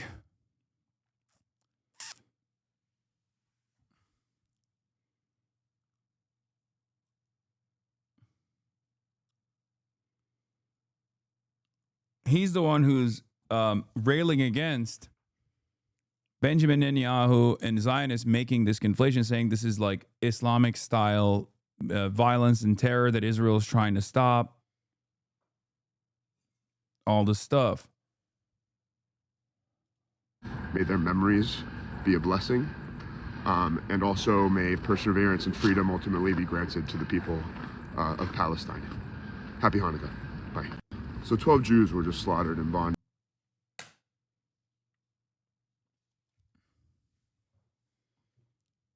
It's crazy because, like, there are also so many people who have unimaginable smoke for dudes like this, like anti-Zionist Jews. I think it was like Pink that posted that thing on her fucking Instagram stories where it was like, reach out to some real Jews in your lives and not those fucking anti-Zionist, anti-Semitic Jew tokens or whatever. And it was like, you are a psycho, dude. You are a psychotic person. Like you have already ordained anti-genocide, like Jews that hold a consistent anti-genocide position as non-Jews. That is fucking insane. Yes, Pink the musician. Yeah. Yeah, she posted that shit. I don't give a fuck what anyone's background is. I only care about what their worldview looks like, what their ideology is, what the causes that they're advancing, okay? Is mind-boggling to me. Jenna Ortega, however, was great. Who's your hero today? In defending Palestine. This is an older video, I think, right? Well, my mom will always be a hero, but another hero of mine today, I don't know, I'm quite gravitated towards the people of Palestine and the way that they speak up, and the way that they're continuously using their voice no matter how much the world seems to ignore them.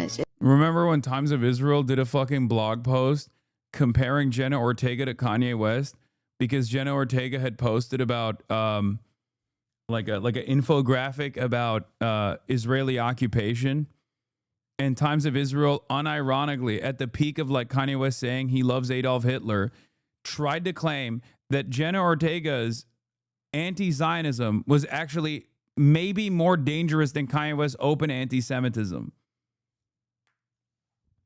I mean, people have done that to me as well, saying that I am more dangerous than Kanye West in terms of spreading anti-Semitism.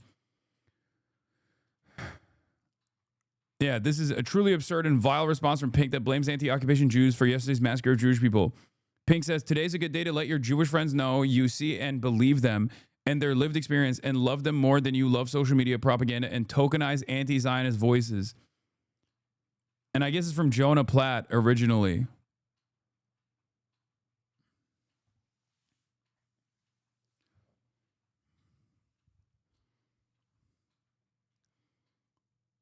It's so fucking gross. It's so gross. What the hell are you doing? I will never, ever in a million years understand a nation state that is engaging in like unlimited live streamed baby murder and just tying your entire identity to that so publicly. Okay? Perhaps a part of the reason why I don't automatically assume that every Jewish person that I meet is an ultra-Zionist attached to the hip at the settler colonial enterprises, because I myself have regularly received accusations, false accusations, that I like deny the Armenian genocide or don't believe in the Kurdish emancipatory movement and things of that nature because of my Turkish background. But I just don't do that. But it does blow my mind that people will publicly posture in this direction.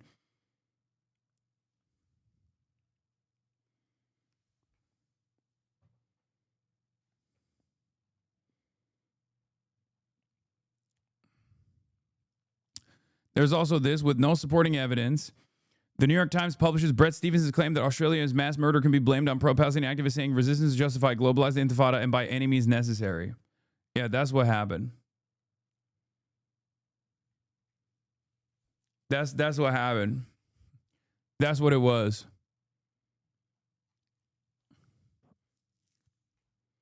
Yeah, we really need to put a stop to this criticism of Israel stuff, please. I know him pretty well, actually. And I understand where he's coming from, his passion and so forth. But this is not helping, and it's not right. I mean, as Albanese has said, and as we all know, as Wes Streeting has said in your country, the vast majority of countries in the world recognise Palestine as a state. The vast majority are supportive. Yeah, wait till the ISIS affiliate comes out and says, oh, I got radicalized in the pro-Palestinian protests. Just wait for that round of discourse, by the way. The Pakistani dude who had an ISIS flag in his car is going to turn around and be like, I actually was radicalized at the massive Melbourne pro-Palestinian protests, and that's why I did this heinous act of violence. And also, I've learned from my mistakes. I think Israel should exist. If people weren't criticizing Israel, I wouldn't have done this or some shit. That's what he's going to come out and say. Two-state solution. Indeed, when I was Prime Minister, Israel notionally supported a two-state solution. It doesn't any longer. And the message that I used to make when I was in Parliament, and the message I've made since then, is we cannot allow these foreign... Yeah, he's going to be like, oh, isn't he not Pakistani? I thought he was. Am I wrong? That was the initial reporting, wars and but maybe conflicts I'm to be wrong. imported here. We are a very successful multicultural society. We need to ensure that wars in the Middle East, wars in any No, the Syrian guy is Ahmed al-Ahmed, the one that thwarted the shooters.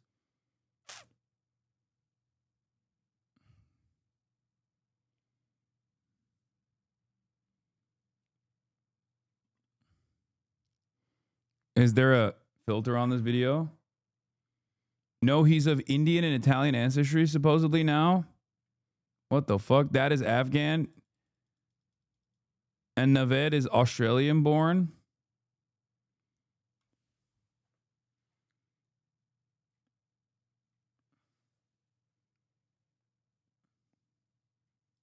and are actively trying to kill Jews. That is not the appropriate reward after 10/7 and this thing. And now it looks like the FBI has foiled a potential act of pro-Palestinian terror here on American soil. 4 members of a far-left anti-government group have been arrested. They are facing charges for allegedly planning a series of bomb attacks across Southern California on New Year's Eve. Officials say they were motivated by extremist, pro-Palestinian, anti-law enforcement, and anti-government ideology. Dana, a lot to unpack here. You had some powerful interviews during your show earlier this morning. Yeah, so I think this is what globalizing the Intifada looks like. And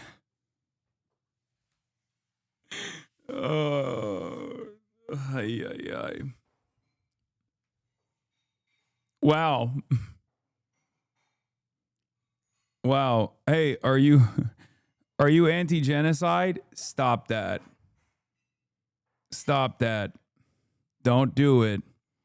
This is what it looks like. And if you listen to Call Me Back, which is Dan Senor's podcast, he had like low key, these guys sound like some of the most like insane fucking third worldists that you see on Twitter every now and then who are like, no, actually this act was justified because you know, I bet all of the people that they killed were Zionists. It's like they do a little handshake on this stuff, okay? Now, of course, the most rabid of the third world is that come out with that kind of shit on Twitter are like 4 people in a Discord server, you know? They have no motion, they have nothing. These are obviously mainstream reporters on the most popular mainstream news network, so it's a little bit different.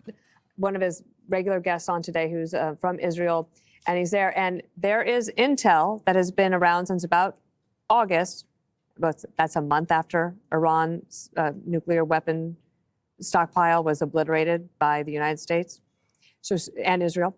So yeah. Note that Pam Bondi describes his group, which has an American-centric name and was targeting ICE, as pro-Palestinian even before she calls them anti-government. I mean, as someone who has attended many pro-Palestinian protests and spoke at rallies, organized alongside many other groups in pro-Palestinian advocacy, I've never heard of these guys. I'm also anti-ICE. I've never heard of these guys. I wonder what happened there. You're lost?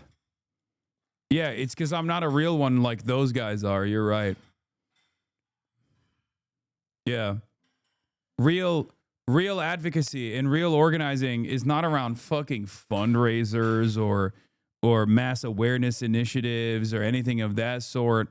It's actually when you get together with an FBI informant who tells you that they should make explosive ordnance in a desert somewhere in direct view of a Reaper drone in broad fucking daylight. Or go to the Philippines and get like trained by ISIS, by ISIS affiliates in the Philippines to come back and do a heinous act of anti-Semitic violence. That's the real pro-Palestinian cause, okay?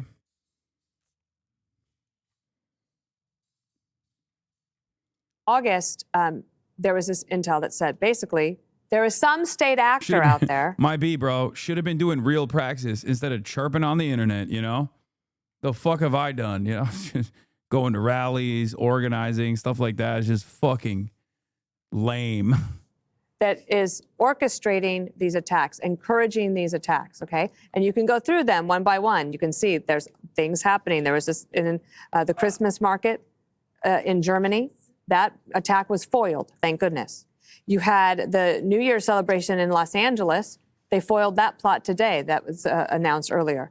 Paris has canceled its New Year's Eve celebrations because they're concerned about this very thing, which to me says they've got intelligence that says that this was possibly going to happen and they didn't know where the people were. And they're like, let's just cancel it in order for everyone to be safe. You had the shooting of our National Guard. You have a call to action, which means that we have to have a continued vigilance and to be on offense. There is only one way to beat back radical Islamic terrorism and anti-Semitism, and then that is to be on offense and to have moral clarity, and the moral clarity like what President Trump just discussed. There's no, well, and a maybe, and I think, no, it was, this is wrong, this is anti-Semitism. And he said to the perpetrators of the attack in Syria that killed our people, said, oh, there will be retaliation. That is the only way to deal with it. It's a generational struggle. People who wanted to free Palestine, they didn't just want a peace deal or a ceasefire in Gaza. No, they got the ceasefire, and now they've stepped on the gas just when we need to actually step on the gas for ourselves. If you are going to take steps like canceling school, canceling events, taking away the people's ability to gather in Paris for New Year's Eve, then you better be doubling down on your security, because there's the only way to protect our way of life, our Western way of life that they would like to destroy, is to stay on the offense. Jesse, to exactly that point, people like Sarah Adams, former CIA targeter, talks about how much open source information there is, meaning not classified, just available readily, that all over the world, there are these cells mobilizing with the stated goal of global intifada that charge people with, hey, shoot up this market, hey, find a school, like it is out there. And why is it that the lawmakers here can't even condemn that, can't even condemn anti-Semitism? You have normal people like Ahmed El Ahmed that tackle a gunman, that show heroism above and beyond. And elected officials here can't even see that that unchecked anti-Semitism will have fatal consequences. Yeah, I don't know. It looks like after Iran got smoked, they tried to retaliate asymmetrically. They're never really going to be able to hit us back hard, to hit Israel back that hard. But so you'll probably see this go on for years, because that's all they're capable of. And they were warned, as Dana said. They had intel that there was something either being fomented by the mullahs or by ISIS. And you've seen, as the Australians have famously aligned with one another, the mullahs and ISIS.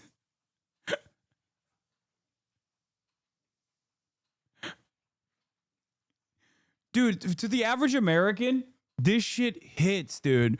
They literally look at that and go, yeah, no, classic Iran-ISIS collaboration, which we know happens all the time, you know, famously very friendly with one another.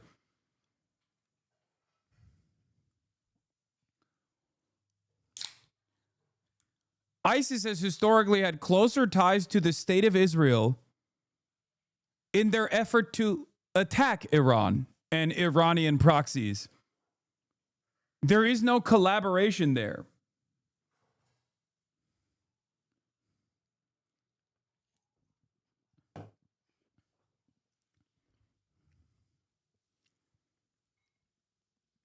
I don't know how to deal with stuff like this, because, like, again, if every single dumbass, if the overwhelming majority opinion is that there's no difference between ISIS and Iran from the perspective of, like, the average American, then yeah, that kind of stupid commentary does work. Okay? And they truly don't care. They don't, like, no one actually is like, wait a minute, hold on. Iran and ISIS are enemies. Iran has actually worked alongside U.S. forces in combating ISIS. ISIS is born out of a fundamentalist ideology that was designed in part by American intervention in the region. Hold on. None of this is making sense. both the United States of America and Israel, which is an extension of the United States of America in the region, of course, is infinitely closer to ISIS and has aligned themselves with ISIS on numerous occasions and also fought against ISIS. Maybe not Israel so much, but America certainly. Okay? Then Iran. One might even say that ISIS-style formations in the region were created specifically to combat any sort of Iranian intervention in the region.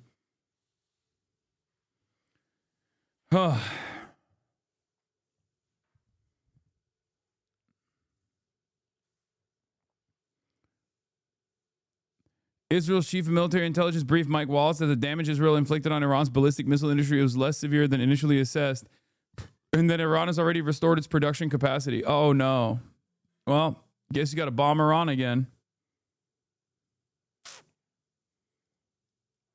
Yeah, it's like blaming an attack by a white guy on Russia and Ukraine collaborating. Yeah. No, for sure. It's a classic Russian-Ukrainian collaboration.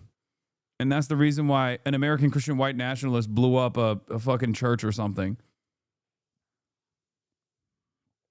Except Americans are so stupid that they would also believe that the Russians and Ukrainians were collaborating. So I guess, like, in that same vein, people will agree to that.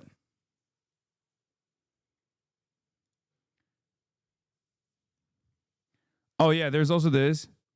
Councilwoman Vicky Palladino said, we're in the midst of a global jihad with the likes of which the world has never seen, and we cannot ignore it. We need to take very seriously the need to begin the expulsion of Muslims from Western nations. New York City Councilwoman Vicky Palladino. We need to take very seriously the need to begin the expulsion of Muslims from Western nations, or at the very least, and she quote retweeted Drew Pavlov, by the way, or at the very least, severe sanction of them within Western borders. The administration needs to begin developing a formal legal framework for the denaturalization process and get it over with before we end up with another 9/11 or worse. Enough is enough. 9/11, famously conducted by Muslims living in the United States of America and not, well, I guess, if you say so. Maybe there was a American involvement in that too, to a certain degree, you know? Yeah, 1 million Muslims. Zoran says 1 million Muslims live in New York City. We belong here, as does every other New Yorker. This is vile Islamophobia from the councilwoman. It has no place in our city.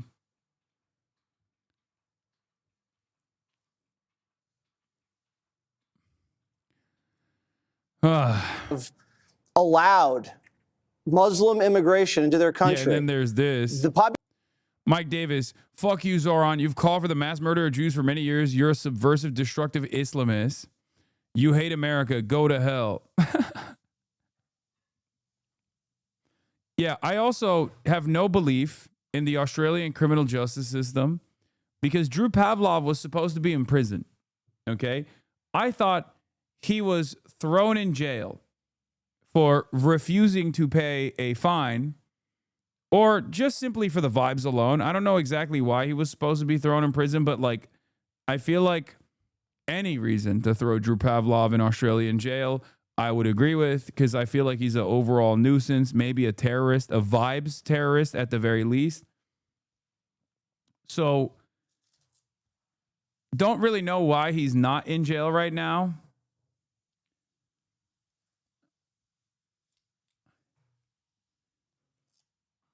And yeah, until the Chinese embassy bomber, Drew Pavlov, is thrown in an Australian prison, I will never believe that Australia will have a real working criminal justice system. Population of Muslims into Australia has doubled over the last 2 decades. And as that population has grown, there's been a very, very sharp rise in anti-Semitic attacks. Just in the last couple of years, they've been fire bombings of synagogues. They've been fire bombings of Jewish businesses. This is kind of coming to a head there. And I guess maybe they didn't act on the intelligence. I don't know what they did, but there's definitely going to be people that are going to lose their jobs. So the kid was an immigrant. We believe the father was born in Australia, and the kid was on a the opposite, man. Terror watch list. So that he was all over the government's radar. So the kids. Dude, what the fuck? I can't believe how. Brother, he's not even lying. He just didn't even read it at all. Like, there's probably papers in front of him that his producers put together with the actual information. But because the goal here is not to deliver the truth or make any sort of serious commentary, but simply just to sit there and say dumb fuck bullshit like, oh, another classic ISIS-Iran collaboration. He doesn't need to say anything but Islam bad, Muslims bad. This is how Muslims are. We got to get the Muslims out. We got to kill all of them. We got to make sure that they die wherever they are. It's a scourge on the Western world. There is no reason for accuracy here. As a matter of fact, accuracy is not rewarded. It's punished. On the watch list, and the dad has an arsenal of weapons, and these weapons are legally held. So the family is on a watch list, and it has an arsenal. What the hell good is the watch list if you're going to allow that? You either have. Also, this makes no dang sense. Are we now on board with watch lists and taking away people's weapons now? Like, is that what Jesse Waters is advocating for? That's crazy. Feels like Shamson. Strict gun control, like they said, or you should let the people of Australia arm themselves to protect. What the fuck is Fox News Patriot, bro? This is crazy. Hey everyone, I'm Emily Campagno.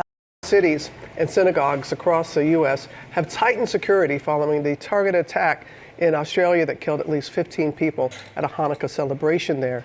Chief Investigative Correspondent Aaron Kontursky is tracking security for us. Good morning, Aaron. And good morning to you. Yeah, I do see the inherent irony in Jesse Waters being a staunch advocate for red flag laws and taking away guns from people, as long as the guns are being taken away from Muslims, I guess. Which I don't disagree with. I mean, yeah, if you're fucking on a government watch list of some sort, yeah, you shouldn't have guns. I just don't think Jesse Waters agrees with that.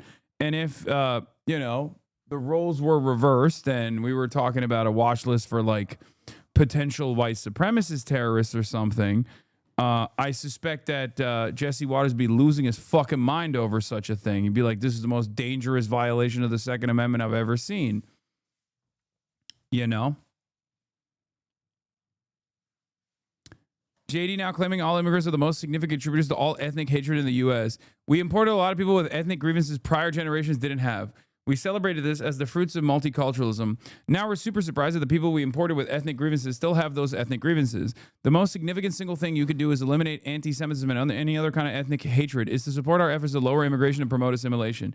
Do you think any real racists ever get mad that JD Vance is talking like this?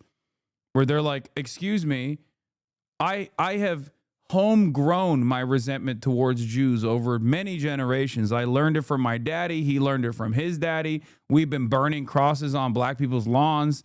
And now this fucking Catholic convert, heretic scumbag is on the timeline talking shit, saying, oh, it was the fucking Muslims that actually brought anti-Semitism to this beautiful nation. No, the fuck it wasn't. You think any Klansmen get mad about this shit? Also, brother, your wife is Indian. I keep forgetting because I guess that's his point. He's just trying to make people forget that he's married to an Indian woman. So that, like, what are you saying?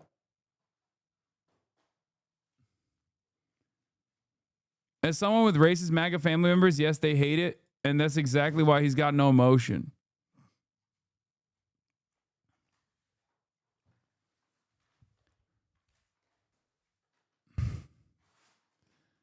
I've seen Fela and Gutfeld make anti-Semitic jokes. Their audiences didn't react well. Yeah, because boomers are the one generation that actually doesn't play with that shit because, you know, they have close proximity to World War II. Straight up. They also happen to be super pro-Israel, unfortunately. I wish that, like, their anger towards anti-Semitism also extended to like, all modern fascist movements or all identities, but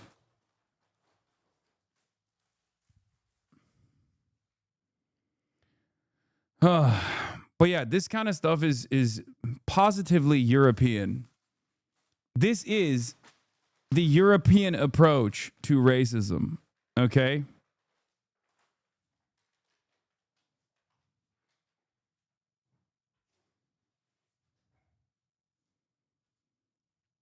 Like, it's pretty ridiculous that Europeans have the audacity, the gall to claim that anti-Semitism was exported by Muslims, okay? When one could say it was pretty much invented there and definitely perfected there, okay? But it is remarkable that they're trying to pull this shit in America as well now. Oh, it's the Muslims that brought anti-Semitism to this country. You know, when we did the American Bund movement and Nazis marched on Madison Square Garden, and then the American government also returned Jewish refugee boats back to Nazi Germany. That was a different type of anti-Semitism. When Jews were not allowed to go to college, go to the same colleges that other people were going to, or, get gainful employment in the same places that Christian Anglo-Saxon Protestants were working at. That was anti-Semitism of a different sort. That wasn't even anti-Semitism. That was something totally different, totally separate. Okay?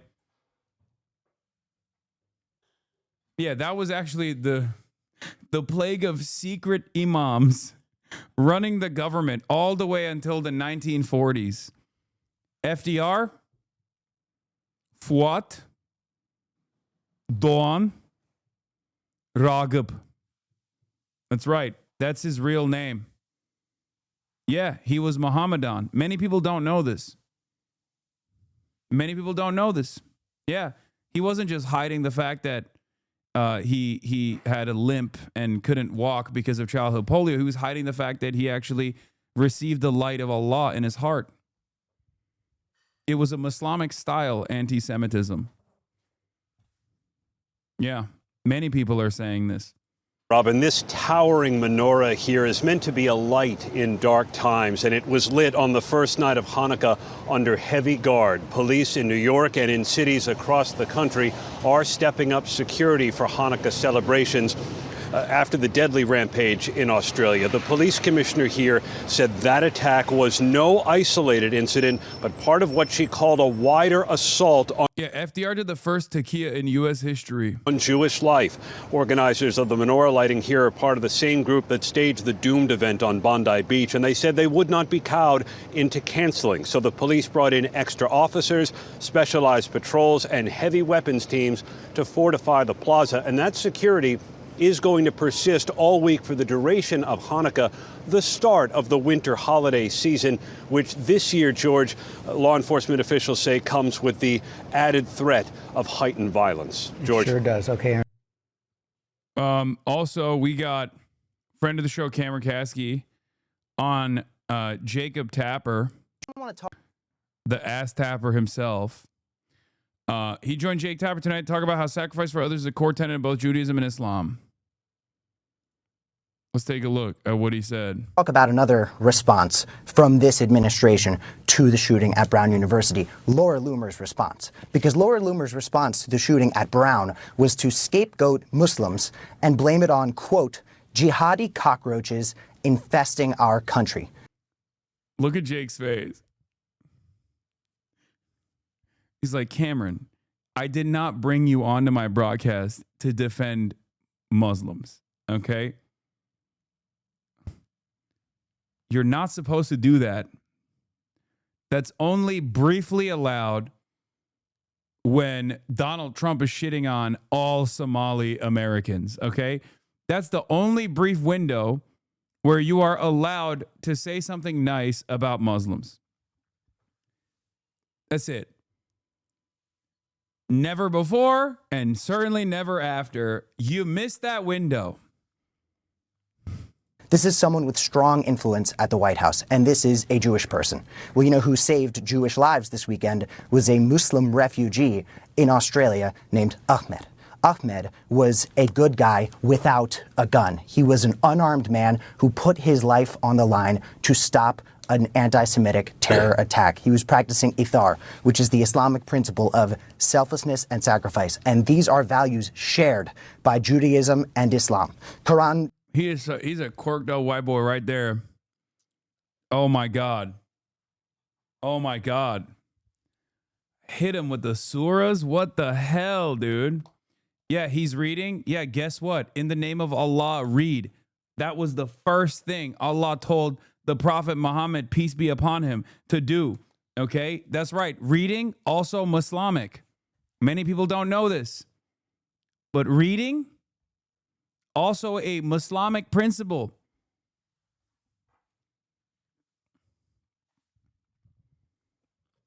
.532. Whoever saves one life, it is as if we had saved all of humanity. And what this administration wants to do is turn us against each I'm other. not used to white people defending us Muslims on mainstream media. I might cry. No, Cam is the man. Divide us by race, by gender identity, by religion, to make sure we are not focused on the people at the top who are profiting off of this violence.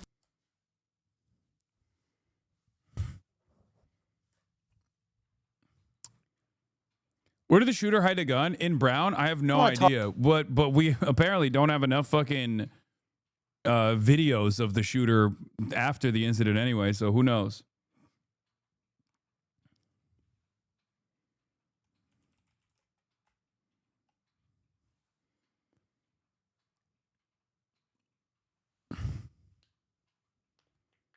Anyway.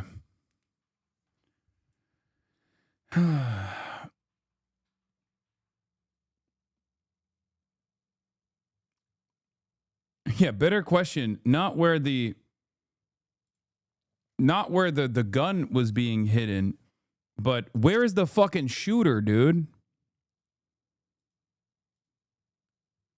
Where is the fucking shooter? Wouldn't this just embolden more shooters if they are not able to catch them anymore? I'm gonna be honest with you. I think we're maxed out. Like, I think whether they catch this one or don't catch this one, I don't think you can embolden someone who is invested in doing a mass shooting in the United States of America any further. I mean, what's going to happen? Instead of one mass shooting a day, we're going to have two? Is that what's going to happen? Because at this point, it's just like it's every other day. They're maximum emboldened anyway. And it's not like they... In many circumstances, it's not like death or prosecution is the reason why they stop themselves from engaging in such heinous acts. Many of them actually, want to die. It's like a longer version of doing suicide by cop. So, hello, did you have a good walk? Hell yeah. Hello.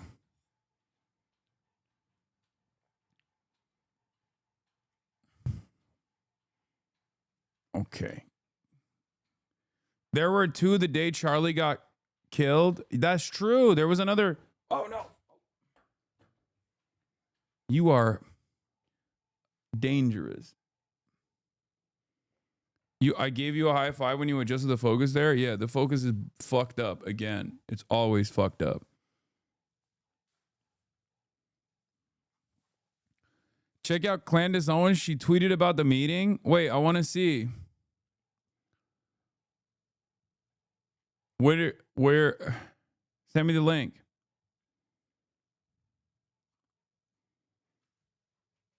Kaya. Place.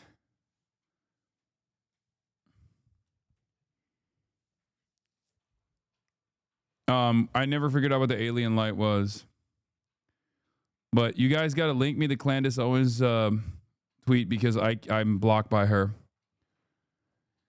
She said, Erica and I had an extremely productive 4.5-hour meeting that I think we both feel should have taken place a lot earlier than it did. We agreed much more than I had anticipated. Of course, we also disagreed on various points and people as well. Most importantly, we were able to share intel and clarify intent. I will, of course, have a full rundown for you all tomorrow as I'm currently exhausted, but I wanted to quickly let you guys know that absolutely nothing was held back, and the immediate result was tensions were thawed. Girl, you had the book club group in shambles.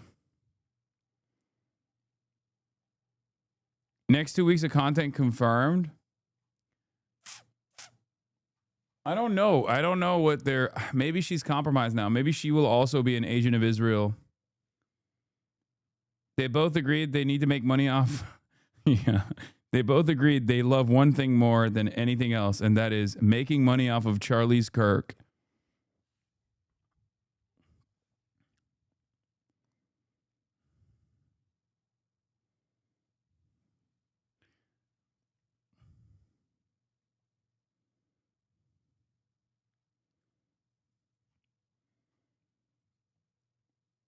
Yeah. Candace got the boss call, it seems. Wait, there was another thing that I wanted to show you guys. Oh, in a sea of all this horrible shit, here is a shining moment of positivity. Adapt revealed that FaZe Apex, who is Palestinian, for those of you who don't know, famously put me in contact with Norm Finkelstein, even though we never ended up doing that collaboration. Shouts out to FaZe Apex. Shouts out to Adapt. But FaZe Apex sent him videos of the kids in Gaza that he donated $40K to during the FaZe Subathon and was grateful to be able to help the school and the kids. Bro, there's a bunch of videos, Something a bunch here of is photos. happening with Israel. A gathering, a sweet corner, and a taste everyone has missed. Introducing the Shawarma Day, a moment of comfort, love, and warmth for displaced children in the north of Gaza Strip. Do y'all see this in the background though? Wait for it. This is us, man. We did this, man. And it's so special because it's really changing lives. Look at it. It says on the banner, man, generously donated by FaZe Adapt. You can kind of see it, bro. It's so special, bro. It's so sick. That's dope. Adapt is fucking amazing. We did this, man. Is that not so cool, bro?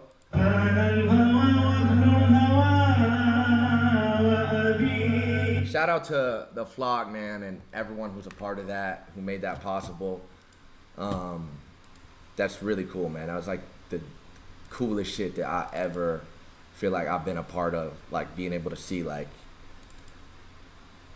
what I'm doing is really affecting and impacting what's going on in a positive way, man. Like, bro, like some of these pictures are crazy, man. I called this lady, called him FaZe Apex because you were watching the CS Major. No, dude. No, FaZe Apex is Palestinian.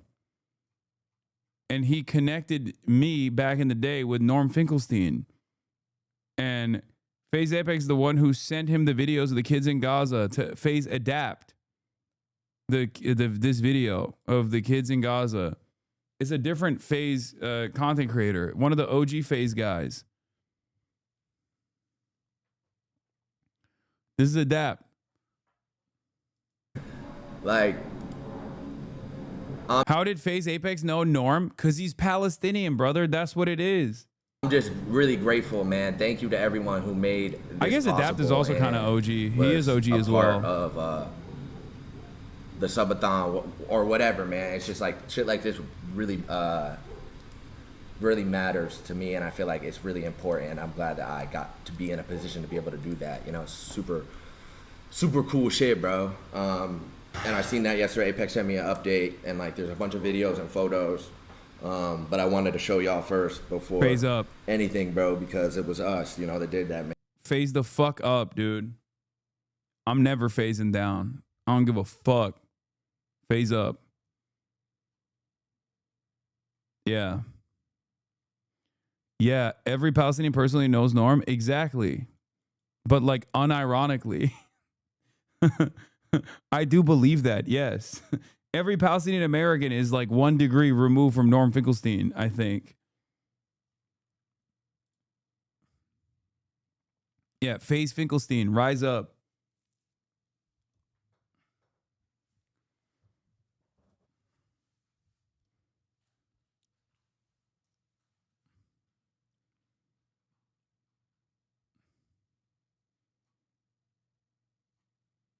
Is there someone every Turkish person knows? No.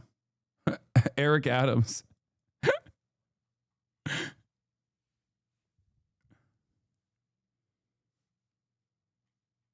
Yeah. FaZe Finkelstein, baby. I'm Palestinian. When do I get to meet him? He's too much of a celebrity now. The most vindicated man.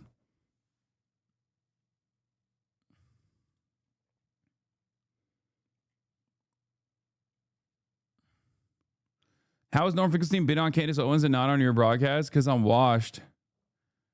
He's avoiding me. No, it's just, I kind of gave up a while ago. I gave up a while ago because the man doesn't even have he only has a landline, dude.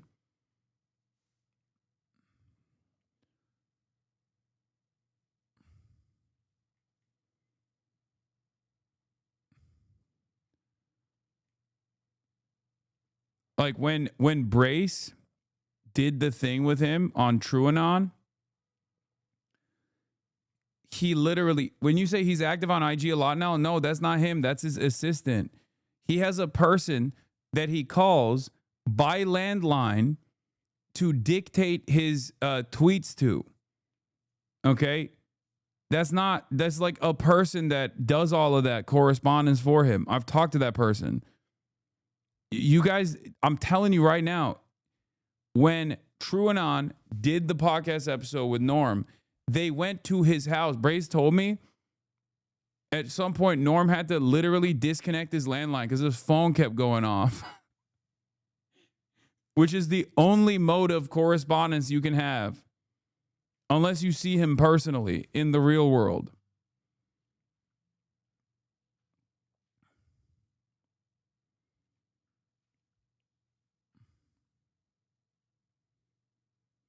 I got in touch with Finkelstein to get him on your show, and he didn't know he didn't fuck with you because you flaked on him, according to Norm. Wait, really? I did not flake on him. What the fuck? I can't tell if you're fucking around or not. Wait, actually, he said that?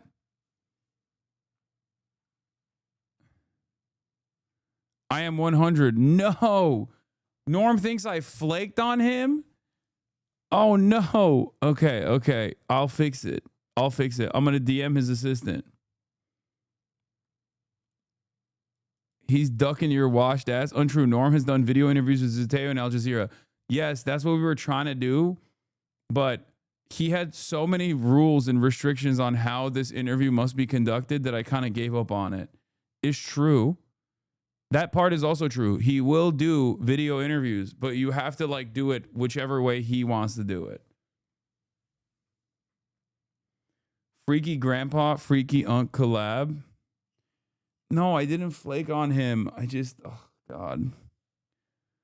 I fumbled the bag. I did not fumble the bag. We'll fix it.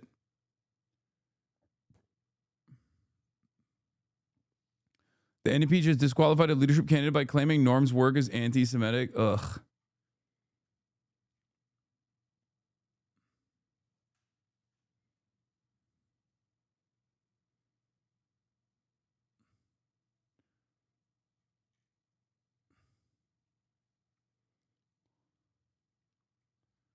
Why does he think you flaked on him? I don't know.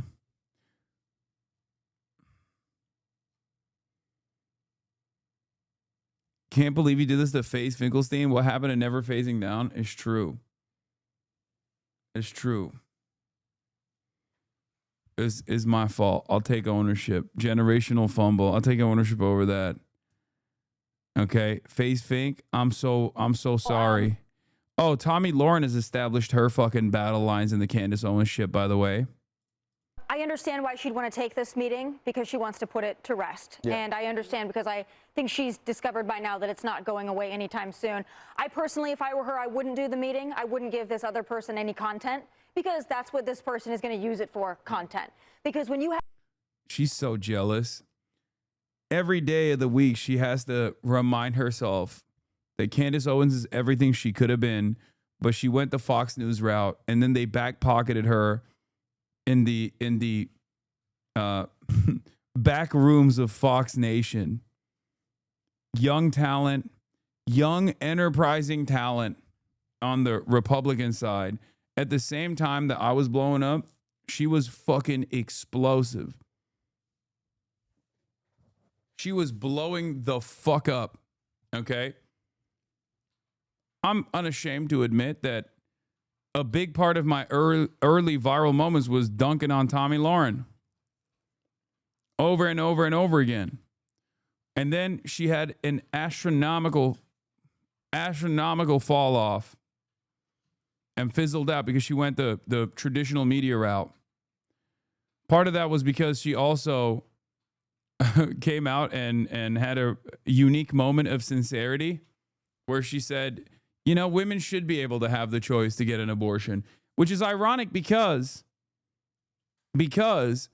her position is literally the normal position and her position is the popular position in the Republican Party now. But at the time, the Republicans were like, how dare you say that?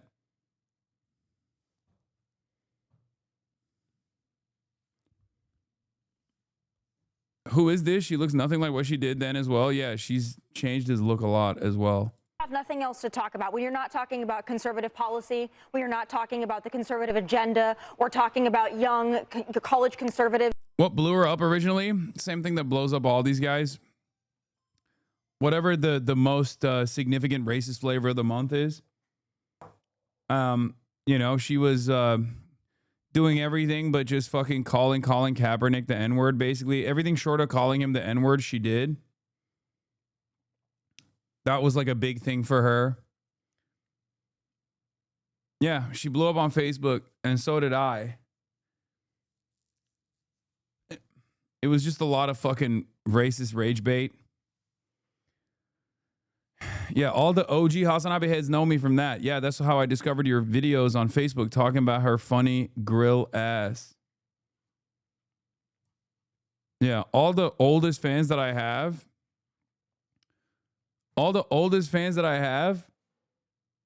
are from that era. This is not even it. Like this isn't even it. I'm talking like 2017, 2018. Yeah. Tomi Lahren, Kaepernick turned NFL workout into a circus. This is when they back-pocketed her.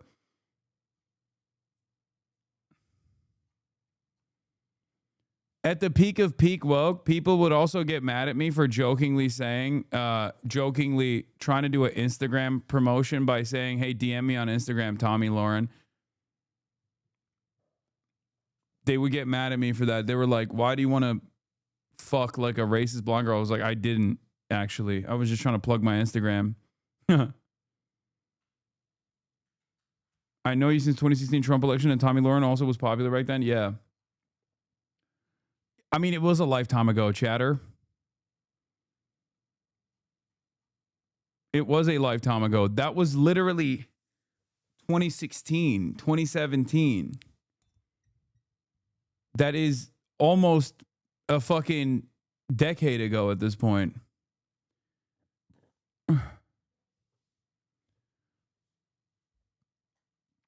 Norm talks to Clandis. Ansar Allah talks to Hinkle. Pezeshkian talks to Tucker. Bro, maybe the left does something wrong and all revolutionaries choose right-wing amplification. Shaking my head. I like that you put Norm Finkelstein next to Ansar Allah and next to Pezeshkian. That's insane.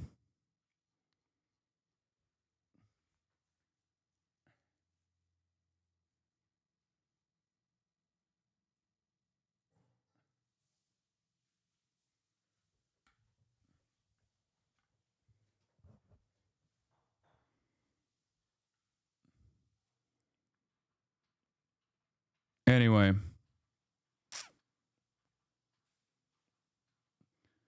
Almost 10 years. A fan is crazy. We need to have a 10-year event for your career and fans like a recap. Where's Little Bear? Fuck you. It was 3 years ago. It was 2019.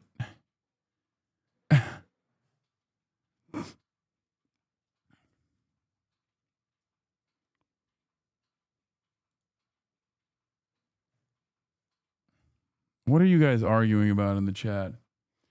Lake McGroove has been following HasanAbi for 7 years, 4 months, 10 days, and 4 hours. That's crazy, bro.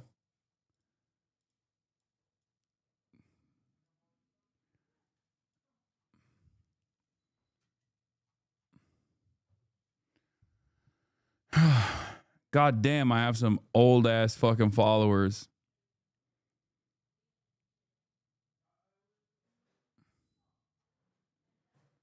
It's crazy. It's real. Oh, there was also this attempt I need to address. Meanwhile, Barry Weiss' outlet, The Free Press, is hilariously trying to tie Fuentes to the progressive left. The intersectionality of Nick Fuentes. The Groyper's worldview is a Frankenstein made of the race essentialism of the progressive left, says Rod Dreher. Yeah, that's gonna work totally. That seems like that seems exactly the type of commentary that people are demanding. They want to hear about how fucking woke neo-Nazi Nick Fuentes is. Awesome. 7 years for me too. Just turned 30. Holy fuck! You've been watching me since we were 23. Jesus Christ. 23 to 30. God damn. Yeah, Nick Fuentes, the left-wing political commentator. It's not clocking to you that I'm standing on business, is it? I have the... Dude, 2025 sucked ass, bro. It was really an ass year. Look at this 2025 Brain Rock compilation. one and only 24 karat gold Labubu. Did you guys go to the Louvre today? I am Gen Z. Is having a boyfriend embarrassed. Any day the sun. My jeans are blue. Because if you think about it, Madam Marble, flip it around, Wicked Witch. Everyone keeps saying the gorillas would win, but actually the men would win, and I'll explain why. Nothing beats a Jet 2 holiday.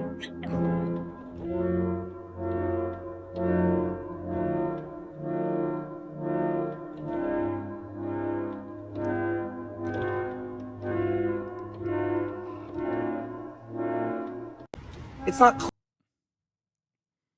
Of course, America-centric. I mean, it didn't even cover a fraction of the fucking memes, even in the United States of America, chatter. What do you mean? Like, it's all right.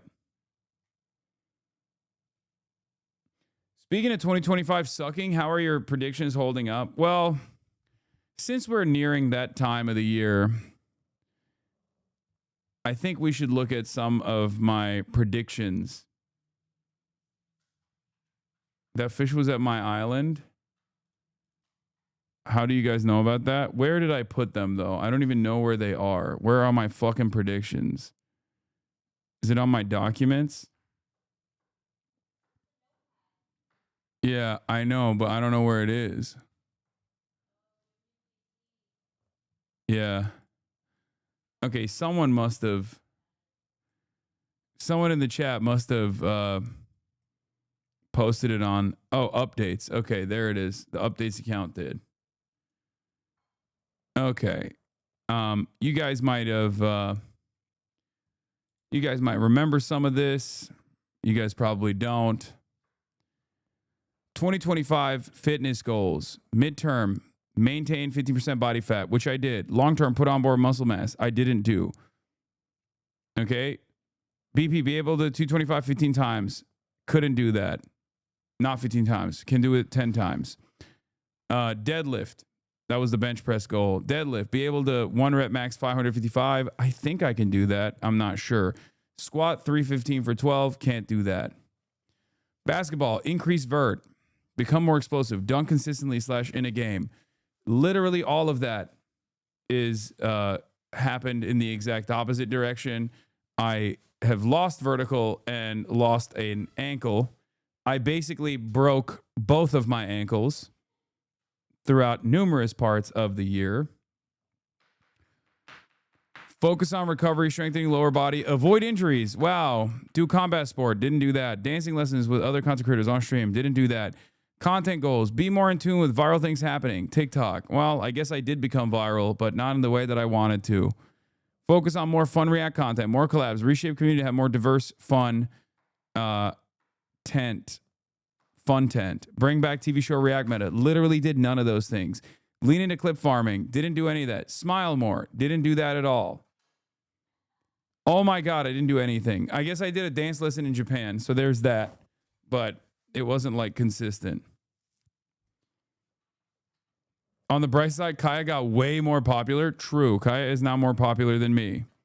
And I did do sumo on stream, but it doesn't... Yes, you did smile more. You were so smiley in China. Okay, fair. I was smiling more when I actually was doing... I guess technically I did do those things. You're right. I did do some combat sports, and I did travel a lot more. DreamCon, more basketball content. Fixed shot with lethal shooter. Never ended up doing that. Track racing. Wait, track racing? Oh, like with a car. Didn't do that. Learn to ride a motorcycle. Didn't do that. More fun content on the second channel. Rebrand. Didn't do that. More TikTok exclusive content. Unless it's banned. It won't be banned. I was right about that, by the way. That's a right prediction. Get at least one high-profile interview that seems insane. Luigi Mangione, or the guy that shot Shinzo Abe. Definitely did do that. I did do that. That did happen. A lot, actually. AOC, Bernie Sanders, Zohran Mamdani, Mélenchon. Did a fuck ton of those, okay? Swim with the fishes to defeat your fears. Didn't do that. More community content. Okay, buddy, twice a month. Chad Vice monthly. More Chad Vice. We did do that. Okay, buddy, definitely didn't do that at all this year. P.O. Box didn't bring up. Dating profile review didn't do that. Dating games, yes. Scary games, no. More gaming, yes and no. Finish Elden Ring DLC, no. Collabs, cooking streams with Cutie. Cosplay with Emeru, no. Travel stream with Nick Pollum, no, but travel stream, yes. Maya Zoo review with Stavi, no. Jeff Nippard, no. Squeezy did collab with him. Keizo did not collaborate with him. More fear and shared experiences, yes. Travel, Japan, Japanuary. China, yes. Thailand, no. France, yes. Vietnam, no. Korea, no. Canada, no. But I did go to Ireland instead. Kaya, take Kaya to experience snow for the first time. Kaya's second birthday, Kaya Beach Day. Literally did none of those things. None of those things at all. Look at this fat ass sleeping. Doesn't even realize that I actually made promises to her that I did not keep. I guess I am abusive after all. People were right about that. Life goals. Take more time off streaming. LOL. Did not happen. Self-care 1 time a month. Definitely no. Get less angry at chatters. I feel like I succeeded at that. Less focus on bait unless it's funny. I did not succeed at that. Let's be real. No more cursing.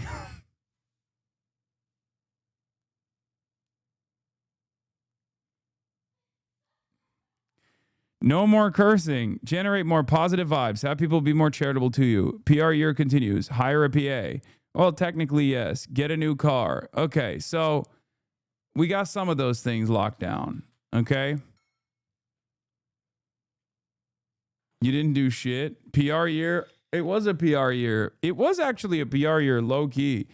There was a lot of good PR, and then there were also a lot of bad PR.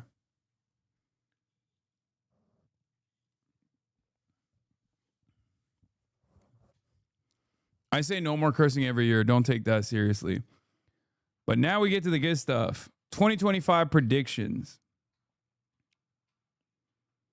If you watch your old streams, you were way more grumpy. I was also way happier on my old streams too, though.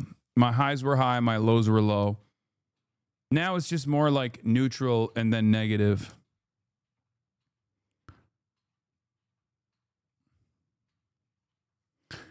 Trump gets Bibi to secure a hostage deal while North Gaza is permanently annexed, only to re-up and rearm Israel as it increases hostilities in the West Bank to perma-annex West Bank.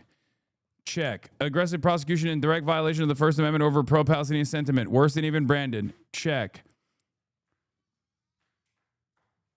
Mamala writes her book. It sucks. Everyone makes fun of her. Career over. Check. No lib resistance this time. Trump and Trumpian far-right politics are now the norm. Check. Institutions that previously would present themselves as liberal now behave openly and outwardly right-wing. Check. Trump and Elon fallout. Crash and burn. Check. Oh, this part was wrong. I said it's because they're thin-skinned. I was right, but I said China. Elon's connections to China, not necessarily. That wasn't the reason. Mass deportation initiatives are started, but never reached the numbers Trump promises since it's quite negatively impactful on the economy. Check. More celebrities are openly Trump. Check. TikTok doesn't get banned. Check. Benjamin Netanyahu doesn't get locked up by the ICC. Trump will go to great lengths to protect Israel. Check. Trump sucks. Will cause the right-wing content market to continue growing, but will set the stage for their inevitable demise. Check. Holy fuck, dude. Mama the One is not a check, Lamar. Her career is not over. She's literally gearing up for 2028.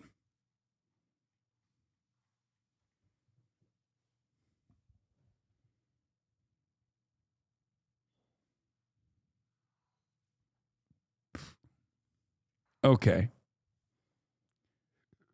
Sure.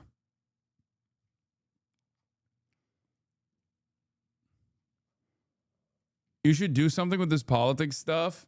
Yeah, you're right. I feel like I nailed a lot of this stuff. I should maybe think about doing politics. I would love to see an Asmongold try to tackle one of these things. Like, what are his political predictions for 2026? You know, boobs will get bigger in video games.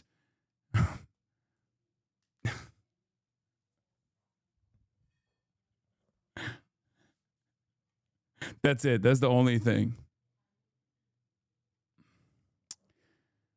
At least one massively consequential natural disaster. Check. We are, I mean, more than that, of course. We are fully gearing up for war with China. Liberals who previously critiqued Trump will defend him on his initiatives in this direction. Yes and no.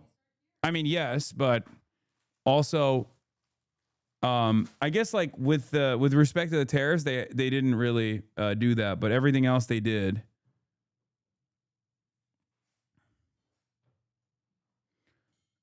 They are also totally on board with the Venezuela stuff, which is technically in the direction of war with China. So check again. Liberals were iffy on the tariffs, but totally on board with war in Venezuela. So, you know, depending on how EU reacts, either American hegemony is permanently shattered or their fears of China cause the EU to also treat Trump like a savior. I gave you a wishy-washy response on this, but it's also literally what has taken place.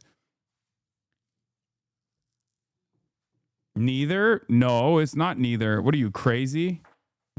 Both is happening right now. Literally both are happening. American hegemony is called into question around the global stage, but yes, because of the overarching fears of China, Eurolibs are still, they call Trump daddy, man.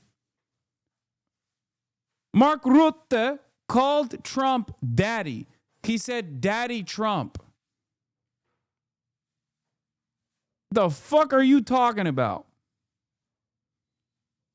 They sucked his ass every day of the week this last year. Europe far-right swing continues. Check. Canada will not be annexed into the U.S. Check. This was the only bad prediction. I said PP victory for Canada. It did not happen.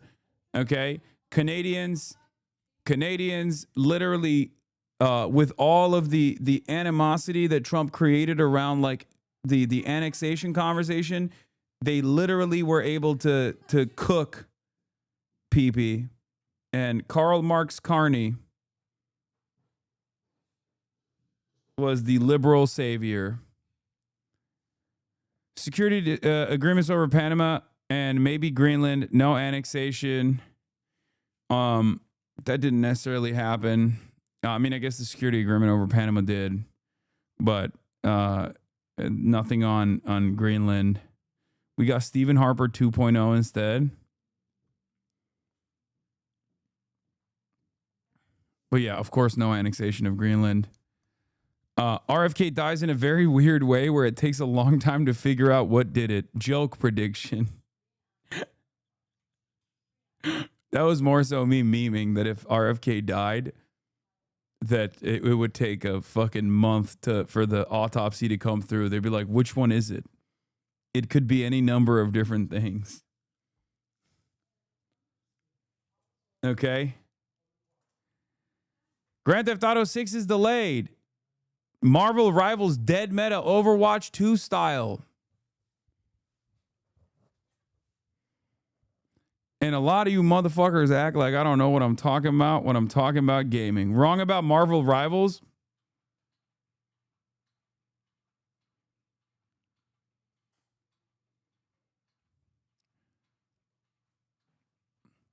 Packwatch, Joe Brandon, Nancy Pelosi, Mitch McConnell already dead. Well, I got 1 out of 3.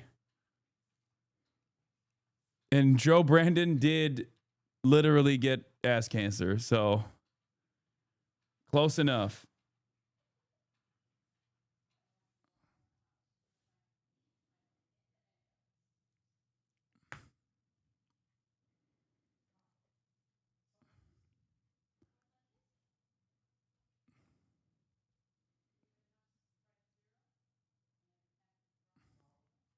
Wait, didn't Mitch McConnell die?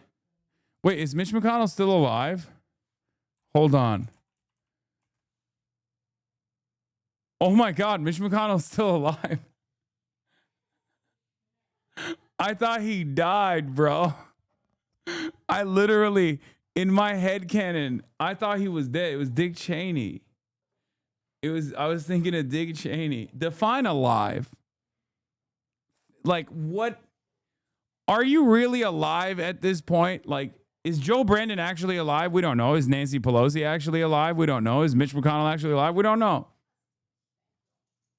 Like, we're assuming that these guys are alive, but I don't think they are. Bro, we get our news from you. Okay, bitch, look at this, okay? This is the reason why you come to me for reliable analysis. Not this. I literally saw a clip of him today. I want to give President Trump credit for backing Israel.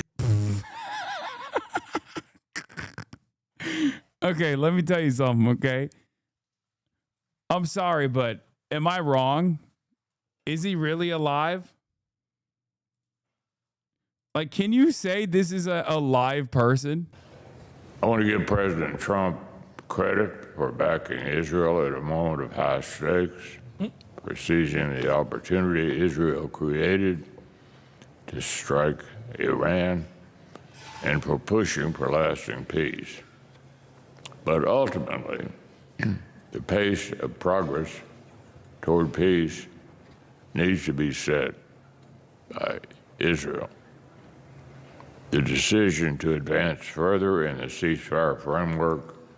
There's something so funny about basically being on 1 HP and still using the last bit of battery power you have to be like, it's so awesome that you bombed Iran for Israel, Mr. President. like, brother, you're fucking just stay at home. Like, what are you doing? What are you doing? He had to suck on adrenochrome to be able to get up there on that stage and be like, I love Israel. I love Israel so much. I love.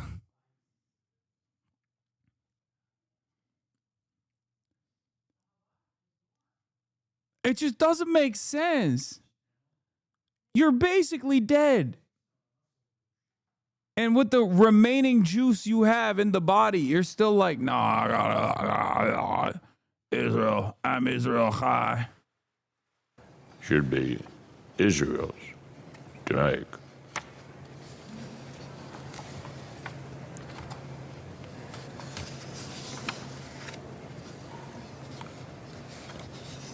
The Jewish state will determine its own. What are your thoughts on it? Destiny. I'm sorry, I had a hard time hearing you. That's okay. What are your thoughts? This was in 2023. This man is still not dead. How is that possible, bro? Actually, how is that possible? How is that possible? He's been dead since 2023, bro. You will never convince me. He's no different than the Santa animatronic behind me. But instead of bringing joy by dancing, Every time someone passes in front of him, he goes, "Allah, Israel. We need to give $20 trillion to Israel, lest I call you an anti-Semite." Thoughts on running for re-election in 2026? What are my thoughts about what? Running for re-election in 2026. That's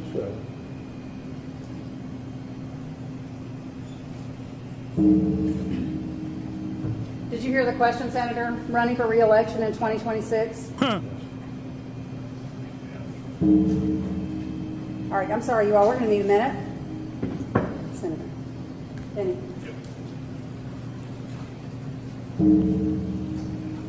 Mitch McConnell, your days are numbered. Your time has come and passed. HasanAbi live production, you got to do this more in 2026. True.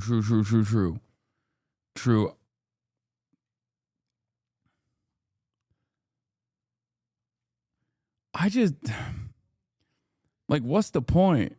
What's the fucking point? Why? I don't understand why you are so aggressively holding on to whatever crumb of power you have when you can't even fucking, like, recognize it, you know? Why did you change your setup? What, isn't it nicer?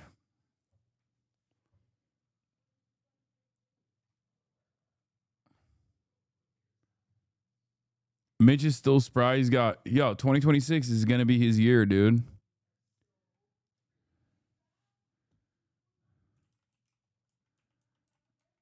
Let's revisit some of the predictions I made in the beginning of this year.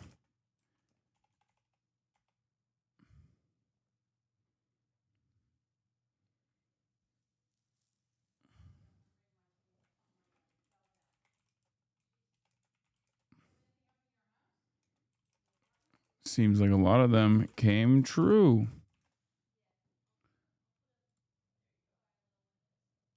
Anyway.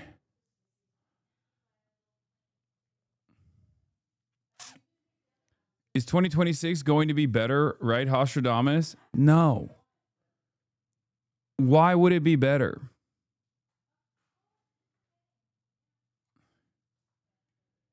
You are Kalshi's worst nightmare? What is this? RIP mini fridge?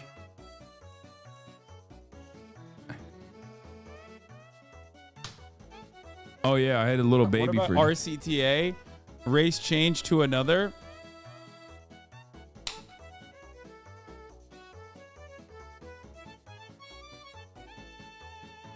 Little baby fridge back then. Another day of lying to the gaming frogs. Okay, shut up. Bro, the baby fridge was elite. Once you got some size, you changed. Yeah, true. Fame changed me.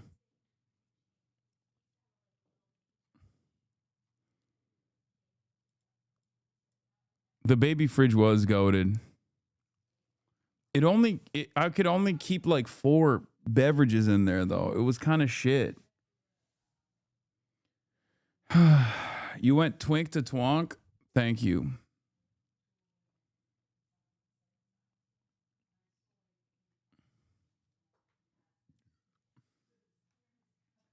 How many bevs do you go through a day, be honest? I don't know, like 6, 7? God, I hate myself.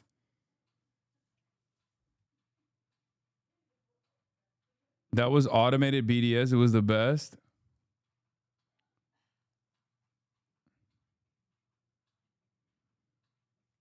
You need a soda stream? Okay, dude.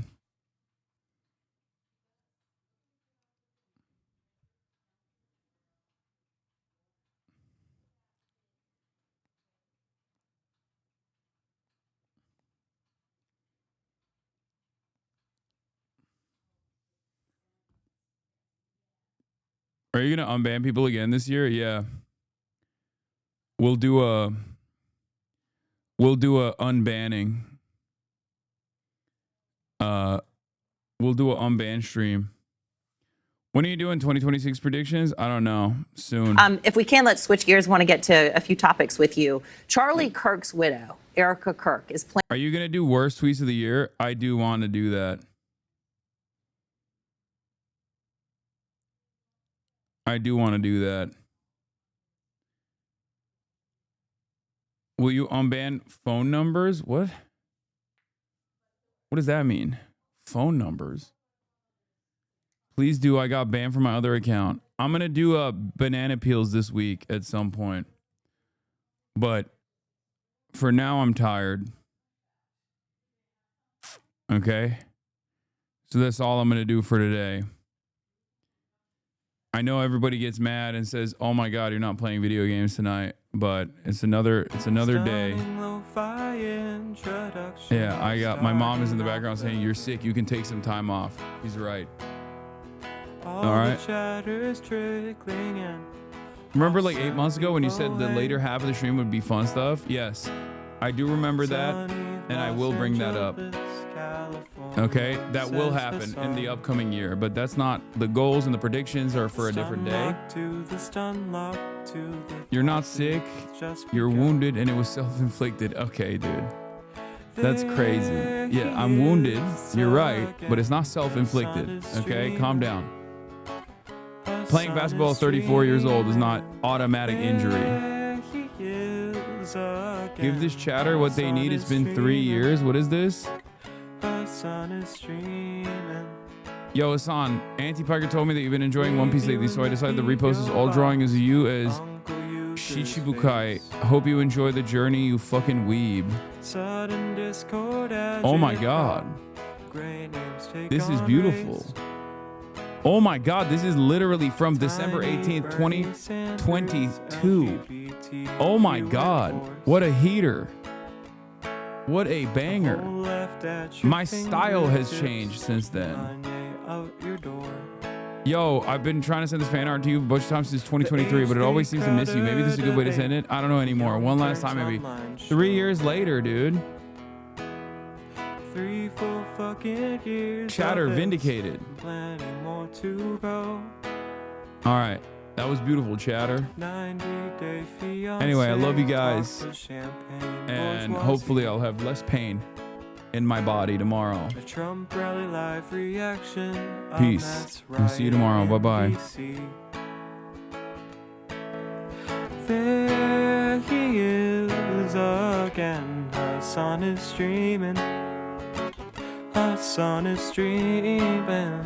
There he is again. Hasan is streaming. Hasan is streaming. Reading live stream fail comments. Austin show chat advice. In all the ways the right-wing pipeline can suck you in online. JCS REACTLORD frame gets broken, cover blown. A full-blown mass pandemic, months of streaming in your home. Total radicalization coming out to find. The system you were taught to trust in was broken the whole time.